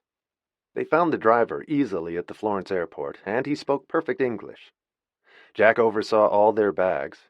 He had brought 1 small rolling bag for his trip to Rome, and Isabel had 2 big suitcases for her clothes, and a third one full of Christmas gifts for the children, Una, Gregorio, and a handsome silver box for his parents. They would be at the farm for Christmas, too. His mother was a charming, aristocratic woman, and his father always followed Isabel around with lust in his eyes and a roaming hand that found her bottom or a breast at every opportunity. She did her best to avoid him, though not always successfully. He was persistent, and had pursued her with Italian perseverance for the past 5 years, since Una had married Gregorio.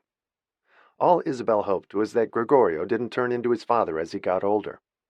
Gregorio made it obvious to everyone that he ran the show, which irritated Isabel and seemed disrespectful, although he loved Una. They drove for an hour in the Tuscan countryside in a light rain, as Jack admired the scenery, and Isabel dozed for a few minutes. The sun broke through the clouds as they got there, and the car drove through the gate and headed to the main house. It was a 17th-century building that had originally been a monastery.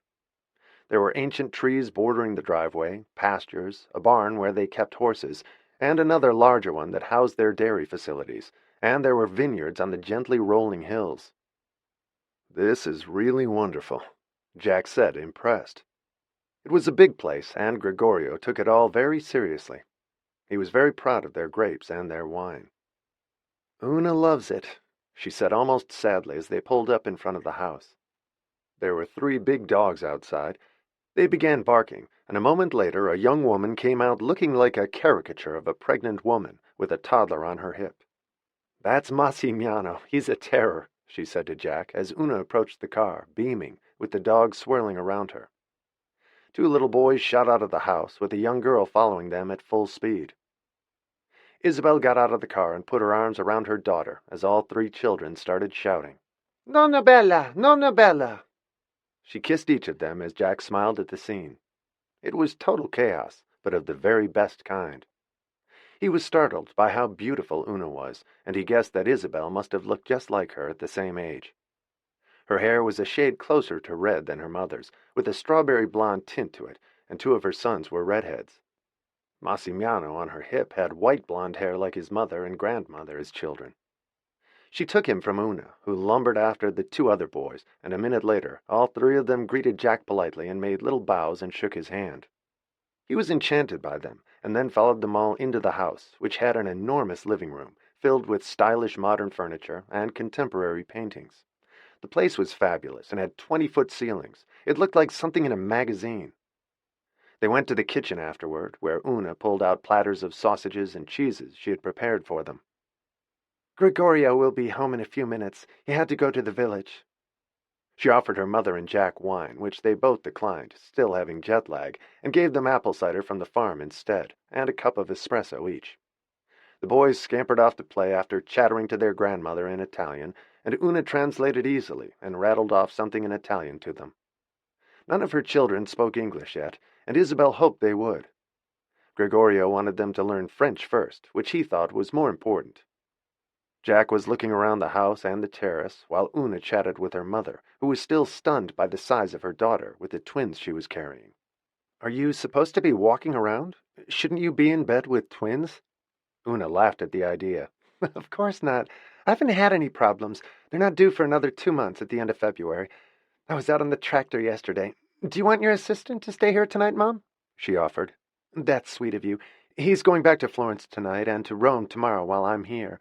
Then we're going to Paris for some auctions."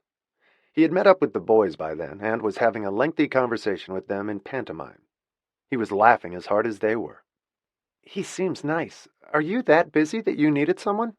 She had always been so averse to having anyone work for her that Una was surprised when Zila told her their mother had hired him.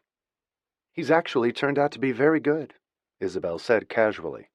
"What does he do for you?" "A little bit of everything, from changing light bulbs to sending packages, meeting clients with me. It's been a pleasant surprise, and it really works." Una smiled, and they went back outside after a young man they had working for them carried Isabel's bags to her room. She stood smiling as she watched her grandsons climb all over Jack. They loved how tall he was. And while they were watching, a devastatingly handsome man appeared with dark hair, green eyes, broad shoulders, long legs, and a black turtleneck sweater, jeans, and riding boots. He was fatally sexy looking, and Una looked as though she would melt as soon as she saw him. She was as in love with her husband as she had been the day they'd met. "Ciao, Gregorio," Isabel said warmly as he came to hug her with a broad smile.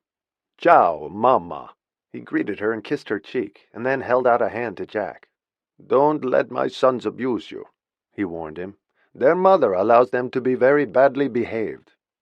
He gave Una a scolding look and corrected the boys in rapid Italian, and they calmed down a little. "Their mother lets them do anything." "That's not true," she said, looking adoringly at her husband, who put an arm around her and pulled her close and then rubbed a hand across her belly. "How do you like our gemelli?" he asked, referring to the twins. He spoke flawless English and had taught Una Italian himself. "We're hoping for 2 more boys. You need men on a farm." He laughed and showed perfect teeth. He looked like a movie star or a model, and together they made a striking couple. "You're hoping for 2 more boys," his wife corrected him. "We need some girls around here." "Next time," he said confidently, with the self-assurance that always got on his mother-in-law's nerves. He didn't doubt for an instant that he was master of the ship and his wishes were supreme. And his comment told her what they had wondered on Thanksgiving, and Isabel suspected, that he wanted more children. It seemed like a lot for Una to deal with, but she didn't seem to mind, and her figure always bounced back the moment she had them. When she wasn't pregnant, she was lithe and as thin as her sister Theo, and until now, she had gotten pregnant every time very quickly, with ease. Gregorio believed in her nursing them until she got pregnant again. He was a very old-fashioned man, and very Italian. Independent, free-thinking women were not part of his life experience, and he and Zila had not gotten along the few times she had visited them. And he thought both of Una's sisters odd not to be married at 32 and 37. He had married Una at 21 and was 10 years older than she. He showed Jack around after that and walked him to the barn, showed him their dairy operation, and then took him to the horse barn, which was impeccable.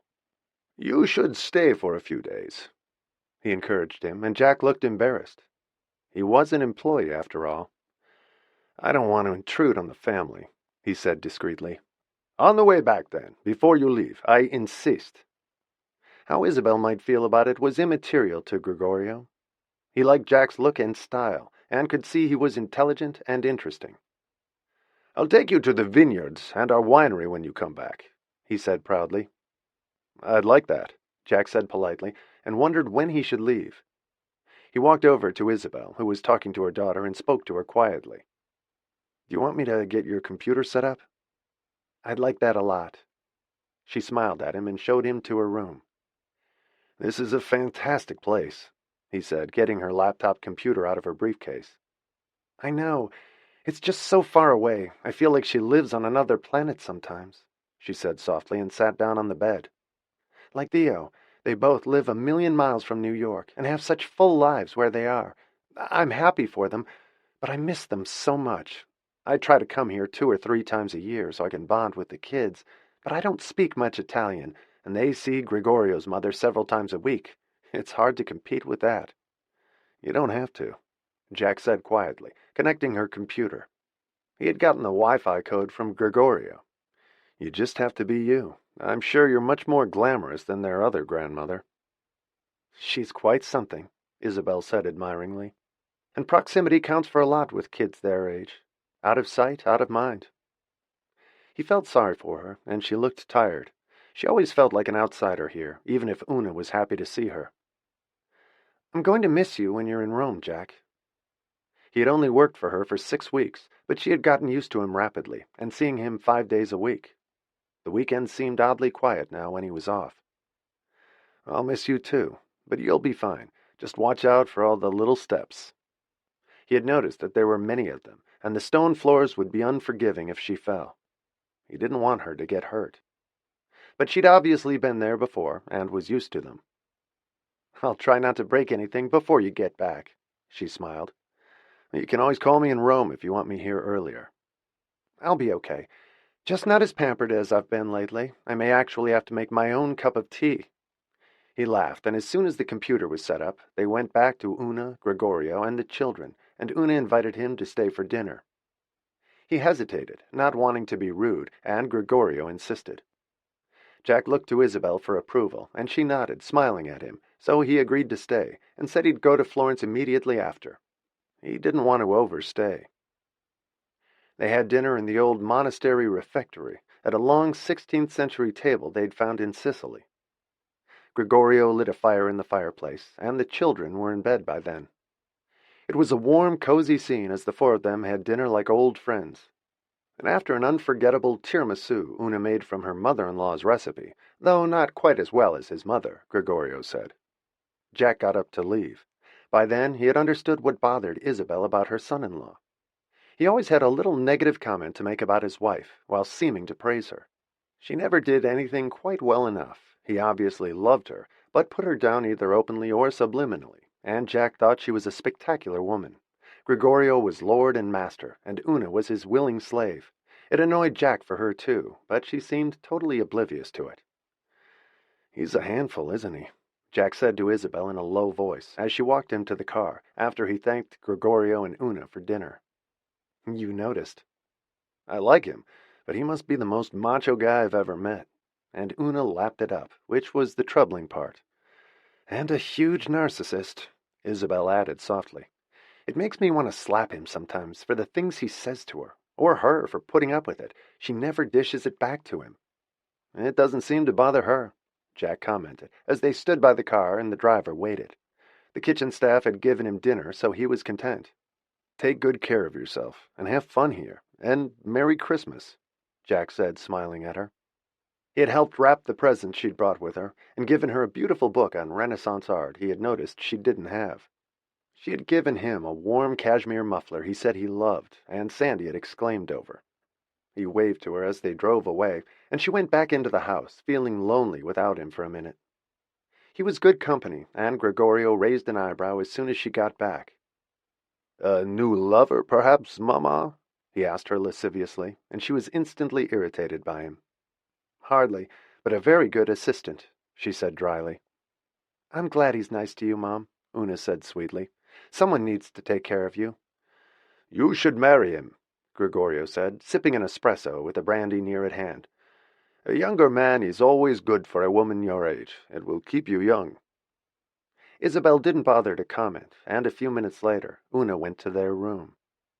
It had been a long day for her, and Isabel was grateful to go to hers, have a bath, and climb into bed. She had an email from Jack thanking her again for bringing him on the trip. She was touched by how grateful he always was. She checked some other emails, and a few minutes later she went to sleep. And at 6 o'clock the next morning, two little boys woke her up jumping on her bed, and she pulled them sleepily into bed with her. They chatted to her and each other a while in Italian, and then she went down to breakfast with them. Their babysitter was already in the kitchen with Massimiano, and Antonio and Marcello sat next to him and helped feed him. "2 more babies are coming to live here soon," Marcello told him solemnly in Italian, and Una translated for Isabel. "They'll be very noisy at first. We hope they won't be girls. Girls make even more noise." Isabel could imagine Gregorio saying it to them. She and Una went on long walks together and had some good time to talk. She had no secrets from her mother, and she was totally content with her Tuscan life and domineering husband. She thought the sun rose and set on him. His parents came from Florence 2 days after she arrived and stayed for dinner, and as always, Umberto, Gregorio's father, kissed her on both cheeks, and his hand barely grazed her breast as he did. Nothing had changed. And he did it right in front of his still quite lovely wife, who paid no attention to his flirting with Isabel. She was used to it.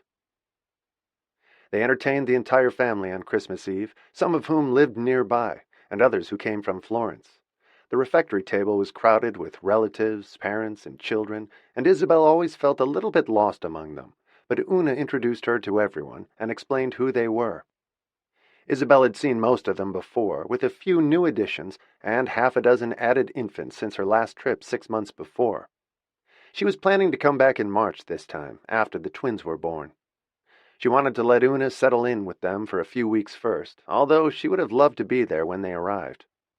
They had all liked the presents Isabel had brought, and the days sped by like minutes. Isabel could see how much more tired her daughter was only 2 weeks later. She still had 6 weeks left, but the doctor had warned her that twins often came early. And Isabel had a feeling they would. Una wanted to have them at the little clinic in the village, and Gregorio insisted they go to Florence the moment she went into labor, and for once Isabel agreed with him. She wanted Una at a city hospital too, for a delivery that might be complicated, but Una didn't seem worried about it at all. "You're happy, sweetheart? Everything's okay?" she asked her one afternoon as they walked past the orchards that produced delicious plums she had tasted before. "I'm fine, Mom. It suits me here. I couldn't live in New York again. Sometimes it's hard for me to believe I grew up there. It seems so foreign to me now. And this is home." Isabel could see it, and it made her sad at times.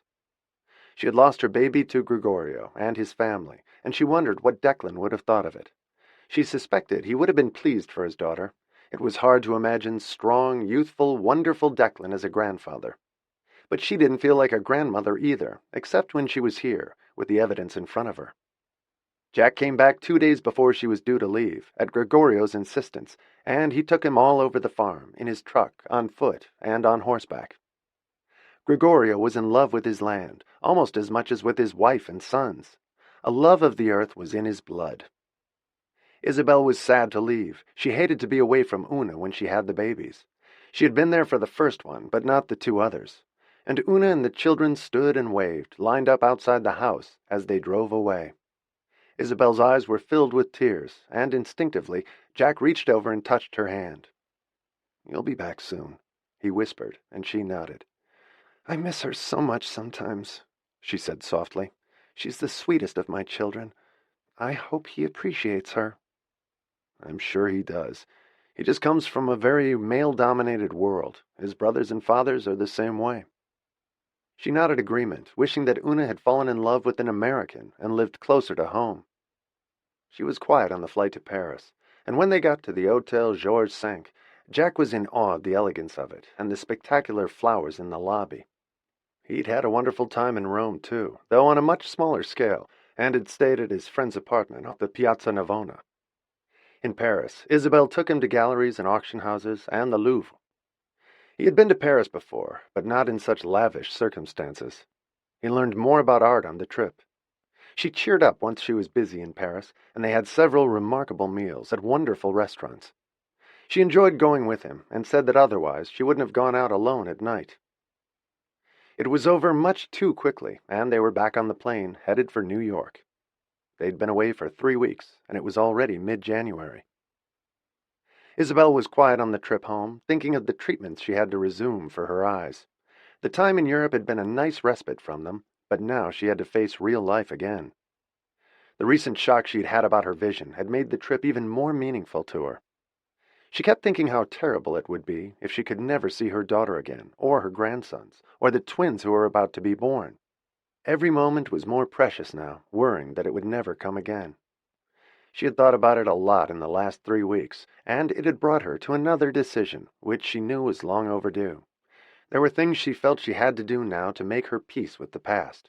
She was going to ask Jack to help her, but she didn't want to say anything to him until they were back in New York. He took her to the house and settled her in before he went home. She was feeling very proud of herself. She hadn't fallen once at the farm, in spite of all the steps everywhere. She was more careful than she'd been previously, and it felt good now to be home, although she had loved her visit with Una.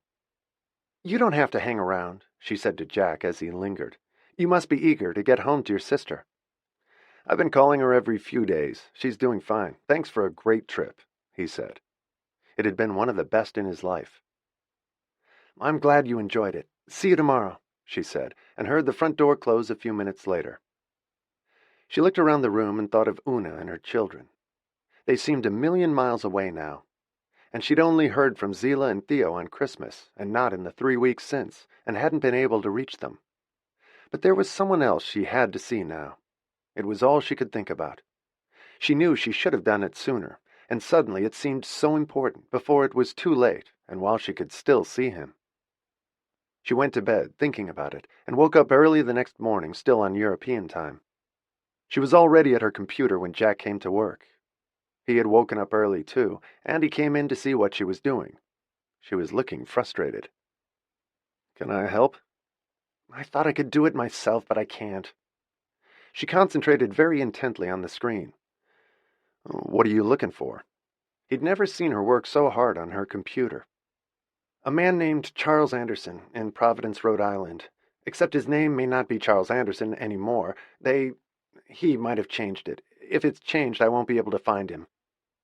But she knew she had to try anyway. A force greater than her was pushing her now. Do you know what he might have changed it to? She shook her head. Do you know his address? She shook her head again. There might be a lot of them by that name. He pulled up a chair to sit next to her, and she turned the computer toward him so he could do it for her. I have his date of birth. She gave it to him. The man she was seeking was 43 years old. Let me play with this for a minute. There's search engines to locate people, like old classmates or lost relatives or first girlfriends. It's not that complicated. He re-entered the information, came up with nothing in Rhode Island, and broadened the search to include the Boston area. And 10 minutes later, he had 5 of them by that name, including one with the right date of birth. He increased the size of what he was looking at to fill the full screen and turned it toward her. Charles Henry Anderson, in Danvers, Massachusetts. They were looking at his driver's license. She stared at it for a long time, leaning forward, examining his face in minute detail, without saying a word. Her whole body was tense as she looked at the image on her computer. Do you know him? Jack asked, watching her. She nodded at first, and then shook her head. I haven't seen him in a long time. He didn't look like anyone she'd known, and he was close to Jack's age. Thank you, she said in a whisper, and jotted down the man's information, with his address and phone number. And Jack stood up to leave. He could see that it was important to her, but she didn't explain why. She sat staring at the photograph for another hour after Jack left the room. She looked like she'd been transported to another time, another place, and then she picked up the phone on her desk and called. She had no idea what to say when he answered, or what kind of message to leave if he didn't. He might not want to talk to her after all this time. She had waited his entire lifetime to reach out to him. Chapter 13. Charles Anderson was in the garage of his home in Danvers, 20 miles out of Boston, tinkering with his car, which he loved to do on weekends. His son Steve answered the phone, hung out the kitchen door, and yelled to his father in the garage. Someone on the phone for you, Dad. Who is it? His hands were covered with grease and oil. He was working on an old Mustang that was his pride and joy. He had a 16-year-old son, an 11-year-old daughter, and a wife who was a teacher. Charles was a sales rep for a publishing house in Boston, and wasn't crazy about his job. She didn't say. It's a woman, Steve called back to him, and Charlie wiped his hands on a rag, walked up the kitchen stairs, and picked up the phone. There was silence when he answered, and he thought it was a prank and was about to hang up when she spoke. This call is long overdue. I'm not even sure I should be calling you, or if you'd want me to, she said, sounding nervous. I'm your birth mother, Charles. I've wanted to call you for 43 years. I dreamed of this, but I didn't have the courage, and I didn't want to upset you. He was stone-faced as he listened. Why now? Because time passes, and one day we won't have the opportunity. If you don't want to talk to me, I understand, but I wanted to reach out in case you're curious about me or there's anything you want to know. She wanted to know about him, too, and if he'd had a good life without her. She had wondered that for all of her adult life. Yeah, a lifetime of questions in one call. Why did you give me up? He asked, sounding hurt even 43 years later. I was 15, a sophomore in high school. I got drunk with a senior at a dance, and he didn't want to know when I found out I was pregnant.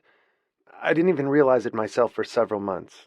He was 17, and he left for college in New Mexico before you were born.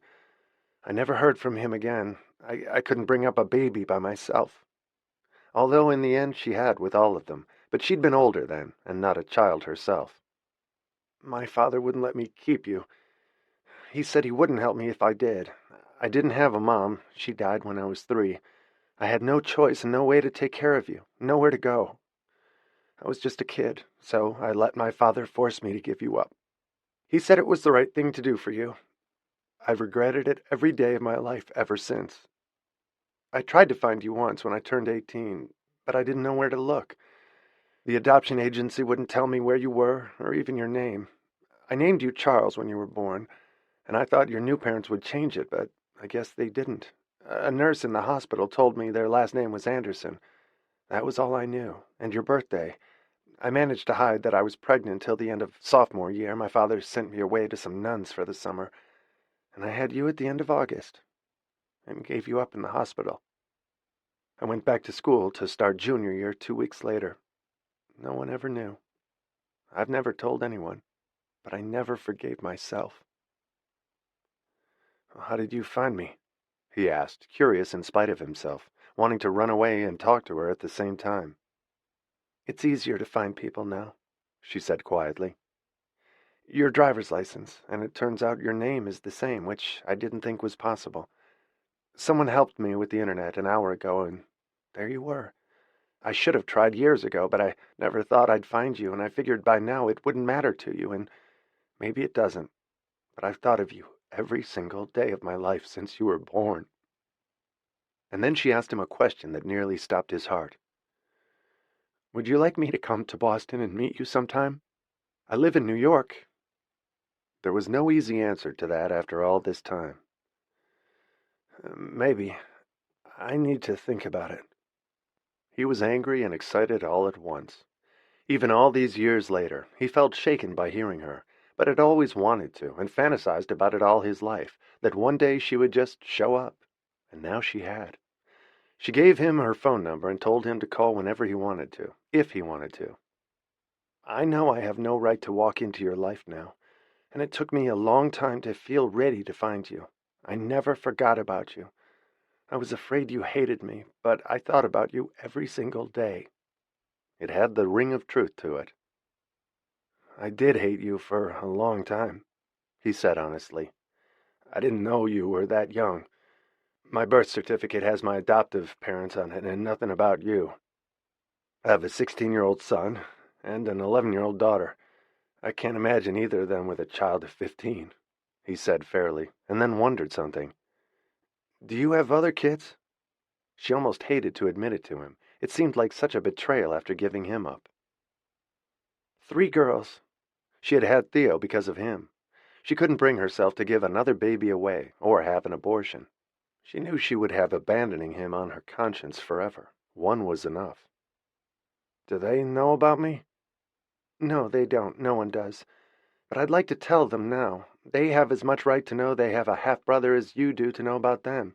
And meet them if you want. I'll have to think about that, too. And I'd like to meet your children, too, she said gently. If you'll let me. She had 2 more grandchildren. He was still shocked by her call when he went back to the garage, picked up the grease-stained rag, threw it against the wall, and burst into tears. Isabel thought about her call to him all night. She wasn't sure she would have done it if she hadn't been told she might go blind. A giant clock was ticking now, somewhere in her head. Everything mattered more than it ever had before. She wasn't dying, but she wanted to tie up the loose ends in her life. It was time, and Charles was the biggest one of all. She couldn't sleep. She was wide awake and finally got up and went back to her computer. She wanted to know more about him, but all Jack had found on the internet was his driver's license. Thank God he had found that, or she could never have called him. She wanted to do something to distract herself then. She needed to calm down. Just for the fun of it, she put Jack's name into the same search engine she had seen him use that morning, and she knew his date of birth from their employment contract. She had no idea what would turn up, probably his most recent employment with Senator Douglas, or something from when he worked as an assistant producer on TV, or the radio show. It was just an experiment to see if she could do it. She had barely finished putting in the information when an image leapt onto her computer screen. It was the front page of the sports section of a newspaper from 21 years before. There was a photograph of Jack with longer hair, and he looked like a kid. It said he was 25 years old, and the headline made her eyes open wide. Tragedy on the court. NBA MVP Jack Bailey suffers compound fracture in the last 8 minutes of championship game. She read on past that to the descriptions of the accident when another player collided with him, hit him at just the wrong angle with his full weight, and the article said that fans were standing on seats crying as they took him away. Other sports pages flipped onto the screen after it with the same story, with photographs of him, and one of him being carried off the court on a stretcher, with the coaches running alongside crying. Another headline said, "Heartbreaking end to a brilliant career." Tears filled Isabel's eyes as she read the articles about him. Almost every writer called him a legend and said he had been basketball history in the making. There were other articles from several months later, mourning the seriousness of his injury and the impact on his life. His brilliant career and future in basketball had ended that night. There was an article 10 years later, one of those grim, "Where is he now?" pieces that followed his career path since, as sports radio show announcer, his assistant producer job, and sports on TV. She had read it all in his CV, but the vital information had been left out that he was one of the biggest basketball stars that ever lived, drafted right out of college, and felled at the end of a championship game they'd been winning and lost in the final minutes once he was injured. His teammates had been too devastated to focus. The article lost track of him in his days as a DJ. She felt sick as she read the articles about him, and, unable to stop herself, she pressed the arrow for the video that actually showed the hideous accident. The bone was exposed in his shattered leg as he lay there, and they estimated the speed at which the other player had hit him. She felt like throwing up as she watched. She was crying when the video ended, like the people who had seen it happen. And he had never told her he played in the NBA. It explained his height and passion for sports. She wondered if he was bitter about it, or resentful, or still cried about it. He'd been a boy then, and was a man now, but his life had never been the same again. What would it have been like if he'd been able to continue playing until he retired? She was shocked when she finally walked away from her computer and stood staring out the window. She wondered how he had managed to get through it, get over it, and been able to go on, knowing what he had been, and could have been, if fate hadn't turned against him. It made her wonder about the cruelties of life, with his leg being shattered, and her facing the possibility now that she'd go blind. It made her want to tell him how sorry she was, but she knew she couldn't. He had never said a word to her about it, and he obviously didn't want to talk about it, nor want her to know. He was a brave, proud man, and didn't want her pity. After reading all the articles, she felt as though it had just happened, and the video made her feel as though she'd been there. She wanted to put her arms around him and comfort him, but she couldn't. She wondered who had been there for him, a girlfriend, his sister, the one he was taking care of now. Her heart ached for him as she went back to bed, heartbroken over what had happened to him. If she'd been a sports fan, she might have recognized his name when he came for the interview. But she wasn't. And the woman at the agency hadn't said anything either. 21 years was a long time, and maybe people had forgotten. She didn't fall asleep until the sun came up, and when she woke up 4 hours later, she was groggy and instantly remembered what she'd seen and read the night before. She could hear Jack downstairs in the kitchen, hammering something, and she didn't know what to say to him now. She felt hungover from the sorrow she had read of the night before, and wished she could tell him she was sorry. He didn't deserve that. No one did, to have all their dreams shattered in an instant. She remembered the sickening injury on the video. She looked somber when she went downstairs half an hour later and walked into the kitchen, and Jack noticed it immediately. "Are you okay? Did something happen last night?" She looked terrible and wanted to say, "No, it happened 21 years ago, and I'm sick for you about it." But she just shook her head. "I'm just jet-lagged," she said vaguely, and took a sip of the coffee he set down in front of her. "Did you call that guy we looked up on the internet yesterday? Did he threaten you in some way?" He'd looked a little rough in the photo, but most driver's license photos looked like mug shots. Jack thought his own did, too. No, nothing like that," she reassured him. "I called him, and he was fine. How's your sister?" "Well, she did okay while I was gone. She missed me." He smiled. It's nice to know someone does. She wondered if his accident was why he had never married. It had to take a toll on him psychologically, but he seemed so peaceful and kind and easygoing. Somehow he had managed to live with it, but his recovery and the early years must have been brutal, knowing what he had lost. She sat quietly thinking about it, and then went upstairs to work, while he hammered some nails into a shelf that had gotten loose.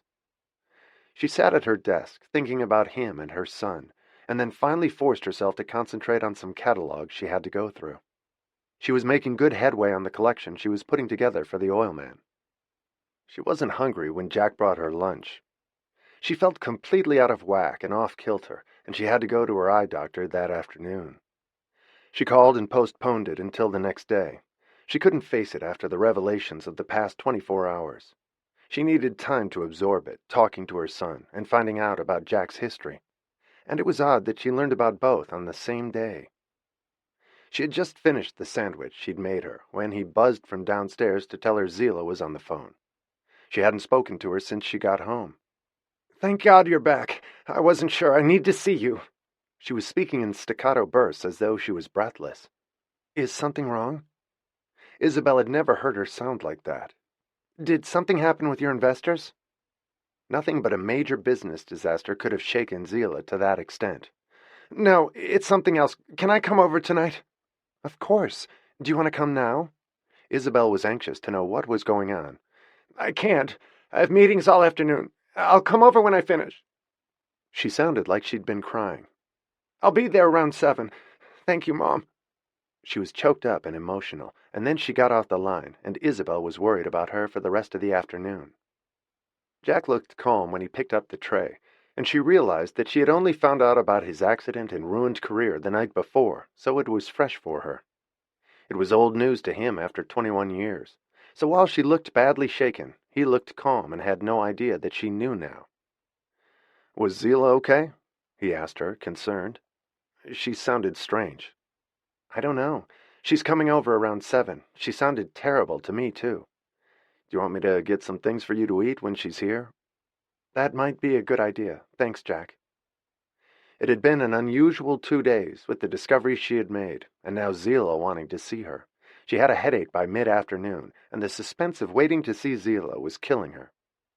She went for a walk to clear her head at the end of the day, after Jack left. It was 5:30 by then, and she had another hour and a half to wait before she saw Zila and heard what she had to say. Isabel had a feeling of dread as she waited, as though something terrible was about to happen. It was as though learning about Jack's accident had set the tone for the day. She hoped that wouldn't be the case. She was counting the minutes until Zila would arrive, and hopefully, whatever it was wouldn't be as bad as she feared, and as Zila had sounded on the phone. Chapter 14. When Isabel opened the door to Zila that night, her daughter looked like a different person. Her shining dark hair, always in a businesslike bun, was loose and disheveled. She looked like she'd been crying, and there were dark circles under her eyes. The transformation since Isabel had seen her only weeks before was terrifying. Isabel hugged her tightly, and then followed her upstairs, telling herself that whatever it was, they would face it together. She knew it wasn't a problem with a man, because there were none in Zila's life, just work. And knowing her priorities and single-mindedness about her career, the problem could only be about work. Isabel was guessing that something about her fledgling business that she'd worked so hard on had failed. She wondered if she'd been embezzled by an employee, since every penny mattered, and she had none to spare. Zila took her coat off, threw it over a chair, sat down with a desperate look, and burst into tears. "I'm dying, Mom." She managed to choke out between sobs as Isabel sat next to her and put an arm around her shoulders. "Over what, sweetheart?" she said gently. "Your business?" "No, really dying. I had a mammogram 3 days ago, and a needle biopsy. I have breast cancer." What Zila said hit her mother like a bomb and struck fear in her heart, since her own mother had died of it. "Oh my God, are they sure?" Zila nodded and buried her face in her mother's shoulder. "What stage?" "It's very early," she said, taking a breath. "It's stage 1, but I know what happened to your mother."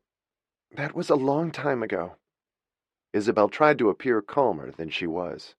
She was shaking like a leaf inside. This couldn't be happening, not to her child. It was devastating for both of them. "Treatments are much better now. What did they say?" "That we caught it early.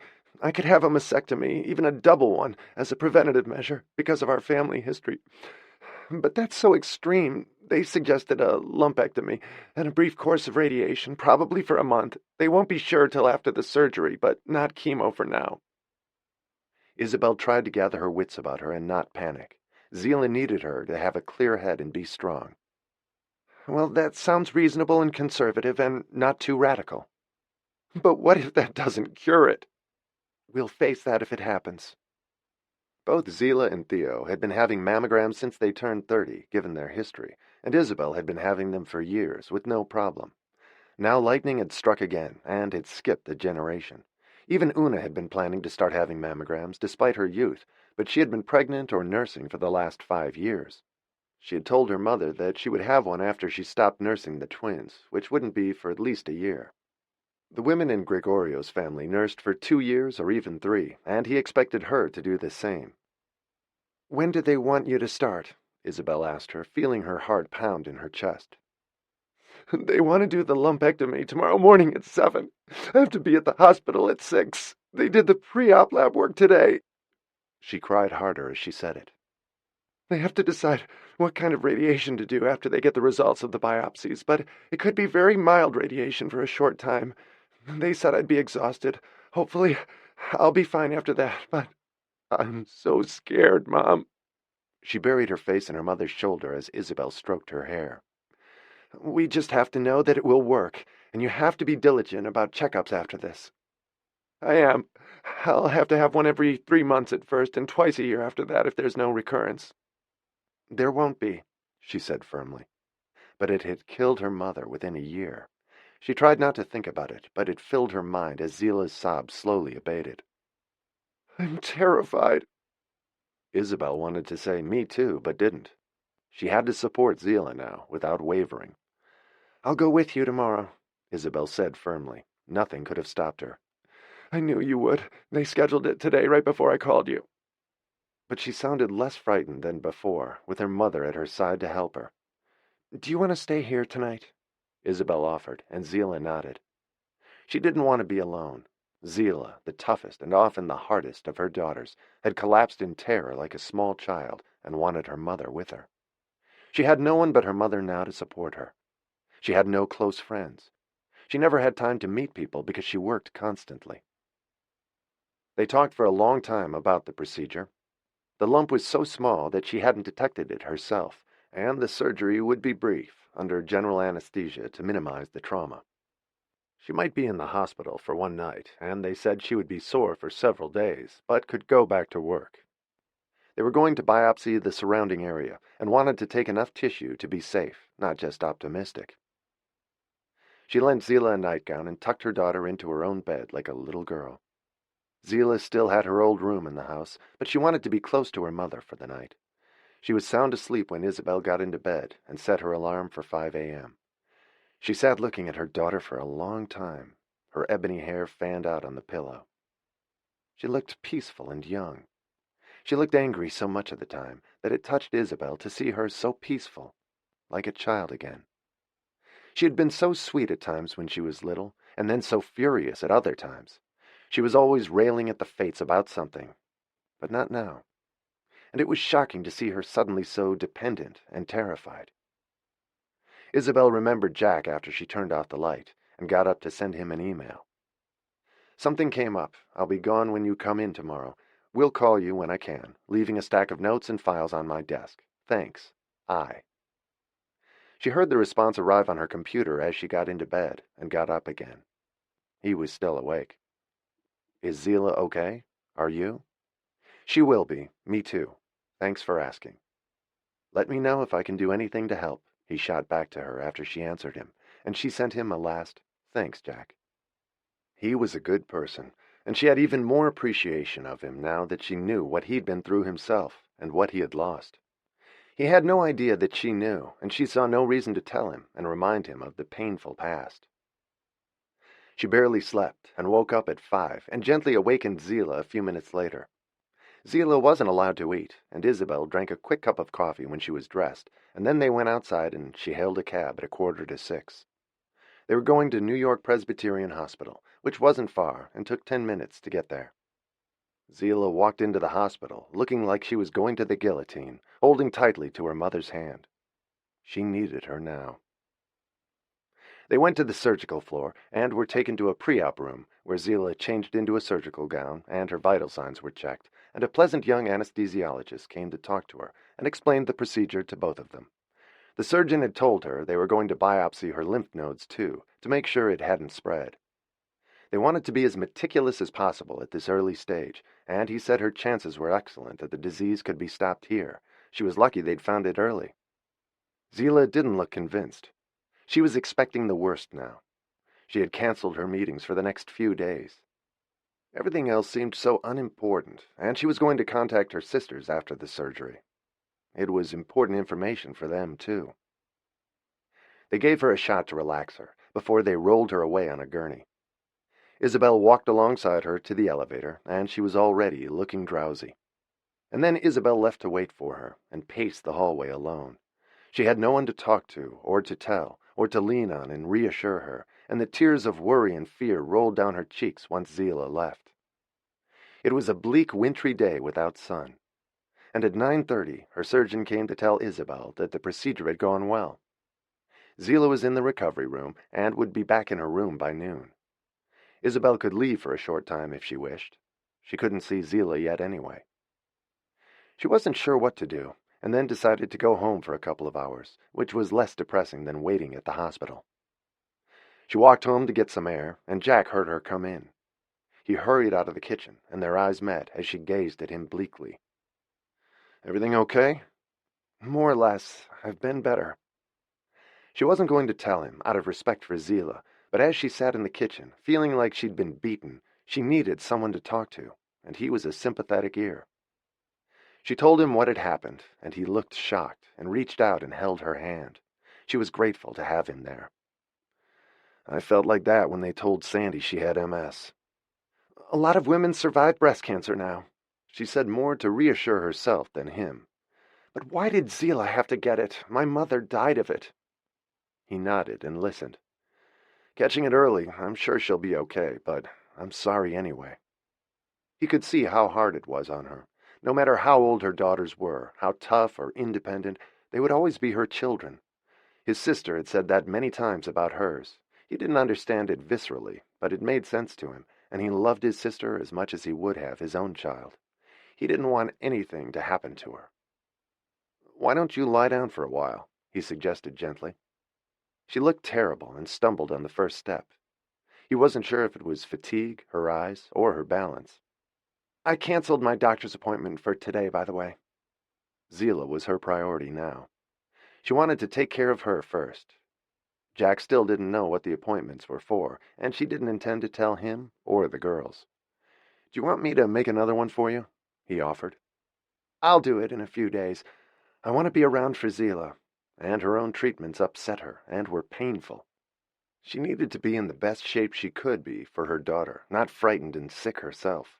One drama at a time was enough. He didn't know if the reasons for her medical appointments were serious or not, but he had a suspicion that they were. "Will she come back here tonight?" he asked quietly. He had a calming influence and was a soothing, reassuring presence, even more than he appeared to be at first. He was a good man to have on hand in a crisis. He had been there himself, she knew now. "She opted to stay overnight till tomorrow in case she was sick from the anesthetic. She'll go back to her place then. We don't know when they'll start radiation. Possibly immediately, or in a few weeks, depending on the biopsies." He nodded. He was learning things he had hoped never to have to know, just as he had about MS. But his sister's illness had brought them closer than they'd ever been before, and he loved living with her. Sandy always said there was a blessing in everything, but he resisted seeing it that way. In his mind, multiple sclerosis was not a blessing, just as cancer wasn't in Zila's case, or her mother's. It was just bad luck. Isabel came back downstairs at 11, and had remembered that they were meeting with Bill Casey, the oil man, to show him images of some new paintings coming on the market she thought he should buy. The gallery where she used to work had given her an early heads-up that they were going to be sold, and they were willing to give her a good price for her client. She still dealt with them from time to time. They were one of the best in the business. Now she was too, in the private market, and she brought them good clients. "I think you can handle the meeting without me, Jack," she said confidently. She didn't want to leave Zila. "Are you sure?" He sounded doubtful. He loved watching her work, and how smooth and encouraging she was with her clients. She made each of them feel important, and increased their knowledge of the subject, without ever patronizing them. "He likes you, and I can't be here. I don't want to cancel. Just show him the photos of the paintings and see what he thinks. You can tell him I had a family emergency, and I'll call him in a few days." Jack nodded, looking nervous. "Maybe you shouldn't have that much faith in me. What if I blow the sale?" "You won't. I'm better with a hammer, a coffee pot, and a boarding pass than I am as an art dealer," he said humbly, and she smiled. "Don't sell yourself short. He'll be here at 5 o'clock. Have a drink with him. He'll love that." She took some things from her bedroom for Zila, a small pillow for her head, and a cashmere blanket from a chair, and headed back to the hospital a few minutes later. Jack walked her outside to hail a cab for her. He was just as worried about her as he was about her daughter. No one ever thought to help or take care of her. She was the one they leaned on, and never the reverse. He could always tell, and she took it all on herself. She had been the only parent to all three of them for all their lives. They brought Zila back to the room a few minutes after she got there. She was still groggy, and a nurse was putting heated blankets over her. She smiled at her mother. "They said it went well, and the initial pathology reports during the surgery looked good." They had to wait for the more detailed ones, which took longer, but the surgeon said he was pleased, and she still had 2 breasts, which was important to Zila. She slept for most of the day and felt nauseous from the anesthetic. Isabel sat quietly at her bedside all day and didn't go home until they'd given Zila a sleeping pill that night. She let herself into her house with a sigh and noticed that Jack had forgotten to put the alarm on. She wondered how the meeting with Bill Casey had gone. She hung up her coat and gave a start when Jack came out of the kitchen. "You're still here?" It was 9:30, and she was so exhausted from the tension of the day, she could hardly put one foot in front of the other. "I hope you don't mind. I figured you'd be beat when you got back. I picked up some food at the deli. Sometimes people forget to take care of the caretakers." She smiled at what he said. "I've been doing this all their lives," she said as they walked into the kitchen and she sat down. She had never had a man to help her. None of their fathers had been around. But at least there had been no one to argue with her about her decisions. She took comfort in that. None of their fathers had been in her life long, and she still missed Putnam and Declan at times. And her father, too. He had been a kind man, despite his insistence on her giving the baby up for adoption. He had thought it was the best thing to do. And who knew? Maybe he'd been right. At 15, it would have altered her life dramatically. But it had anyway, inevitably. You didn't give up a baby and just walk away unscathed. She had carried the guilt and the sorrow for 43 years. "You haven't been doing this with a daughter with cancer," Jack reminded her, and brought her out of her reverie and back to the present as he put a bowl of soup down in front of her and some chicken. "That's true," she admitted. "I didn't expect this. I always wondered if my heredity from my mother would catch up with me. I didn't think it would hit them. I thought I would be the buffer between generations, and instead it missed me and got Zila. It's so unfair." "It is, but something good may come of this. You never know. It may be a wake-up call to her about how she wants to live her life. She seems very intense about her work. Maybe she'll rethink that." Isabel smiled at what he said. "Knowing Zila, she'll probably just work harder. That's how she copes. She stays away from emotional commitment and hides in her work. So does Theo." "So do you," he said, daring to be honest with her and afraid to overstep. They got along well as employee and employer, and he didn't want to spoil it. "I didn't used to. I used to leap into the complicated emotional commitments, whatever the cost. I finally stopped after Una's father died. 3 tries and you're out. I couldn't do it again, and I haven't. We were really happy. I figured I could never duplicate that, so I didn't try. But before that, I took some big risks in my early life and had heavy losses." "You're never out in matters of the heart, or you don't have to be." "What about you? You never married." "I came close." He smiled ruefully, if that counts. He hesitated for a moment before he went on, and she took a bite of the chicken he'd put on a plate. "I had some fairly big career prospects at an early age, and a girlfriend I was crazy about, who claimed she loved me." She knew he was talking about his career as a basketball star in the NBA, but didn't let on that she knew. "My prospects came to a sudden end, and so did the relationship. She moved on to another guy, just like me. I was a player in the NBA, and she married him 6 months later, when my career was shot. It was a hell of a blow, but I dodged a bullet. They got divorced 5 years later, and I think he's still paying alimony. She got everything he had. There's some bad people out there, and good ones, too. And after that you married a wonderful woman, had 10 children, and lived happily ever after. She teased him to lighten the moment for both of them. No. After that I was bitter and angry and scared shitless about my future for a long time.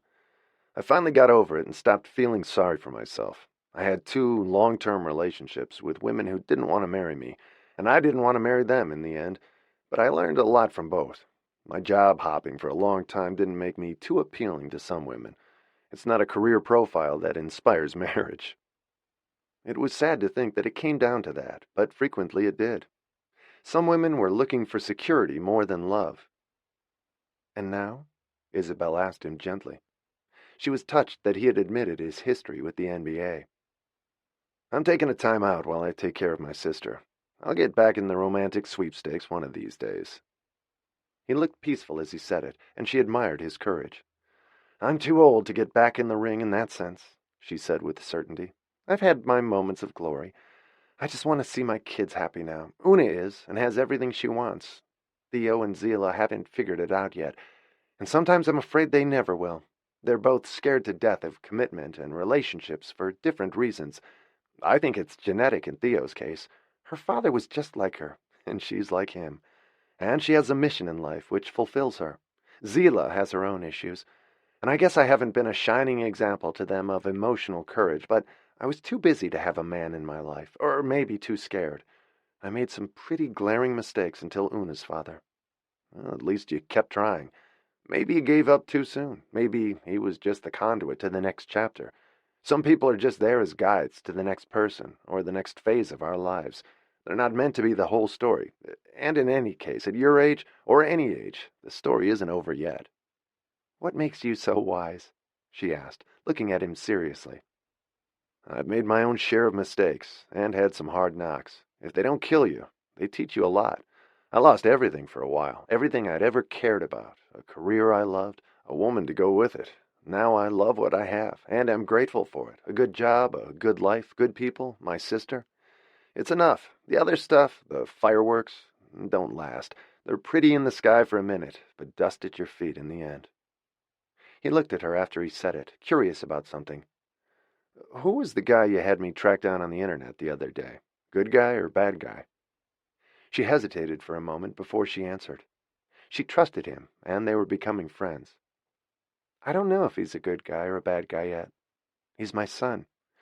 I had him at 15 and gave him up for adoption when he was born. I've never told anyone that before. My father pressured me into it. He thought it was best for me at that age, and for the baby, and maybe he was right. It has haunted me for 43 years. He's why I had Theo. I had a wild, passionate affair in France and fell in love with a man 27 years older than I was. 3 months later, after I got back to the States for my senior year at NYU, I found out I was pregnant, and he wasn't ever going to marry me, and told me that in the beginning. He was honest with me, but I decided to keep the baby. I couldn't do otherwise, after having given one up 5 years before. I couldn't have done it again. And you just found him for the first time? She nodded. He was as impressed by her courage as she was with his. Hers hadn't included a compound fracture that ended a brilliant basketball career and stardom. She had just been a young girl having a baby out of wedlock, which took guts, but not like him. And she imagined he had a long road to recovery physically. She was surprised he didn't limp. Are you going to see him? Jack asked her. I'd like to. I don't know how he feels. He's thinking about it. He has a right to do that after I dumped him more than 40 years ago. You didn't dump him. I'm sure he was adopted by respectable people who loved him. I don't think your father was wrong. It would have ruined your life at 15. It almost did anyway. I never forgave myself for it. I still haven't, and never will. You're a harsh judge of yourself. What would you have done if it happened to one of your girls at 15? Killed them, she said, and he laughed. My father was pretty good about it, and I know he was disappointed in me when it happened again with Theo. I should have known better by then. And you married Zila's and Una's fathers? She nodded. Sometimes that's a mistake, too, although it hadn't been with Declan. Are you going to tell the girls about your son? I want to. I have to. I've been thinking about it. They have a right to know they have a brother, even if he doesn't want to meet us. And they have a right to know about my mistakes, too. I can't pretend to be so perfect and hide my flaws from them. I want a clean slate now. Some things have happened recently that have made me rethink things. I was thinking about telling them about Charles, and then Zila got sick. I can't do that to her right now. We all have to focus on her. It's her turn, not mine. There's something else I should probably tell them, too, she said thoughtfully as he watched her, and she decided to be brave again. About why you've been falling on the stairs and bumping into things? Do you have MS? He asked, looking worried, and she shook her head. No, I may be going blind, or eventually, she said quietly, and it sent a shiver down her spine and made her feel sick just saying it out loud to him. Or I might not. They don't know yet. I'm getting treatments. I have macular degeneration. Pretty ironic for an art consultant, don't you think? She tried to sound glib about it, but she wasn't. It sounds like a shit break to me. I know about those things. It's a long story, but I played basketball in the NBA until I broke my leg during a championship game. End of story. And a lot of other things. But in weird ways, there are some compensations for it that you don't see at first. I hope you don't go blind, Isabel. But even if the worst happens, other things happen that make up for it. It sounds crazy, but it's true. Like a blessing in disguise, she said pensively. It sounds like small compensation to me. It isn't. Sometimes you win something a lot bigger. I've been thinking you had MS like my sister. I didn't realize it was your vision. I have some pretty nasty bruises to show for it. She smiled at him wistfully. Who goes to the treatments with you? He wondered who else knew. No one. I haven't told the girls about it, and I'm not going to. I'm willing to tell them about my mistakes. They don't need to know about my frailties. They count on me.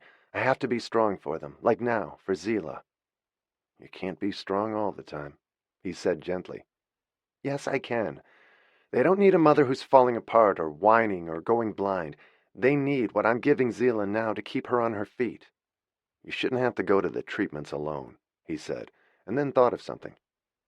Can I go with you, as your assistant? She looked shocked at the suggestion. It had never occurred to her. I think you're wrong not to tell them. They have to be there for you, too. It's not just a one-way street at their ages. But if you're not going to tell them, or even if you do, I'd be happy to go with you. It's pretty nasty. I get injections in my eyes. All the more reason for me to be there. Caring for someone is about the nasty parts, too. And I've got a strong stomach. I'll think about it, she said, moved to tears by his offer.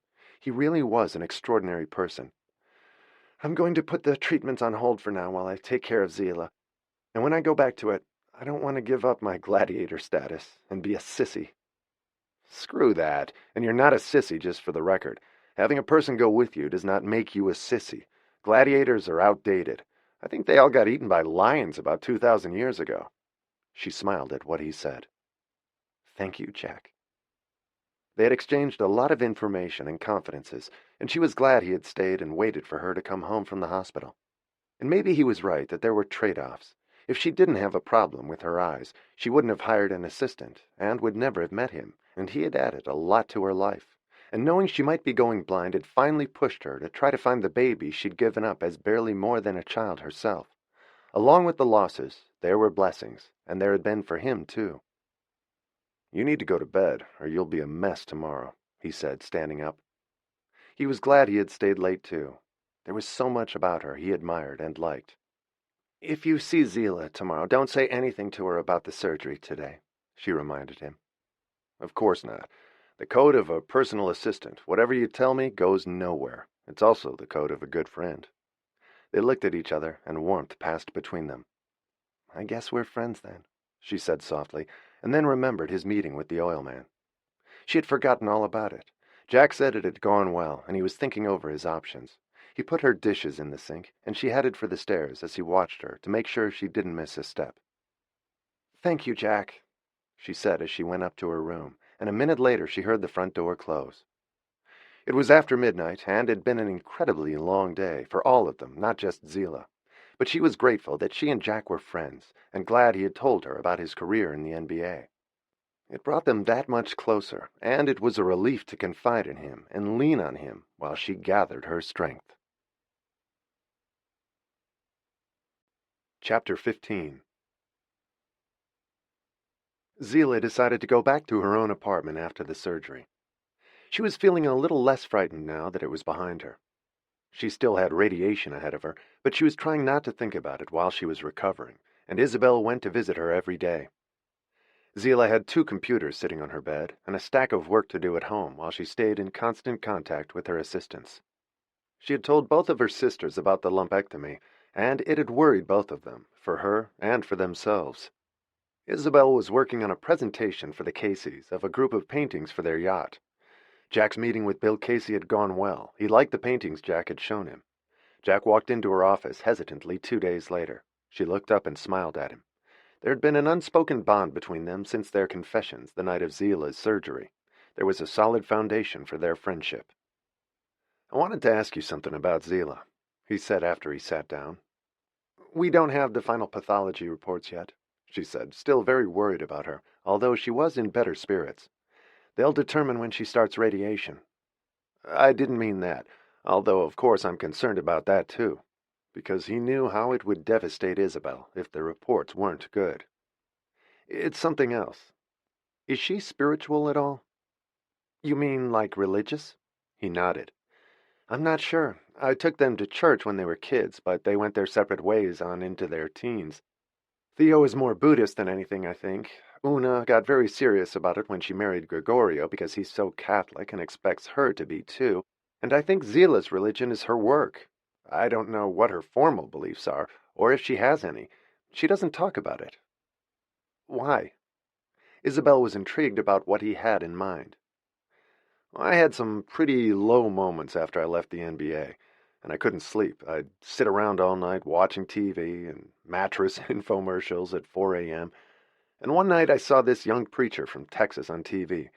He was only about 10 years older than I was, and the guy was amazing. No hellfire and brimstone, just an incredible amount of charisma, practical advice, and positive thinking, with a very subtle religious message behind it if you're open to it.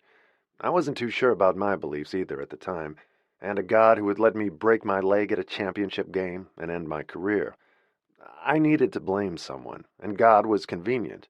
In any case, I got hooked on the young preacher, and I swear, he got me back on my feet and headed in the right direction, both physically and mentally.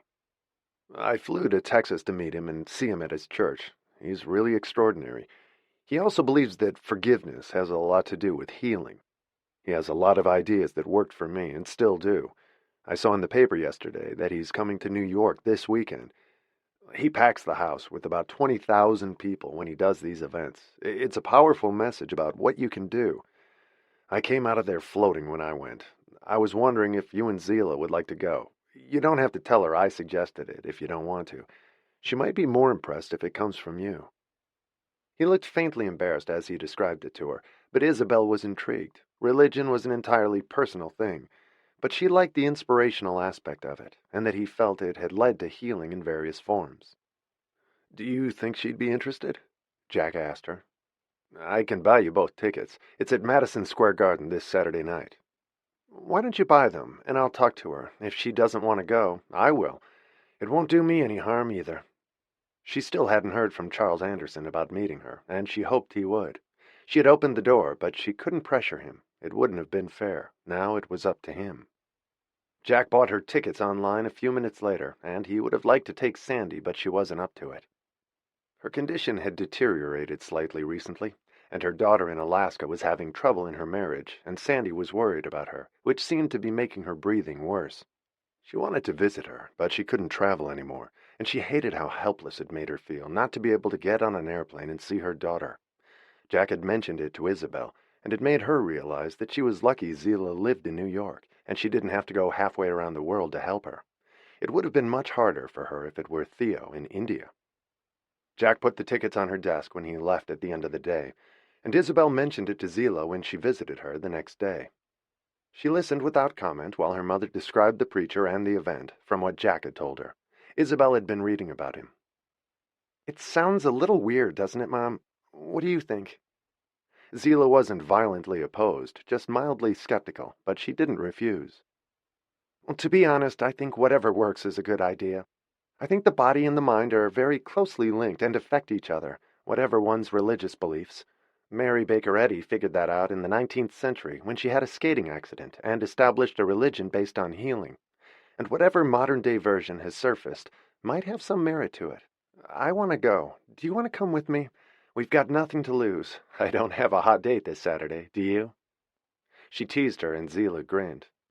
Not exactly. I can't remember the last time I did, except with investors in town from California. I'll go with you. Her arm and her breast were still sore, but she was being careful not to bump it or make it worse. I'll get a car and drive her so we don't have to fight for a cab around Madison Square Garden on Saturday night. I'll pick you up at 6:30. It starts at 7. She went back to the house then, and Jack had left a book on her desk by the preacher in question, and Isabel didn't put it down till she finished it late that night. She liked his message, and said as much to Jack the next morning. It's so simple and clear. It's all about trust, honesty, and there's a lot in it about forgiveness, as he had told her. It works for me. I hope you'll like him, Jack said easily. What did Zila say? We're going. Me too. I bought myself a ticket. Do you want to come with us? I don't want to intrude on Zila. You two should go alone. He was discreet about things like that, which she appreciated, and she agreed with him. On Saturday night she picked up her daughter as promised, and they arrived at the garden 10 minutes before the event. Thousands of people were filing into the building in orderly fashion, looking good-humored and excited. Once they were seated, Isabel looked around and noticed that most of the crowd looked like them. She saw an attorney she knew 10 rows down from their seats, and a congresswoman she admired. The crowd wasn't made up of freaks or religious fanatics, and she hoped they wouldn't be disappointed. The lights dimmed after a few minutes, and a slight man with an energetic step and a handsome, youthful look in a well-cut suit walked onto the stage and smiled at them. I'm so glad you're here, he said, and she realized that he could be a well-rehearsed showman, but everything about him gave her the sensation that he was sincere. She was glad to be there. She reached over and held Zila's hand, and they smiled at each other. People were smiling all around the huge auditorium. He told funny stories and talked about incidents from his own life, his family, and friends, all situations that happened to everyone. People laughed, and you could feel them relax and enjoy the moment. He became more somber with time, and talked about more serious issues and illnesses. God was threaded into the conversation with a light touch, and never in an oppressive way. You could either embrace the idea of God, or simply the positive message he was offering, that you could hang in, you could prevail, you could get better, your marriage could improve, and if it didn't, you could find a way to leave it. Your job, your finances, your relationship with your kids. His message applied to everything and every problem you were facing. With the right attitude, you could be healed, even of serious illnesses. Anything was possible, and you began to feel that way as you listened to him. The burdens that you had brought with you seemed to lift like they do in an evening spent with a good friend who offers great advice and believes in it. There were tears in Isabel's eyes as she listened, and when she turned, there were tears rolling down Zila's cheeks. In the gentlest way, he had lightened the load for the people there. At the end of his message, after 2 hours, people literally stood up and cheered. He thanked them, said a short blessing, and stayed to chat for a few more minutes, and then left the stage as discreetly as he had arrived, with a warm wave. Isabel felt as though he had hugged her when he left, and Zila looked shell-shocked. As they made their way out of the building, Isabel realized that he and his very pretty wife were wandering through the crowd of thousands, randomly shaking hands and thanking them for coming. Isabel felt as though something in her had changed that night. In the car, Zila was crying and laughing and smiling and singing his praises. "He's fantastic," she said to her mother, and then looked sober. She had thought about it all through the evening. She knew what she had to do now. Whatever happened with her health, she had to repair the damage she had inflicted on people for so many years, sometimes even intentionally. Isabel went upstairs to her apartment with her, and Zila looked at her seriously. "I want to go see Theo and Una. I've been angry at both of them for my whole life. I wanted to get even with them for what they had, and I didn't. Theo had a father who adored her. I don't really remember him, but she has all his letters, and she used to read them to me. You weren't married to him, but he couldn't have loved her more. He even loved you, and He left her his whole fortune, everything. Theo can do what she wants forever. She can make her dreams and everyone else's come true. She can save lives, feed villages, build hospitals, bring in doctors. I hated her for it. She can have and do anything she wants. My father was a criminal and a shit. He didn't even want to be my father. He gave me up as soon as he went to jail. I never even heard from him growing up. He didn't care who I was or how I was, and didn't want to know. I've been angry at Theo my whole life for her father, her money, the freedom she has. She's safe forever, and I have to fight for everything I have and live by my wits, and no matter how hard I work, I'll never have a father, or the money she does. It's like she won the lottery and I didn't. I've been jealous of her all my life, and I've been a bitch to her because of it. Every time I see her, I want to hurt her, to get even.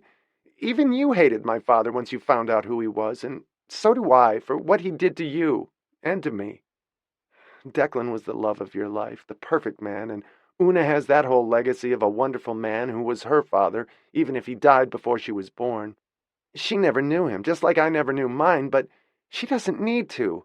Everything anyone says about him is good. That's what he left her, the legacy of his goodness. Una is so free and happy because of it, and she doesn't care about money. She wears the same dress every time I see her. She doesn't care about running a business or having things. She just wants Gregorio and all her babies. Whatever she has is enough for her. She never wants more. I always want more. Whatever I have is never enough. And if I live to be 1,000, I will never have what Theo does. I'll never save a life or build a hospital.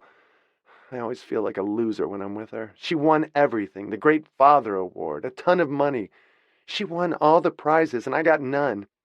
And now when I date, I pick the guys who don't want me, every time. It's almost as though if I find men like my father, I tell myself, I can turn it around this time. But I never can. They're either losers or married or shits, or just bad guys who make a point of rejecting me. I can pick them out in any crowd. I wouldn't want him myself, but Una has a guy who adores her, and children who love her. She's never been rejected by anyone in her life. Getting rejected is my stock in trade, starting with my father. And I've been a bitch to both my sisters for what they have, and I don't, whether it's a man, a father, or money. It was an incredible realization of what made Zila tick, and Isabel was silent, absorbing it. She knew it was all true.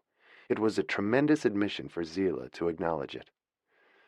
I owe them both an apology, she said seriously. I want to take some time off before I start radiation and go see them. I want to talk to them in person, not on Skype or by text or email. I have a lot to say, and a lot to make up for. I know they'll want to hear it, her mother said gently. You're a big person, Zila, for wanting to make amends to them. Not everyone would do that, or even admit there was a problem. I understand why you feel the way you do, or did, but you forget your own strengths, too. You have more degrees than either of them. Una never even finished college, and Theo was not a great student. You were. You have your BA and MBA from Harvard, and an incredible head for business. Neither of them could do what you do. One day, I think you'll be a very successful woman. It was gratifying to hear it, and Zila smiled at her mother's praise and faith in her. Do you want a husband and kids someday? Isabel asked her. I thought you were more interested in your career. I am, for now, but one day I'd like to have both, if that's possible. I haven't figured that out yet, and there have been no decent candidates in my life. Ultimately, I'd like a good guy for me, maybe someone who works as hard as I do, not some deadbeat who wants to mooch off me and put me down. I've had enough of those, and now it's a moot point anyway, she said as tears filled her eyes. I have cancer, and I'm probably going to die. Her voice caught on a sob as she said it, and Isabel could see she believed it, and she took both her daughter's hands in her own. You are not going to die, she said with all the strength and faith she could muster. Stop saying that right now. Maybe this was an opportunity for you to learn some things about yourself, like what you just told me about you and your sisters. Do you realize how big that is? If you stop expending energy on being angry at them, you'll have a lot more time for everything else, and one day you'll have the right man if that's what you want. Don't just hand your life over to an illness. You can't let it beat you, Zila. You are a winner, and this time you have to win. She said it with such energy, she surprised them both. "Do you really think I'll beat it, Mom?" she asked, worried. She didn't look convinced. The idea that she had cancer was overwhelming. "I know you will. I expect you to. You need to believe in yourself." "I'll try," she said meekly. "And I'm serious about going to see Una and Theo. I think I'll go to Una before the babies come. She'll be crazed after that, and she won't have time to talk."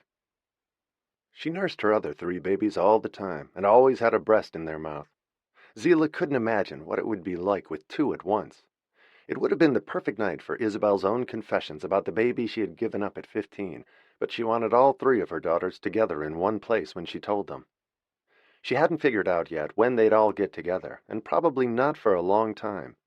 Her secret had waited 43 years to be told, so it could wait a little longer if it had to. And Isabel still hadn't heard back from Charles about whether or not he would see her. She was still hoping he would, and preferably soon. She and Zila both felt transformed by the evening they had experienced, and Zila's confessions had astounded her mother. She just hoped that she would continue to feel that way, and would be able to make a lasting peace with her sisters. It was important to her, too. Isabel told Jack how much they had enjoyed the evening, and the preacher, when he came to work on Monday morning, and how much it had helped them both, and moved them profoundly. "It changed our lives," Isabel said with eyes that sparkled. "Zila is going on a pilgrimage to see her sisters and apologize to them." "Wow," he said, impressed. "That's a shocker, but not really. He had the same effect on me when I first saw him. He got me back on my feet, literally. I'd been moping around and bitter until then. He changed everything, my whole outlook about life. I don't think I could have done it without him." "I hope he has the same impact on Zila," Isabel said seriously. "She's never been a happy person, even as a little kid. But now she sees it. And it wouldn't hurt Theo to listen to this man either. She's been looking for something all her life that she's never found. She doesn't realize it has to be within her. It's not external. Theo's a seeker. She does a lot of good along the way, but I don't think she's truly happy. Her father was like that. He was a tortured soul." Theo wasn't tormented as he had been, but Isabel knew she felt empty and could never fill the deep need within her, no matter what she did. Zila called her mother's 2 days later to say goodbye. She'd gotten clearance from her doctor to go on the trip. "I'm leaving for Florence in the morning." She sounded cheerful and happy and energetic. "And I'm going from there to Delhi. I'm taking some time off, Mom." "You're leaving already? That was fast," Isabel said, impressed. "Have a fantastic time, and kiss Una for me when you get there. Maybe you'll be there when the twins come." "That sounds scary. I hope not," she said, and her mother laughed. "It might be good practice for you," her mother teased her. "Don't even say that. I'm not ready, and I'll never be ready for twins. One at a time would be fine. Or maybe just one child. I'm not a baby factory like my sister." She promised to call her mother from Italy, and they both knew she had to be back in time for radiation in 3 or 4 weeks. But in the meantime, she was on a mission. For the first time in her life, as the plane took off from New York, Zila couldn't wait to see her sisters and spend some time with them and make amends for her past bad behavior. The preacher from Texas had done his job well. Chapter 16. Una had sent one of their farm workers to pick Zila up at the airport. She thought it was the least she could do. She was touched that her sister was coming. She had 2 weeks left in her pregnancy, and she never said it to Gregorio, but she was homesick for her mother and sisters, and nervous about giving birth to twins. Gregorio acted as though he were doubly virile for having produced them, but the reality of delivering 2 infants fell to her, and it sounded terrifying. Her mother never wanted to intrude on them, and thought it was a moment she and her husband should share. She always came a few weeks later, when things had settled down, the nursing was going smoothly, and the baby had adjusted. And Gregorio's family was overwhelming. There were so many of them, with so many opinions and loud voices, and they were always telling her what to do and expecting her to follow their advice, and Gregorio got angry with her when she didn't and had her own ideas. He was certain that only Italians knew how to do anything right, and his family had their directions straight from God. It left no room for Una to speak up at all or disagree, and she hardly ever did. and she never complained about it. She would have really liked it if Theo had been there, since she had assisted with many deliveries in Africa and India, but she was even happy to see Zila, and hoped she wouldn't pick any fights with Gregorio. He thought that Theo was strange, and said openly that Zila was a bitch, and she was to him. Una ran out of the house when she heard the truck coming, and threw herself into Zila's arms when she got out. "Thank you for coming," she said gratefully, and Zila was touched. She looked so off-kilter and vulnerable, and Zila could see that she was tired. The twins were huge, the 3 little boys were active, and her in-laws were underfoot all the time and made themselves right at home. And with such an obviously pregnant wife as the evidence of his masculinity, Gregorio was strutting and crowing like a rooster. He acted as though Una had had little to do with it, and was nothing more than the delivery truck for his offspring, which he assumed would both be boys again, as further evidence of his prowess. Zila managed to appear bland and almost docile when she said hello to him, which was unlike her. Una was grateful for that, too. They sat down and chatted in the living room for a few minutes after Zila arrived. The 2 sisters hadn't seen each other in a year, and Una asked politely about her business. "It's coming along. I think we're close to getting some venture capital money. I'm trying not to stress about it right now." Una knew about her recent brush with breast cancer and asked how she was feeling. "I'm fine. I have to have radiation when I go back, and I hope that will be the end of it. They caught it very early, and the pathology reports are good. The perimeter was clean, and my lymph nodes aren't involved. But it scared the hell out of me when I found out, because of our grandmother." "I know. It scares me, too," Una admitted. "How are you feeling? More to the point. I'm sorry to come right before you have the babies, but I had kind of an epiphany after the surgery, and I wanted to share it with you, in person." "I'm fine," Una answered her. "Just tired now at the end. The doctors say they can come early any time, and I'm getting nervous. I saw a film about giving birth to twins, and I nearly fainted. Will Gregorio be with you?" She assumed he would be, especially with all the trumpeting and peacocking and posturing he did. She could easily imagine him standing by proudly and cutting the cord. "He doesn't want to be," she said honestly. "He thinks that's a woman thing. His father and none of his brothers have ever been at the births. He was there for Massimiano, but only because I had him so fast he couldn't get out of the room before the baby was born. He wants to leave it to the doctors and nurses this time. My mother-in-law and his 2 aunts want to be at the delivery, but I don't want them there. We fight about it every night," she said with a half-smile, and Zila felt sorry for her. She was too good-natured, and Gregorio and his family took full advantage of it. She wanted to defend her little sister's interests and to protect her. "So, what's the epiphany you had?" "That I've been a bitch to you and Theo all my life, and I want to stop," she said seriously. "I'm ashamed to admit it to you, but I've been jealous of you both." "Of me?" Una looked startled as Zila noticed her enormous belly shift in shape with visible movements, as though the twins were having a fistfight inside her. It had to be boys, she was sure. "Why?" she asked Zila. "Because you and Theo had wonderful fathers who adored you, or yours would have if he had known you. Mom was crazy about him, and everyone talks about what an incredible man he was. And Putnam adored Theo and left her a vast fortune and a million love letters. And my father was a con artist and a shit who went to prison and gave up his rights to me. I always felt left out, like some kind of loser whose own father didn't want her." Una was staring at her in amazement. "Anyway, I've been a bitch to both of you. The war is over. Maybe getting cancer put some sense into me. I've had a lot of time to think, and Mom and I went to see an incredible preacher. It just all seemed so simple after we heard him. I love you, Una. You're the sweetest person I know. I need to take lessons from you." As she said it, she walked over and hugged her younger sister, and Una started to cry. "You came all the way here to say that to me? That's the nicest thing you've ever done. I love you, too. I was probably a pest when I was a kid. I always thought you were so cool and so smart, and I wanted to be just like you, but you're way smarter than I am. So I got married and had babies instead. I could never do what you do. And maybe Mom just thinks my father was a saint because he's dead," she said, and wiped her eyes. "I'm going to see Theo when I leave here, but I wanted to visit you first, before the twins come and all hell breaks loose. You'll be so busy." She nodded as Gregorio walked through the room, and was visibly surprised to see them there, and smiled at his wife in the superior way he had. You're not cooking dinner tonight? Zila didn't see why she should have to, but she held her tongue. Your mother sent over a pesto lasagna, Una answered him with a loving smile. So I'm off the hook.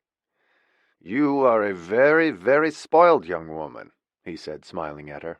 That was very nice of my mother, he said, and Una agreed with him. Zila thought she was a saint. She chased her children around all day, waited on her husband hand and foot, cooked 3 meals a day for them, and he expected her to make dinner 2 weeks before she gave birth to twins, and was spoiled if she got a night off from cooking dinner. It made Zila angry for her. The men in this family are treated like princes all their lives, Una whispered when he left the room again. I'm not sure I'm cut out for marriage, in this country anyway, Zila said, smiling. I love our family life, though. Families here stick together. We're so spread out, it must be kind of sad to be in New York as the only one now. And I'm sure it's lonely for Mom. In Italy, families stay together forever, maybe a little too much so, but I like it. There's a mother and a father, sisters and brothers, uncles and aunts and cousins. I missed that growing up. I don't think I did, Zila said. It would drive me crazy to have all those people around. Well, sometimes it does me too. Una smiled, but I'm used to it now. And Italian men are all like Gregorio. He's no worse than his brothers. They're all spoiled. They chatted for a while, and Zila followed Una into the kitchen and helped her set the table, and a little while later the boys came in with the babysitter, and Gregorio appeared, and offered Zila some wine from their vineyards. They sat down together, and his mother's lasagna was delicious. They had salad and cheese with it, vegetables from their gardens, and fruit salad for dessert. It was a perfect evening meal, and afterward Una put the boys to bed, and Zila went to her room to unpack. Una came to visit her afterward and thanked her for what she had said earlier. She felt like she had a new sister. The cancer had definitely changed her, and had shaken Zila severely and woken her up. And as long as it didn't get worse, it almost seemed like a good thing. They all went to bed early, and the next morning Una looked more tired than she had the day before.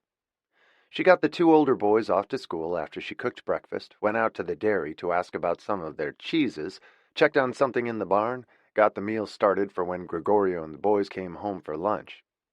She was constantly in motion, and Zila was exhausted just watching her. Don't you ever stop? Not till I go to bed at night, she said happily. And we go to parties in Florence and Siena sometimes when I'm not this pregnant. It's a little late now. She cooked dinner herself that night, a leg of lamb from a French cookbook, and Gregorio didn't like it, so she made him something else.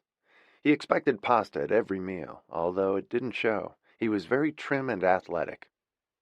After dinner, he went to visit one of his brothers. Una sank down on the couch in the living room, then stood up to get something, and as she did, she suddenly found herself standing in the middle of a lake with a startled expression. What is that? Zila said quickly, looking around for what had spilled or sprung a leak. It was her sister. My water just broke. We'd better call Gregorio. He wants me to have the twins in Florence, and all the others came very fast. Zila looked panicked, and Una called her husband, and he came home 20 minutes later. Una's bag was packed, and she was ready to go. Will you come with me? She asked Zila, who nodded, not sure what else to say. She was much more nervous than her baby sister about the birth, having never seen one, and Una had been through it 3 times, though never with twins. Una told the nanny they were leaving, and they followed Gregorio out to his car, a 4-door Maserati. Zila got into the back seat, and Una next to her husband. Gregorio hit the gas like he was in a Grand Prix race. Is the baby going to come that fast? Zila asked, hanging on for dear life in the back. No, he always drives like this, Una said with a grin. This is slower than usual for him. Gregorio ignored them, kept his foot on the accelerator, and took every curve at full speed while Zila tried not to scream. By the time they reached Florence, just over an hour later, Una had started having contractions. She could hardly walk when they pulled up in front of the hospital. Gregorio looked relaxed and smiled at them both. He had enjoyed the drive. They walked into the hospital together, and Gregorio said he was going to get a cup of coffee while they checked her in. A nurse offered Una a wheelchair, and Zila followed them to an exam room while Una undressed between contractions. They were getting significantly worse. She spoke to the nurse in Italian, and Zila could figure out that the nurse responded that the doctor would be there soon. "I think the twins are in a hurry," Una said to her sister as they waited alone in the room. "They're pushing really hard." But they had gotten quiet and weren't battling with each other at last. Una looked pale then, hobbled to the bathroom, and threw up. "Should I ring for a nurse?" Zila asked, panicked and feeling useless. "No, I'm okay," she said, and Zila helped her back to bed, wondering when Gregorio would return. It was a lot more dramatic than Zila was used to, but Una was a practiced hand at this. The only thing that frightened her was delivering twins. Zila watched her as the contractions continued to get worse at a rapid rate, and she was visibly in agony when the nurse came in to check her, and Una asked for the doctor again. The nurse told her that he was at dinner, but would be back shortly, and Una gave a little scream when the nurse checked her.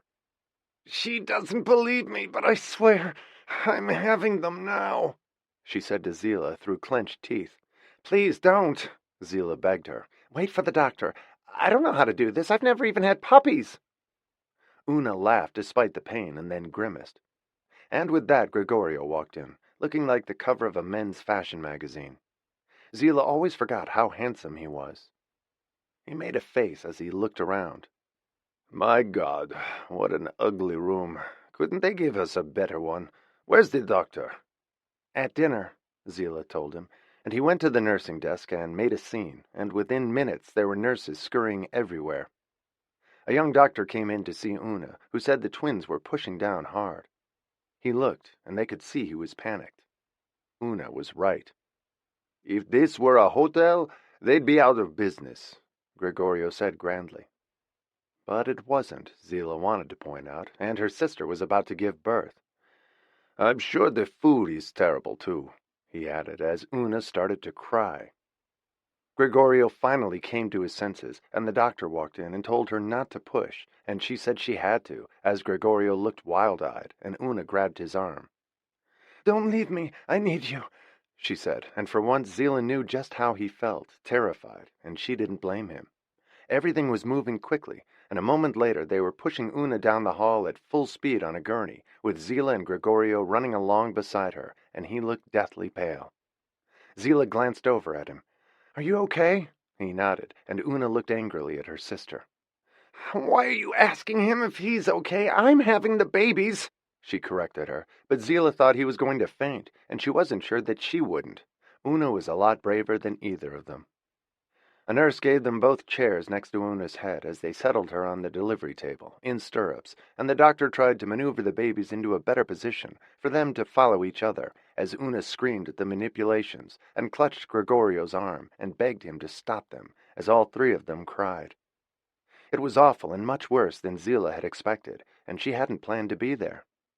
Una never stopped screaming as the first baby moved slowly down, and the doctor had her pushed through the never-ending contractions. It seemed like hours, but was only about 45 minutes of intolerable agony for Una, and a little face appeared as they heard a cry.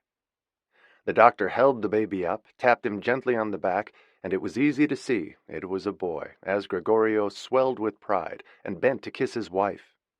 "You are fantastic, and I love you," he said through tears of pride and joy, but she only had a moment's respite as the contractions continued.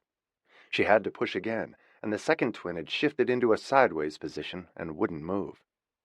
Gregorio was distracted by his newest son, and Una screamed as they tried to edge the baby into a better position, and couldn't for a long time, until the doctor finally declared victory.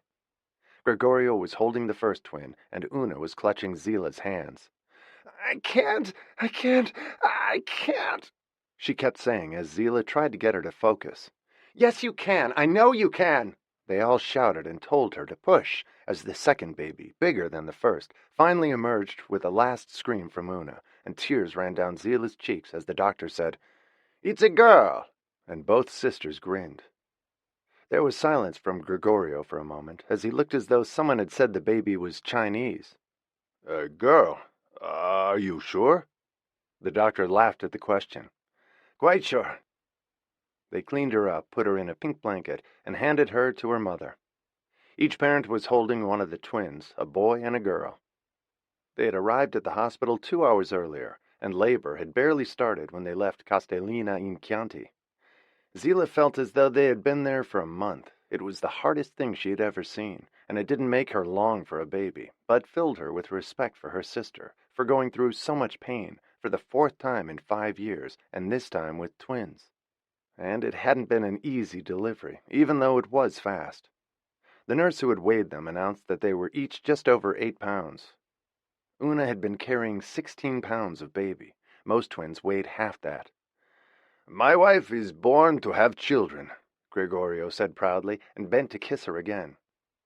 Zila thought he owed her far more than that for what she had just gone through, but Una looked ecstatic, holding her new daughter, and gazed adoringly at her husband holding their son. Zila only hoped she didn't have to go through it too many more times. She couldn't imagine how she did it. He handed the baby boy to one of the nurses a few minutes later and told Una he was going to call his mother, which she knew meant that all his brothers and sisters and his mother would be in her room within the hour. She was familiar with all of it, and didn't mind. "You're my hero," Zila said when he left the room, and Una looked at her, exhausted but victorious. "I'm happy, Zili," she assured her. "I love him." "You're a hero for that, too," Zila said, and Una laughed. "It'll be good for him to have a girl. She'll wrap him around her little finger." "I hope so," Zila said, and sat down, feeling weak. She had been through her own trials recently, which were a lot less joyous than twins.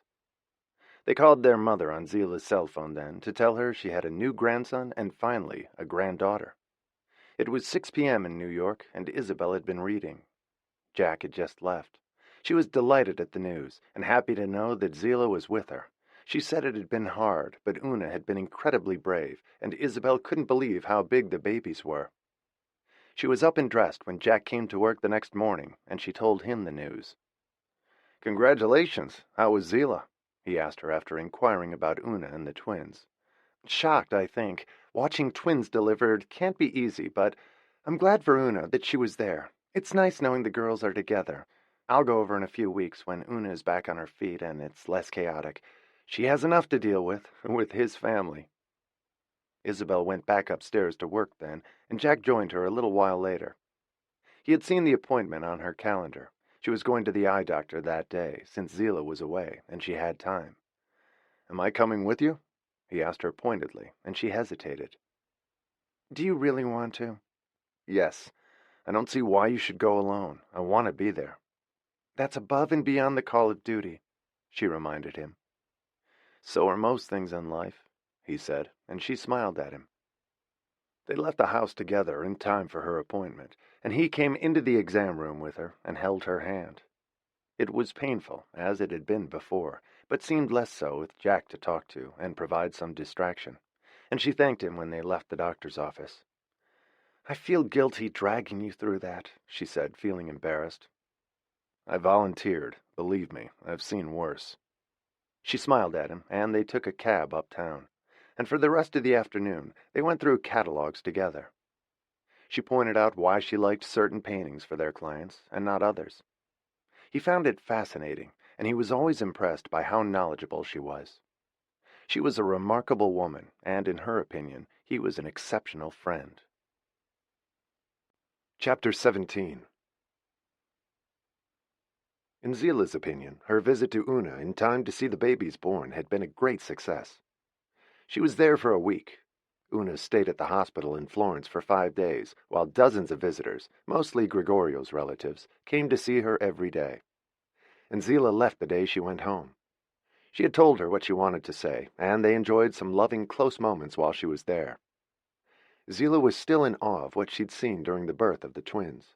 Gregorio had been pouring champagne and handing out cigars ever since, and he gave Una a pair of Bulgari diamond bangle bracelets to thank her for their 2 beautiful new children, Paula and Nicola. It still stunned Zila that her sister was the mother of 5 children and had only recently turned 27. She promised to visit them again soon, and Gregorio thanked her for being at the birth. It even created a slightly warmer bond with him, although she recognized now that he would always be what he was. He was part of a culture which fostered both his machismo and his narcissism, and no one could stem the tides of that. Una loved and accepted him without reserve, so Zila had to do the same, for her sake. It wouldn't be fair to make waves for her. Gregorio embraced Zila warmly when she left, which was a first. She flew from Florence to New Delhi, and from there drove for 6 hours with a car and driver to Chandpur in the Bijnor district in the state of Uttar Pradesh, where Theo was establishing the small hospital she had dedicated herself to. Zila was impressed when she saw it, and how at ease her sister was in primitive conditions with few comforts and no luxuries. It was a sacrifice she was happy to make for the common good and the people she served. There was a commissary tent where they served free meals to the locals, who were indigent and in desperate need of medicine and food. She had warned Theo that she was coming, and Theo was startled that she was coming so soon after her surgery. She was afraid that it meant Zila was sicker than their mother admitted, or even knew. She was terrified she had come to say goodbye. They didn't get along, but they were still sisters, and Theo didn't want to lose her. "What really brought you all the way here?" Theo questioned her with a look of concern the day after she arrived, and she said the same to her that she had to Una, except that she owed Theo more of an apology, and told her why. "I've been cruel and unkind to you all my life, consumed with jealousy of who you are and what you have." Theo was as shocked as Una had been, but also deeply touched by Zila's humble admission.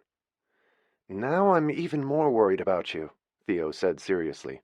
"Mom said you had stage 1 breast cancer. She didn't tell me it had gone to your brain," she teased her with a wry expression. "Who are you, and what did you do with my sister?" "Oh, shut up," Zila said to her, and they jostled each other as they had as children, and then laughed. They hadn't enjoyed each other in years, if ever. Zila stayed with her for a week, and they had a wonderful time together. Theo showed her everything she was doing there, and introduced her to a team of doctors who had come from London to help them, and were staying for several months. Zila teased her about it later, having noticed that the head of the team had a marked interest in her older sister, and she asked Theo about it before she left. His name was Geoffrey Bates. His father was a member of the House of Lords, and Geoffrey was very upper crust, but he liked the rigors of their barren outpost as much as she did, and had just come from a similar setup in Zambia, which Theo was planning to visit with him to see how it worked. "I see Dr. Bates has a definite weakness for my big sister," Zila said with a quizzical look. "We're just colleagues," she insisted, "and interested in the same things." "That's how it starts," Zila warned her. "I always thought you wanted to be a nun when you grew up, like Mother Teresa. If you fall in love with Dr. Bates, it's going to spoil everything if you turn out to be human." "No worries. I'm not going to fall in love at 37, Theo said firmly. "I'm not the sort." "Why not?" Zila questioned her further. "You're not ancient, and you'd be gorgeous if you'd ever comb your hair and get out of hiking boots." The two sisters exchanged a grin and held each other close for a long moment before Zila left for the airport. She had crossed half the world to apologize to her sister, and she had to go back to New York for radiation treatments now. "Take care of yourself," Theo said with tears in her eyes. "I love you," she whispered softly, and Zila turned to hug her again. If anything happened to her, she didn't want there to be any doubt in Theo's mind about how she felt about her, and how sorry she was for how mean she'd been in the past. "I love you too, don't forget that, even if I've been an asshole for most of your life." But she wasn't any more. They had grown closer than ever before during Zila's visit, and had shared confidences and a new relationship that they both cherished and had vowed to continue in future. They waved to each other as the car set out for the long trip to New Delhi, and Zila hung out the window waving until she couldn't see Theo any more. It had been a good trip, even a great one, to see both of her sisters, and now she had to face the music in New York. She was thinking about it on the plane from London to New York, and what lay ahead for her. She had heard that radiation could be rough. Her mother had promised to go with her, but she was nervous about it anyway, and glad she didn't have to go alone. She felt especially pleased that she had spent the last 3 weeks visiting Theo and Una, and had made amends for the past. She had a lot to make up for, although they had both insisted that they didn't hold it against her, and appeared to forgive her. Everything in Zila's life had new meaning now, and she had laid the foundation with each of them for a relationship they'd never had before. Her sisters were both such different women. Una was the epitome of family, and Theo the soul of solitude, although Zila had a feeling that Dr. Geoffrey Bates was going to try and change that if Theo let him in behind her walls. He seemed to be making good headway in that direction when Zila left. Theo denied it and said that their interest in each other was strictly professional. It might have been on Theo's part, but from what she had seen, Zila was sure Dr. Bates had other projects in mind, particularly on the trip to Zambia they were planning to visit his research facility. Zila was smiling, thinking about it when the man sitting next to her spoke to her. He'd been looking at her for a while, but she hadn't noticed. He was American and had classic good looks and the appearance of a businessman. "Business in London?" he asked her to strike up a conversation. He wondered if she was a model. She could have been. "No, I've been in India visiting my sister. She lives there and is building a hospital in Chandpur, in the state of Uttar Pradesh." It sounded very exotic to him. He looked fascinated by her. He had noticed her when she boarded the plane and thought she was a striking-looking woman. "Is she a doctor?" "No, she's a saint. She's been in India for 16 years helping to bring food, water, and medical help to villages, and building medical facilities. It's a vocation more than a job," she said proudly, for the first time. There was no longer an edge when she spoke about her. She'd had to get cancer for that to happen, but she didn't tell him that. "Do you live in New York?" he asked hopefully, and she nodded. She didn't want to talk to him all the way across the Atlantic, but they were waiting for lunch to be served. "Yes," Zila answered. "I work for an international firm on Wall Street. We have investments in Mumbai and New Delhi in electronics, and partners in London. I go to London a few times a year, and to India about once a year. I'm the founder of a struggling startup," she said with a self-deprecating look. He hadn't expected her to say that, and liked the idea that she was an entrepreneur. They chatted through lunch, and then she put the headphones on and selected a movie and fell asleep halfway through it. She didn't wake up until they were landing in New York. He decided to take a chance before he lost sight of her at the airport and handed her his card as the landing gear came down. "I'd love to meet you for a drink sometime," he said, and she looked amused at how direct he was. He was a good-looking guy, and he'd been nice to talk to, but she was in no position to date anyone right now. She had cancer, and she didn't feel she had a right to inflict that on anyone. What if she got really sick, or worse? "Thank you," she said politely, and slipped the card into her purse without looking at his name, intending to throw it out when she got home. "Do you have a card with you?" he asked, and she shook her head. This had been a strictly personal trip to Italy and India, and she hadn't brought business cards with her, intentionally. "No, I don't. I'm sorry." She didn't encourage him or offer to write down her number. "A boyfriend?" he asked, and she laughed at the question. "I don't have one of those in my purse either." "What's the name of your company?" She told him, and she admired his persistence. "Actually, I've heard of it. Clever idea. Delivery services all over the country." Not yet, but we're getting there. 7 cities right now, and we're growing." But she didn't want to talk business with him. She was still basking in the afterglow of a wonderful trip to see her sisters. They said goodbye. She left the plane, picked up her luggage, went through customs, and didn't see him again. She took a cab into the city and called her mother as soon as she got home. They hadn't spoken in a week while she was in India. "How was it?" Isabel asked her, anxious to hear how it had gone with Theo. "Fantastic. Theo is amazing. You should see what she's doing out there," she said with admiration. "I have."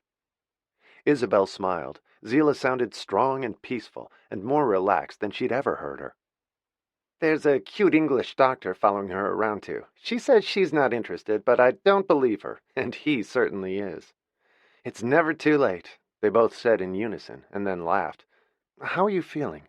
her mother inquired gently. "Fine. I hate the idea of starting radiation in a couple of weeks, but I guess I have to."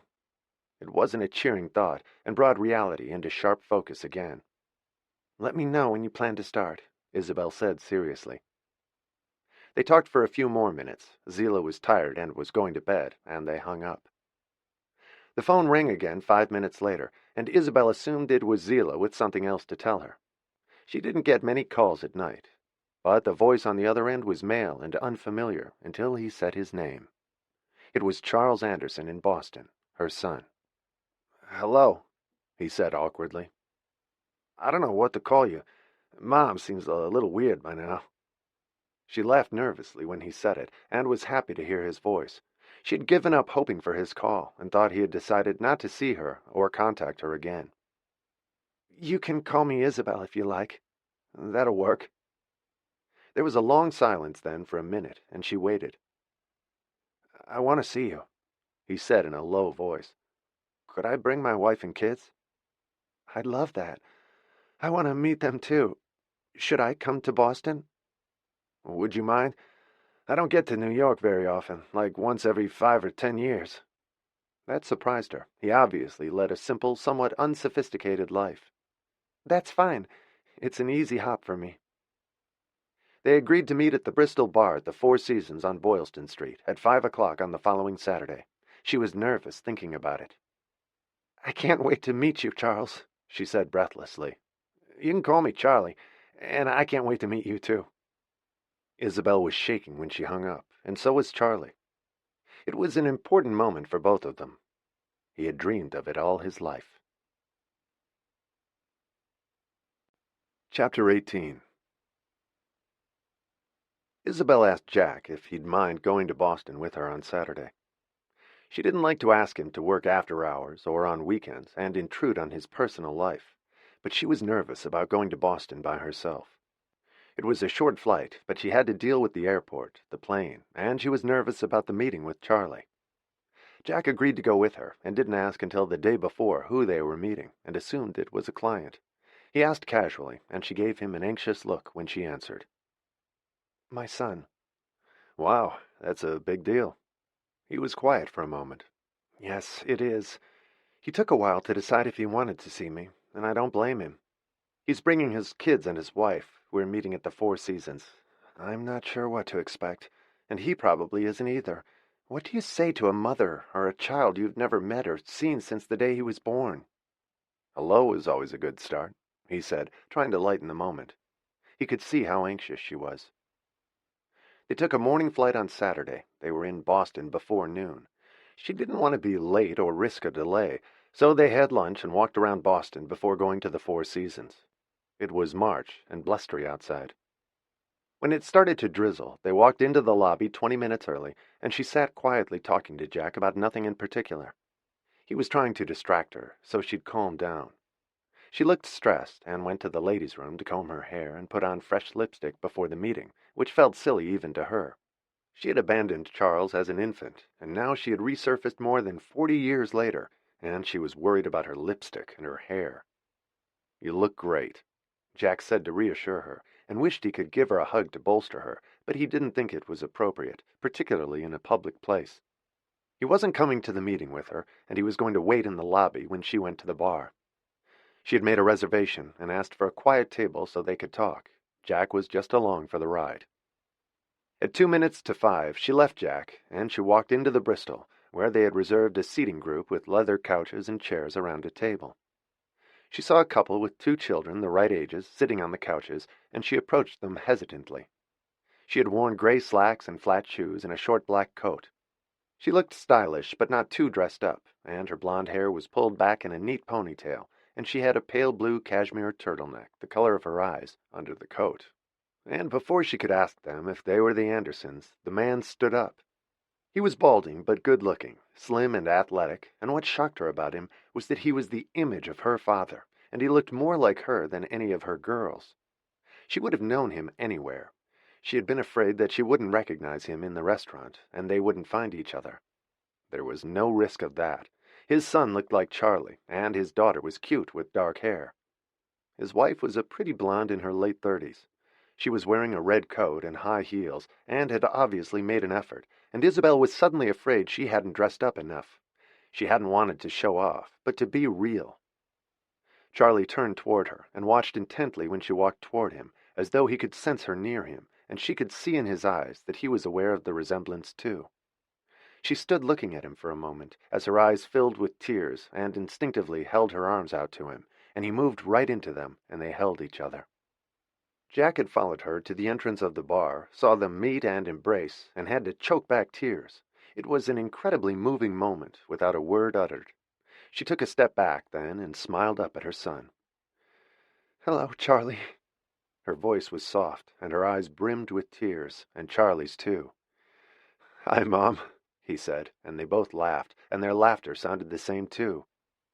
You look so much like my father, she said in a gentle voice, looking him over like a lioness finding her cub in the wild and wanting to make sure that he was all right. He introduced her to his wife then, Patty, and his children, Steve and Jamie, and said they were 16 and 11. The two children, her grandchildren, were staring at her in fascination. He had explained to them what the meeting was about, that she was an additional grandmother, and she was his birth mother. They were old enough to understand what that was, and shocked that she had given their father away. He had explained to them that she had been 15 at the time, and some of the details she had recently told him. Isabel kissed both the children and Patty, and then they all sat down. "What do you want the children to call you?" her son asked her politely, and she looked confused for a moment. "Whatever you'd like. Isabel? Grandma Isabel?" She wasn't sure. "Granny Izzy!" Jamie burst out, and they all laughed. There was a mischievous light in her eye. It put it into perspective for her when Charlie pointed out that Isabel had been a year younger than Steve, who was 16 but looked 13 when she gave birth to him. It had helped him to better understand it, too. He wished he had known that all his life. The two women ordered tea, Charlie a beer, and the two kids sodas, as Charlie commented that she looked a lot younger than he had expected. She was of an age when she could have looked grandmotherly, but she didn't. She told him that her youngest daughter, his half-sister, had just given birth to twins, his niece and nephew. "How many children do you have?" He had asked her on the phone, but was so nervous he didn't remember. "3 daughters. Theo is 37. She lives in India, helping indigent starving people there. She's lived there for 16 years, isn't married, and has no children. Zila is turning 32, struggling as an entrepreneur in New York. She's single too and no kids. And Una is 27, has been married for 5 years, lives in Italy and has 5 children, including the twins I just mentioned." "She makes up for the others," he joked with her, trying to remember the different locations, names, and details. But the essential thing was that he now knew he had 3 sisters. She had brought photographs to show him, and he passed them around after she handed them to him. He looked at the girls' faces with interest, studying them intently. "Same father?" he wanted to know. He had noticed how different their appearances were, and none of them looked like him, and they didn't look much like her either, except possibly Theo, who was fair, but really looked more like Putt. "3 different fathers," she said, slightly embarrassed to admit it. 2 of them died, 1 went to jail. She was keeping no secrets from him after her long absence. He nodded. "Are you married now?" She shook her head. "No, I'm not. I haven't been since Una's father died 27 years ago, before she was born." "That's too bad," he said kindly, "especially if 2 of them live so far away." It was her turn then. "Were the Andersons kind to you, Charlie?"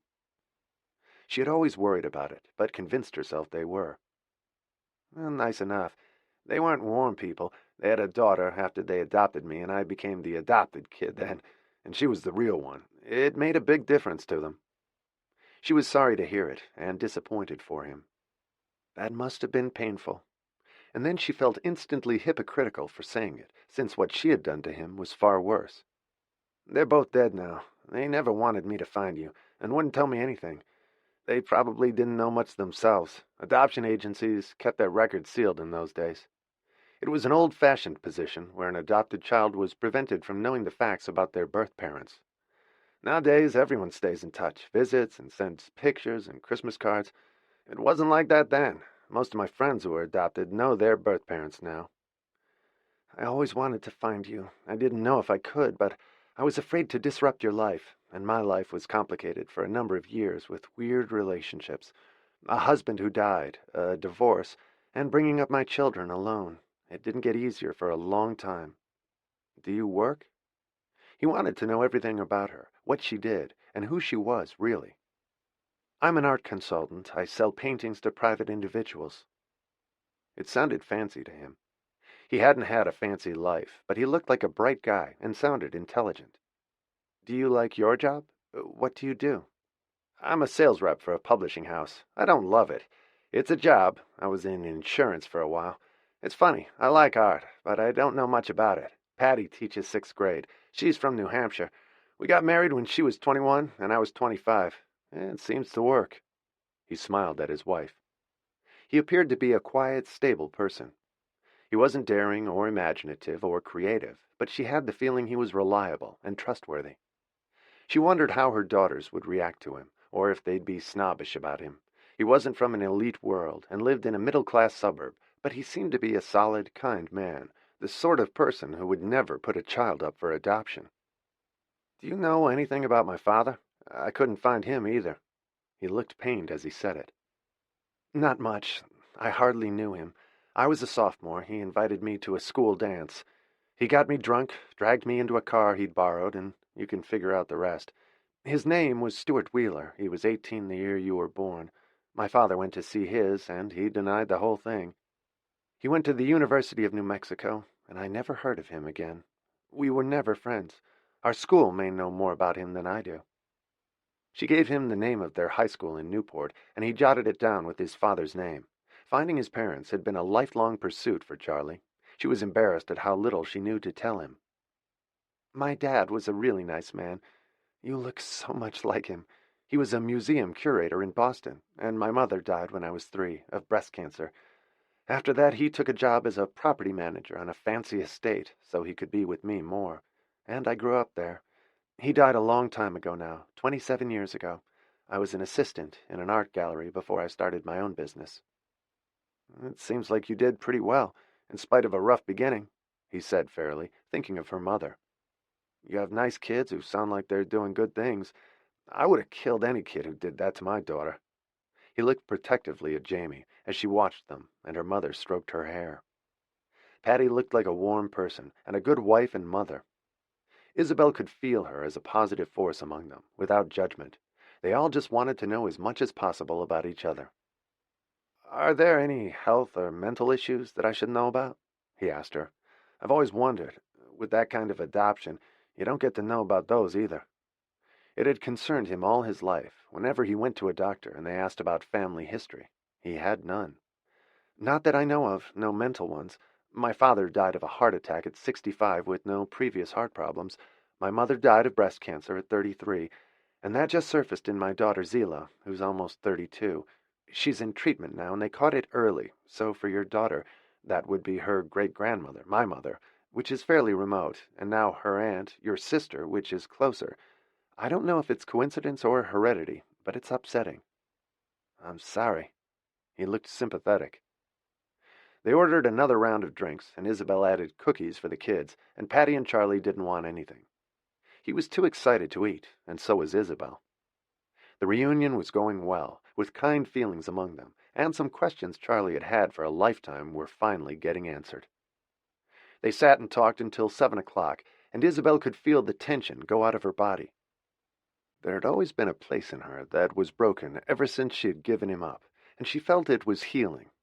It was the end of the meeting when she remembered what she wanted to show him. She took out her wallet and pulled out a faded photograph the size of a postage stamp of a baby that could have been any infant in a little blue hat and blanket. "It was the day you left the hospital with the Andersons. One of the nurses gave it to me, the one who told me your adopted parents' name. She wasn't supposed to take the picture either. I've carried it for 43 years. His eyes filled with tears as she said it, and so did hers.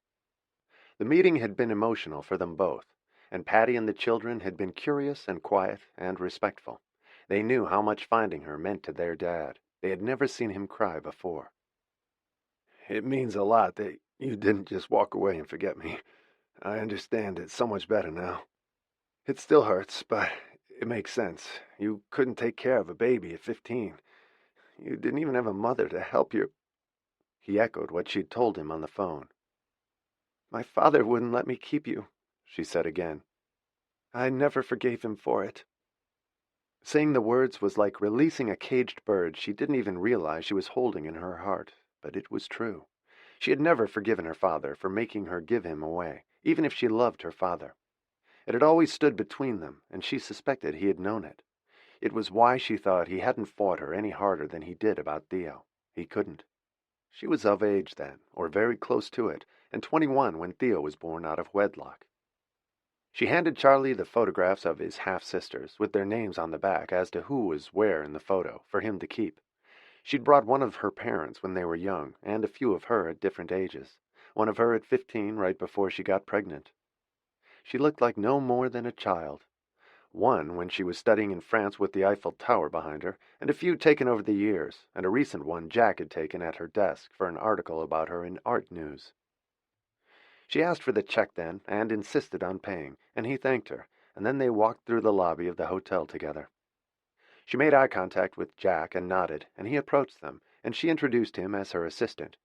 Charlie shook hands with him, and then stared at him and looked as though the roof had just fallen in on him. "Oh, my God.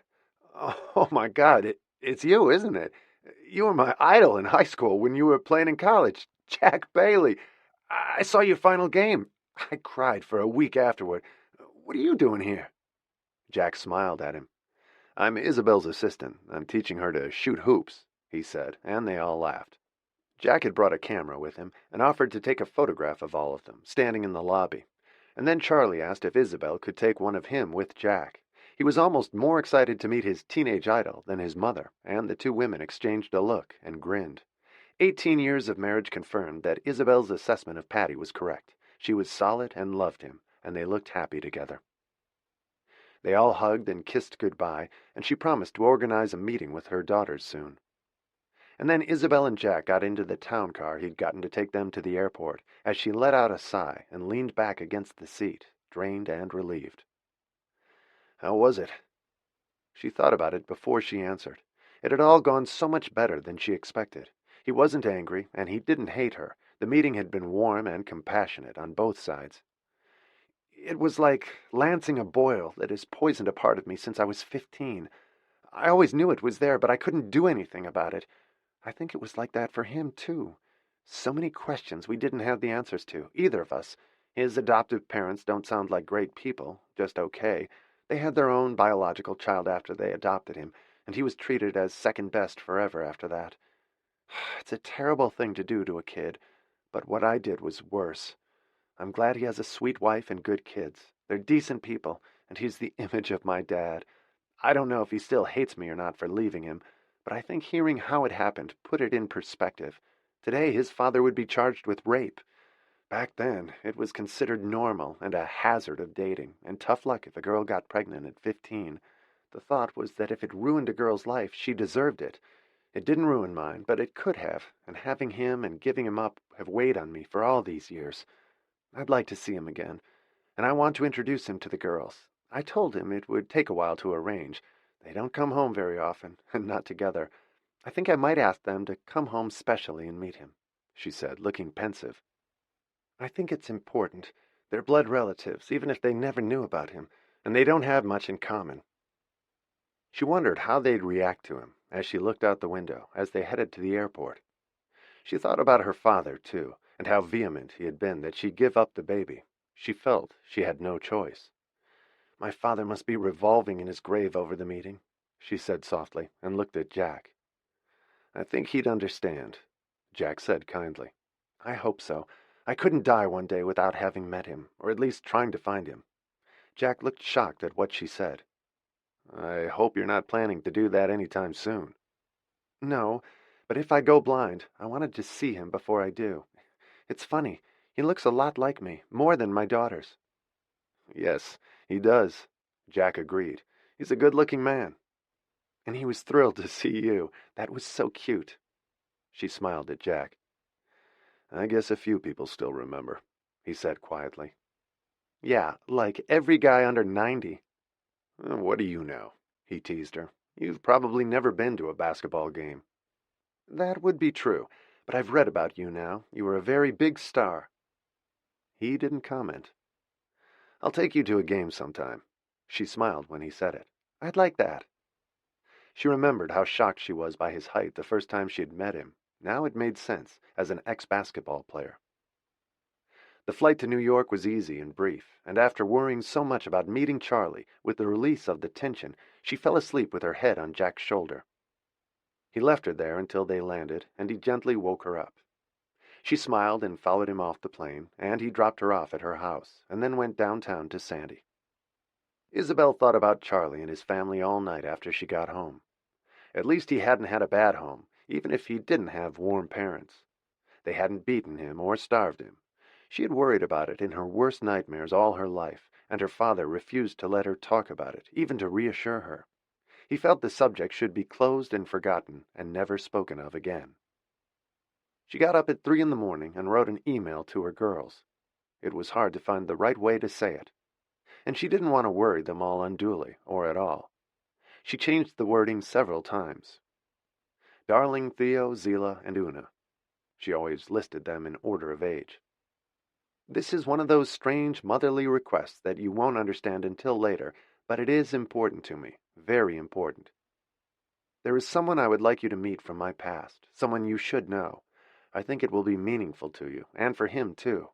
I would like all three of you to come home in the next month or two, and indulge me on this. My treat, of course. Let's find a date that works for all three of you. With all my love and gratitude, Mom. She didn't want to tell them why, or who he was, and Una was the first one to call the next morning, since it was 6 hours later in Italy. Are you in love? Did you run into an old boyfriend? Are you getting married? Are you tricking us into coming home for the wedding? It hadn't dawned on her that they'd think it was romantic. No, I'm not in love, I don't have a boyfriend, and I'm not getting married. It's a relative of mine you've never met. That's all I'll say. I want you to humor me on this. That won't be easy, Mom, she said seriously. Gregorio doesn't want me to go anywhere without him, and I'll be nursing for the next year or two. She felt like a milk cow nursing two of them, but Gregorio insisted. Any time one of their children caught a cold, he accused her of having stopped nursing too soon, after a year, which she thought was long enough, but he didn't.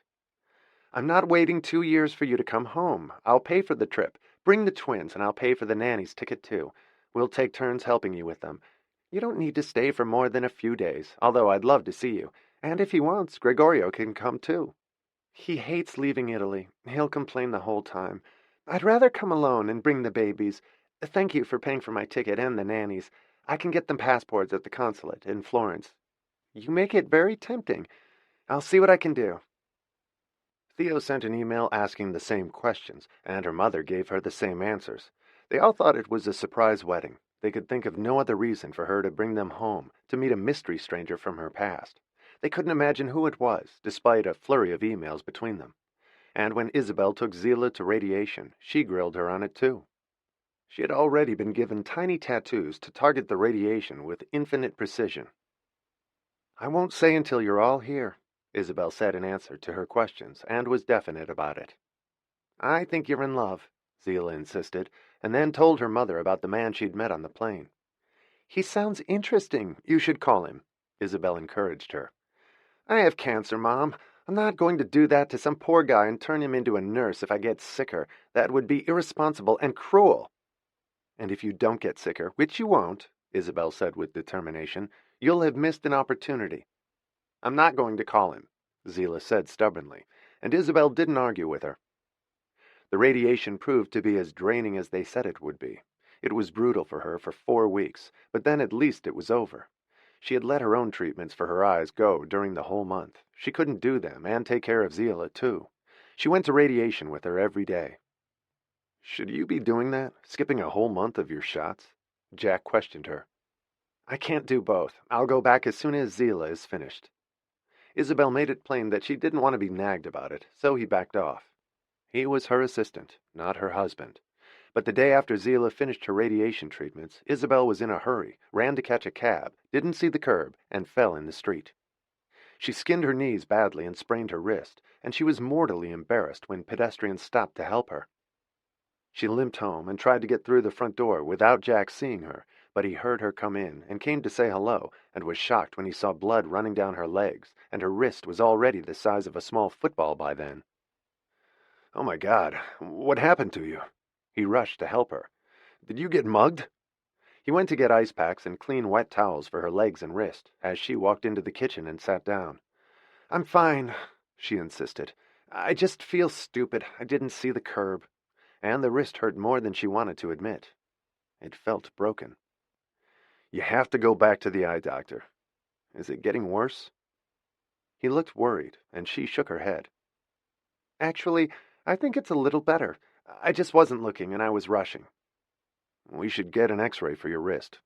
No, we shouldn't, she growled at him. She lay down for a while, and a call from Una cheered her up. I can come in a week. My sister-in-law said she'll keep an eye on things for me. My nanny's cousin will come with me, and I told Gregorio that you want to discuss our inheritance, so he couldn't argue with me. He gave me 3 days. That's fantastic. Isabel was thrilled. What about Theo? Have you talked to her? She wanted all of them there at the same time. She sent me an email. She has to go to London around the same time. That British doctor helping her has to present a paper at the Academy of Royal Medical Colleges, which will help them get donations. She's meeting him there, and she said she can fly through New York if you really insist. I do, Isabel said firmly. All she had to do was tell Charlie and hope he and his family could make it too. She called him as soon as they hung up, and he said he could, and she said she was treating him and his family to the hotel and airfare, and he was embarrassed but grateful. They clearly didn't have much money. She sent out emails then, thanking all of them and confirming the plan. They were all coming to New York in a week, and Jack made the arrangements for her. There was alternating good and bad news. Her wrist continued to be agonizing despite the ice she put on it, and Jack made her go to the ER, where they x-rayed it and told her it was broken, and she had to wear a cast for 4 weeks. She hated to see her children that way, but there was nothing she could do about it. She went back to the eye doctor after that, and he thought there was some slight improvement. She could hardly wait for her family to be there for the meeting. The girls were arriving on Friday. Charlie and his family were coming to the house on Saturday morning and had agreed to have lunch with her. She hired a cook since she was useless with her broken wrist, and Theo and Una, the nanny, and the babies were all staying with her. It was total chaos once they arrived. Jack had rented every possible kind of baby equipment, 2 cribs, high chairs, and a swing. The girls arrived on Friday on schedule, and Zila came to dinner the night they arrived. They ate pasta in the kitchen, and Zila and Theo were horrified by how often Una had to nurse. She constantly had one baby or the other on her breast, and sometimes both.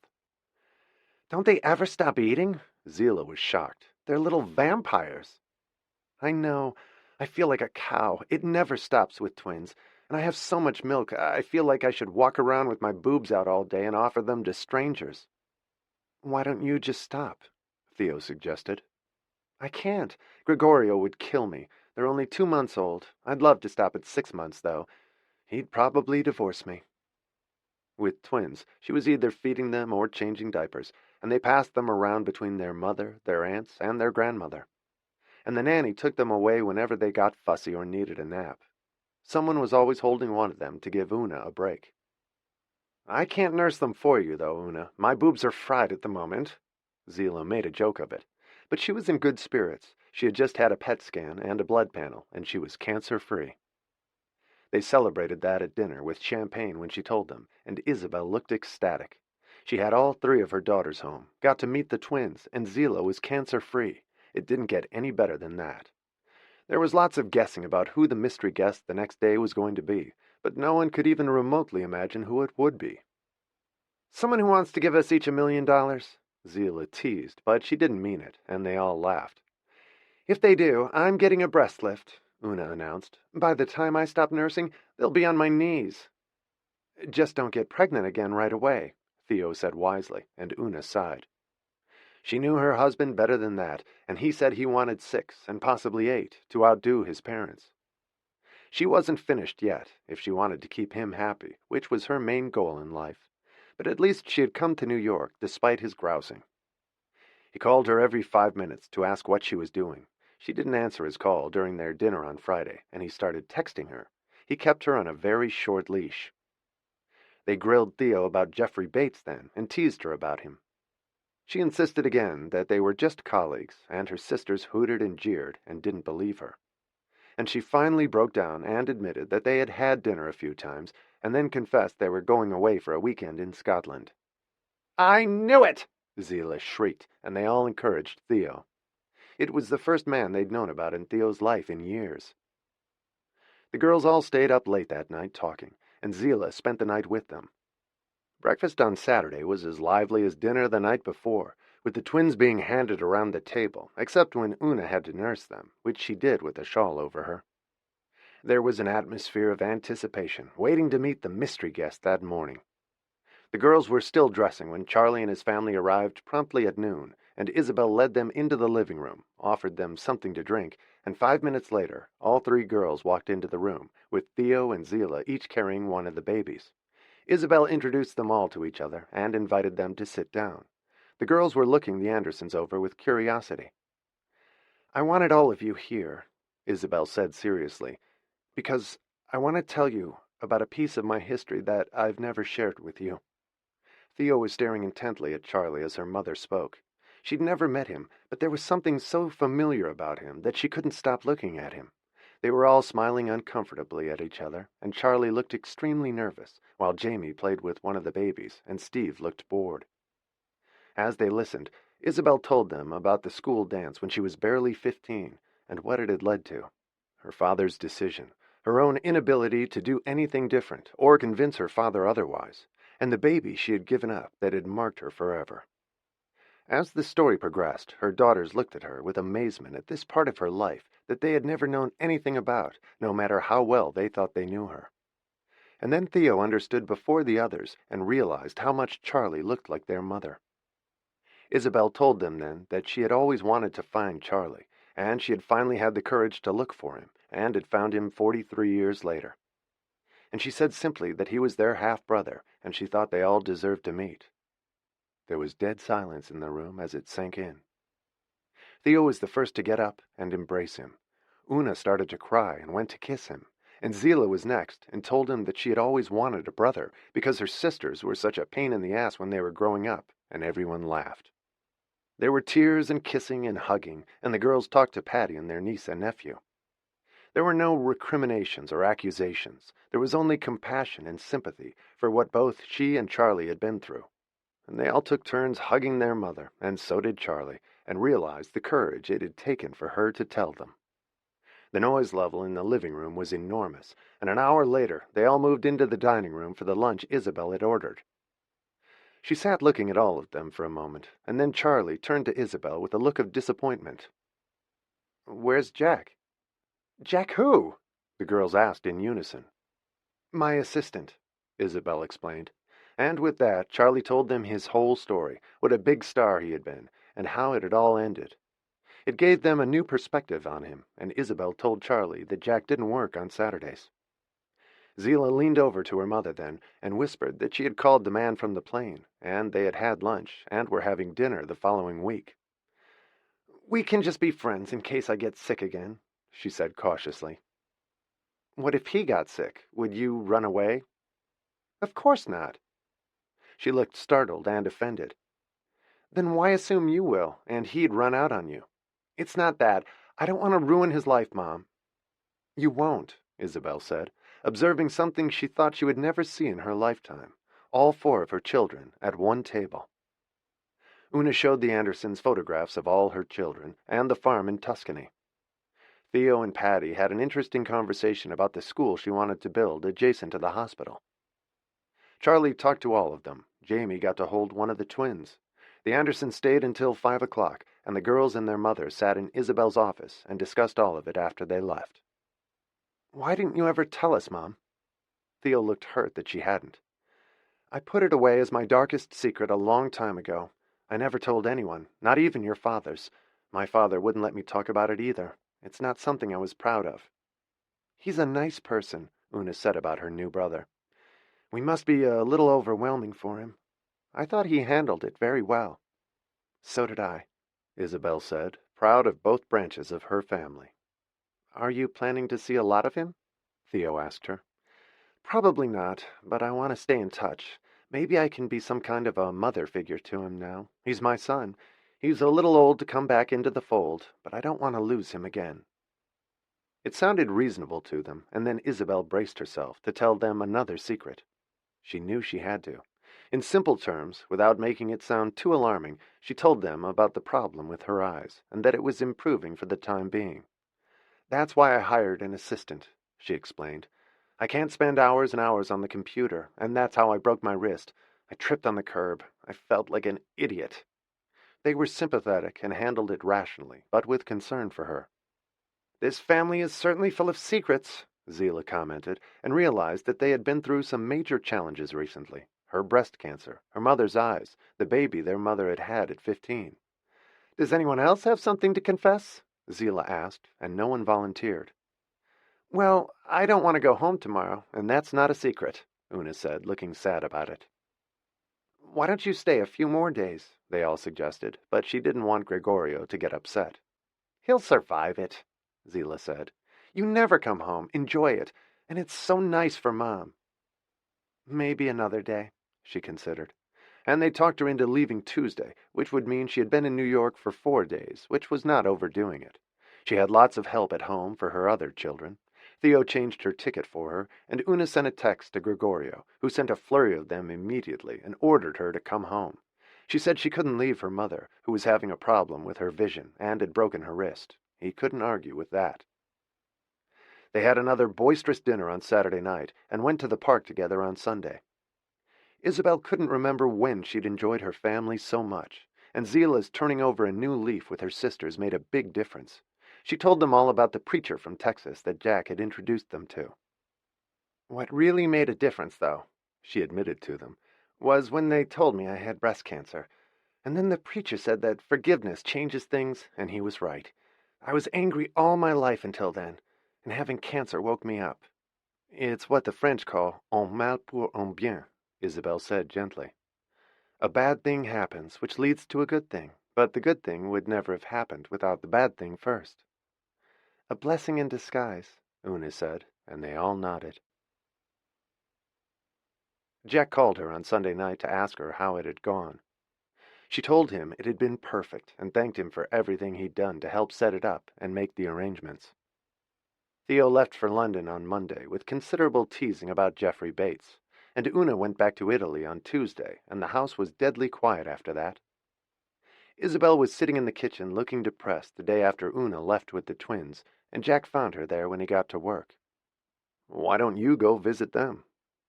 She'd been planning to go to Italy anyway, and had postponed it to go to Zila's radiation treatments with her, and now they were over. There's an art fair in Venice in about a month, and another one in Bologna. You could visit Una, see the fairs, and stop in Paris on the way back. You love it there. He thought she needed some distraction and fun. She liked the suggestion and thought about it as she went upstairs, and by the end of the day she had decided he was right. She didn't need to sit there feeling sorry for herself. All the dates coincided, and the fairs she was interested in were happening in May, which was a lovely month to travel. All right, she told him before he left for the day. Let's go to Italy and Paris. Can you get away? I'll work it out. It had gone smoothly before. I'll book the tickets on the internet from home, he said, smiling at her. He was pleased that things were working out well for her, and he liked his job, even more than working for the senator, and it was so varied. There was always some new surprise afoot.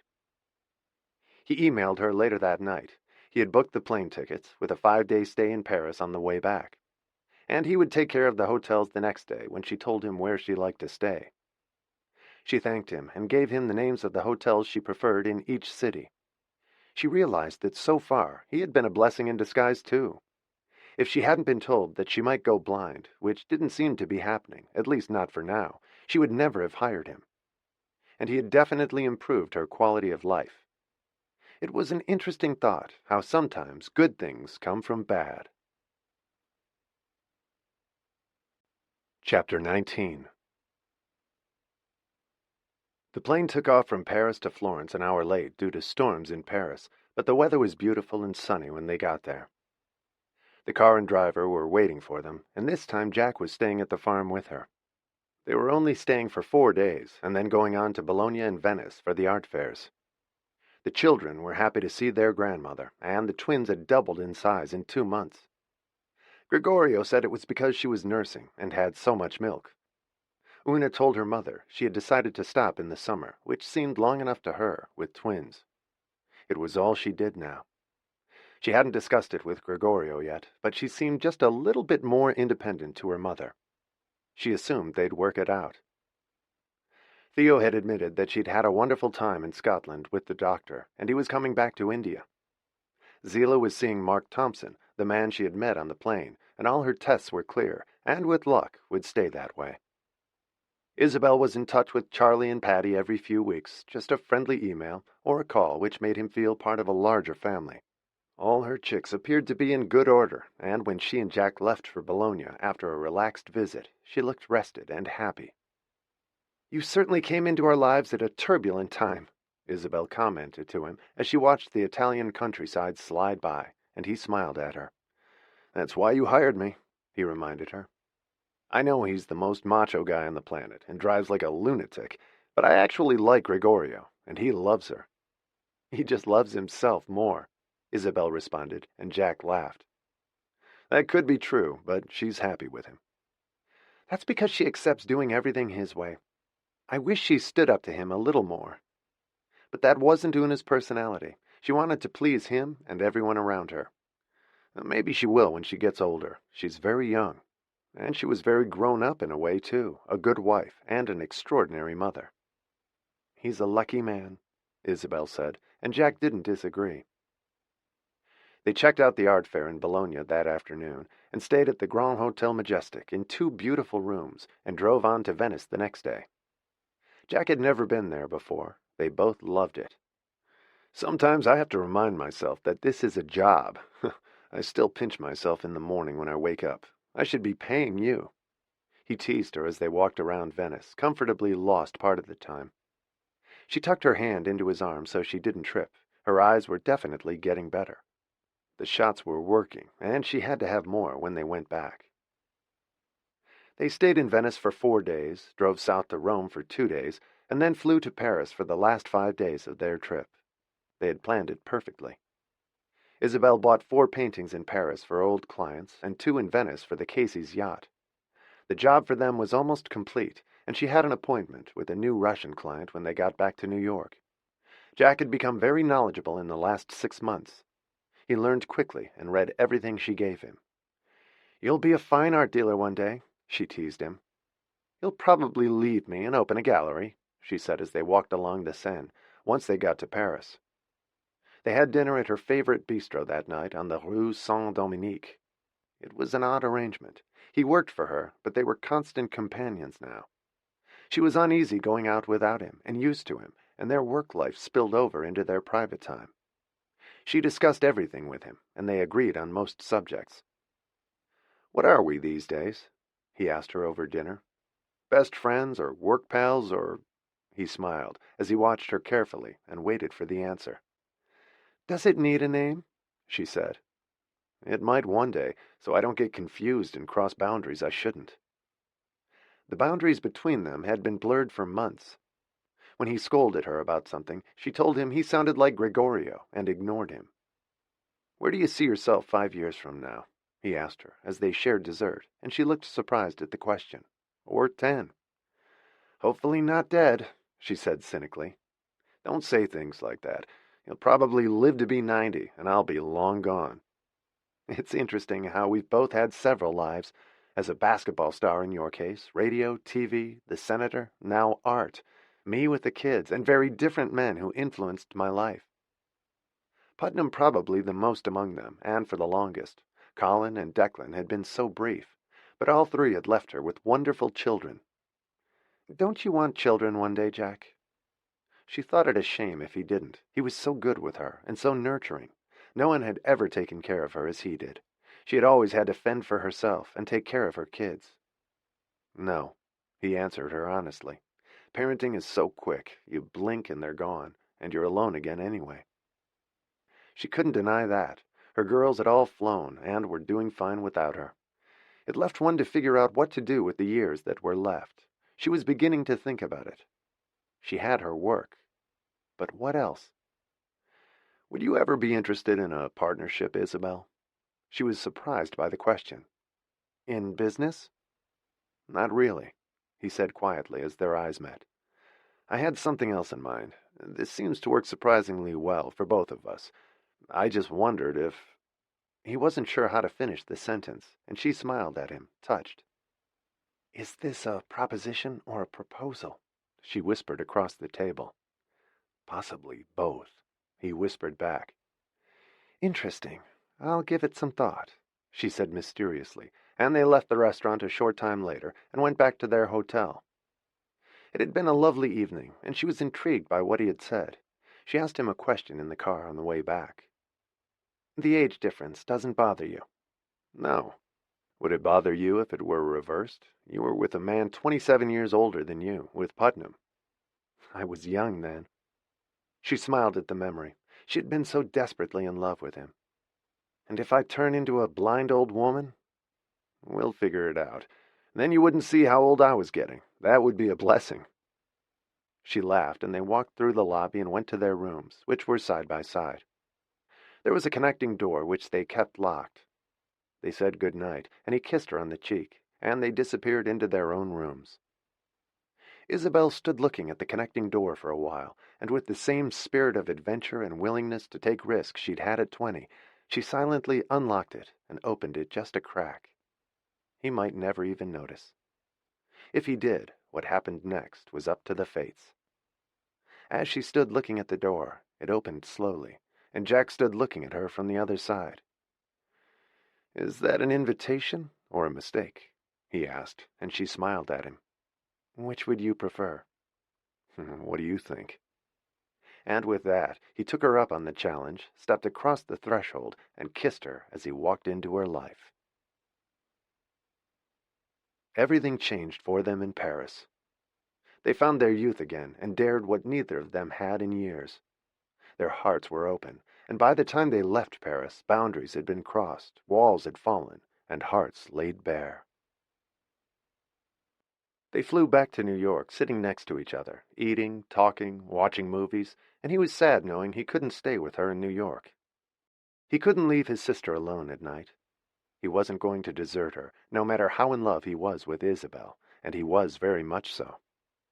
She understood the responsibilities he had to honor, and respected him for it.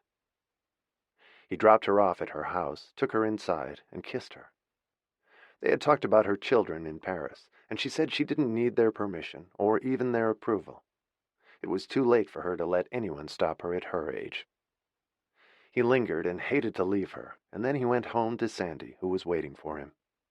He thought she looked strange when he walked in, as though something was bothering her, but he was tired and didn't want to ask.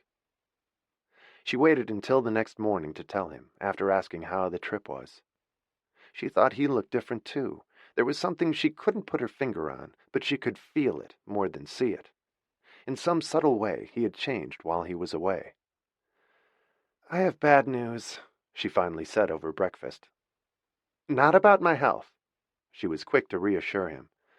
"I feel terrible doing this to you. Your niece finally left the creep she's married to. Nancy wants to come home, Jack, with the kids, and live with me. I didn't have the heart to say no to her." She felt guilty toward him.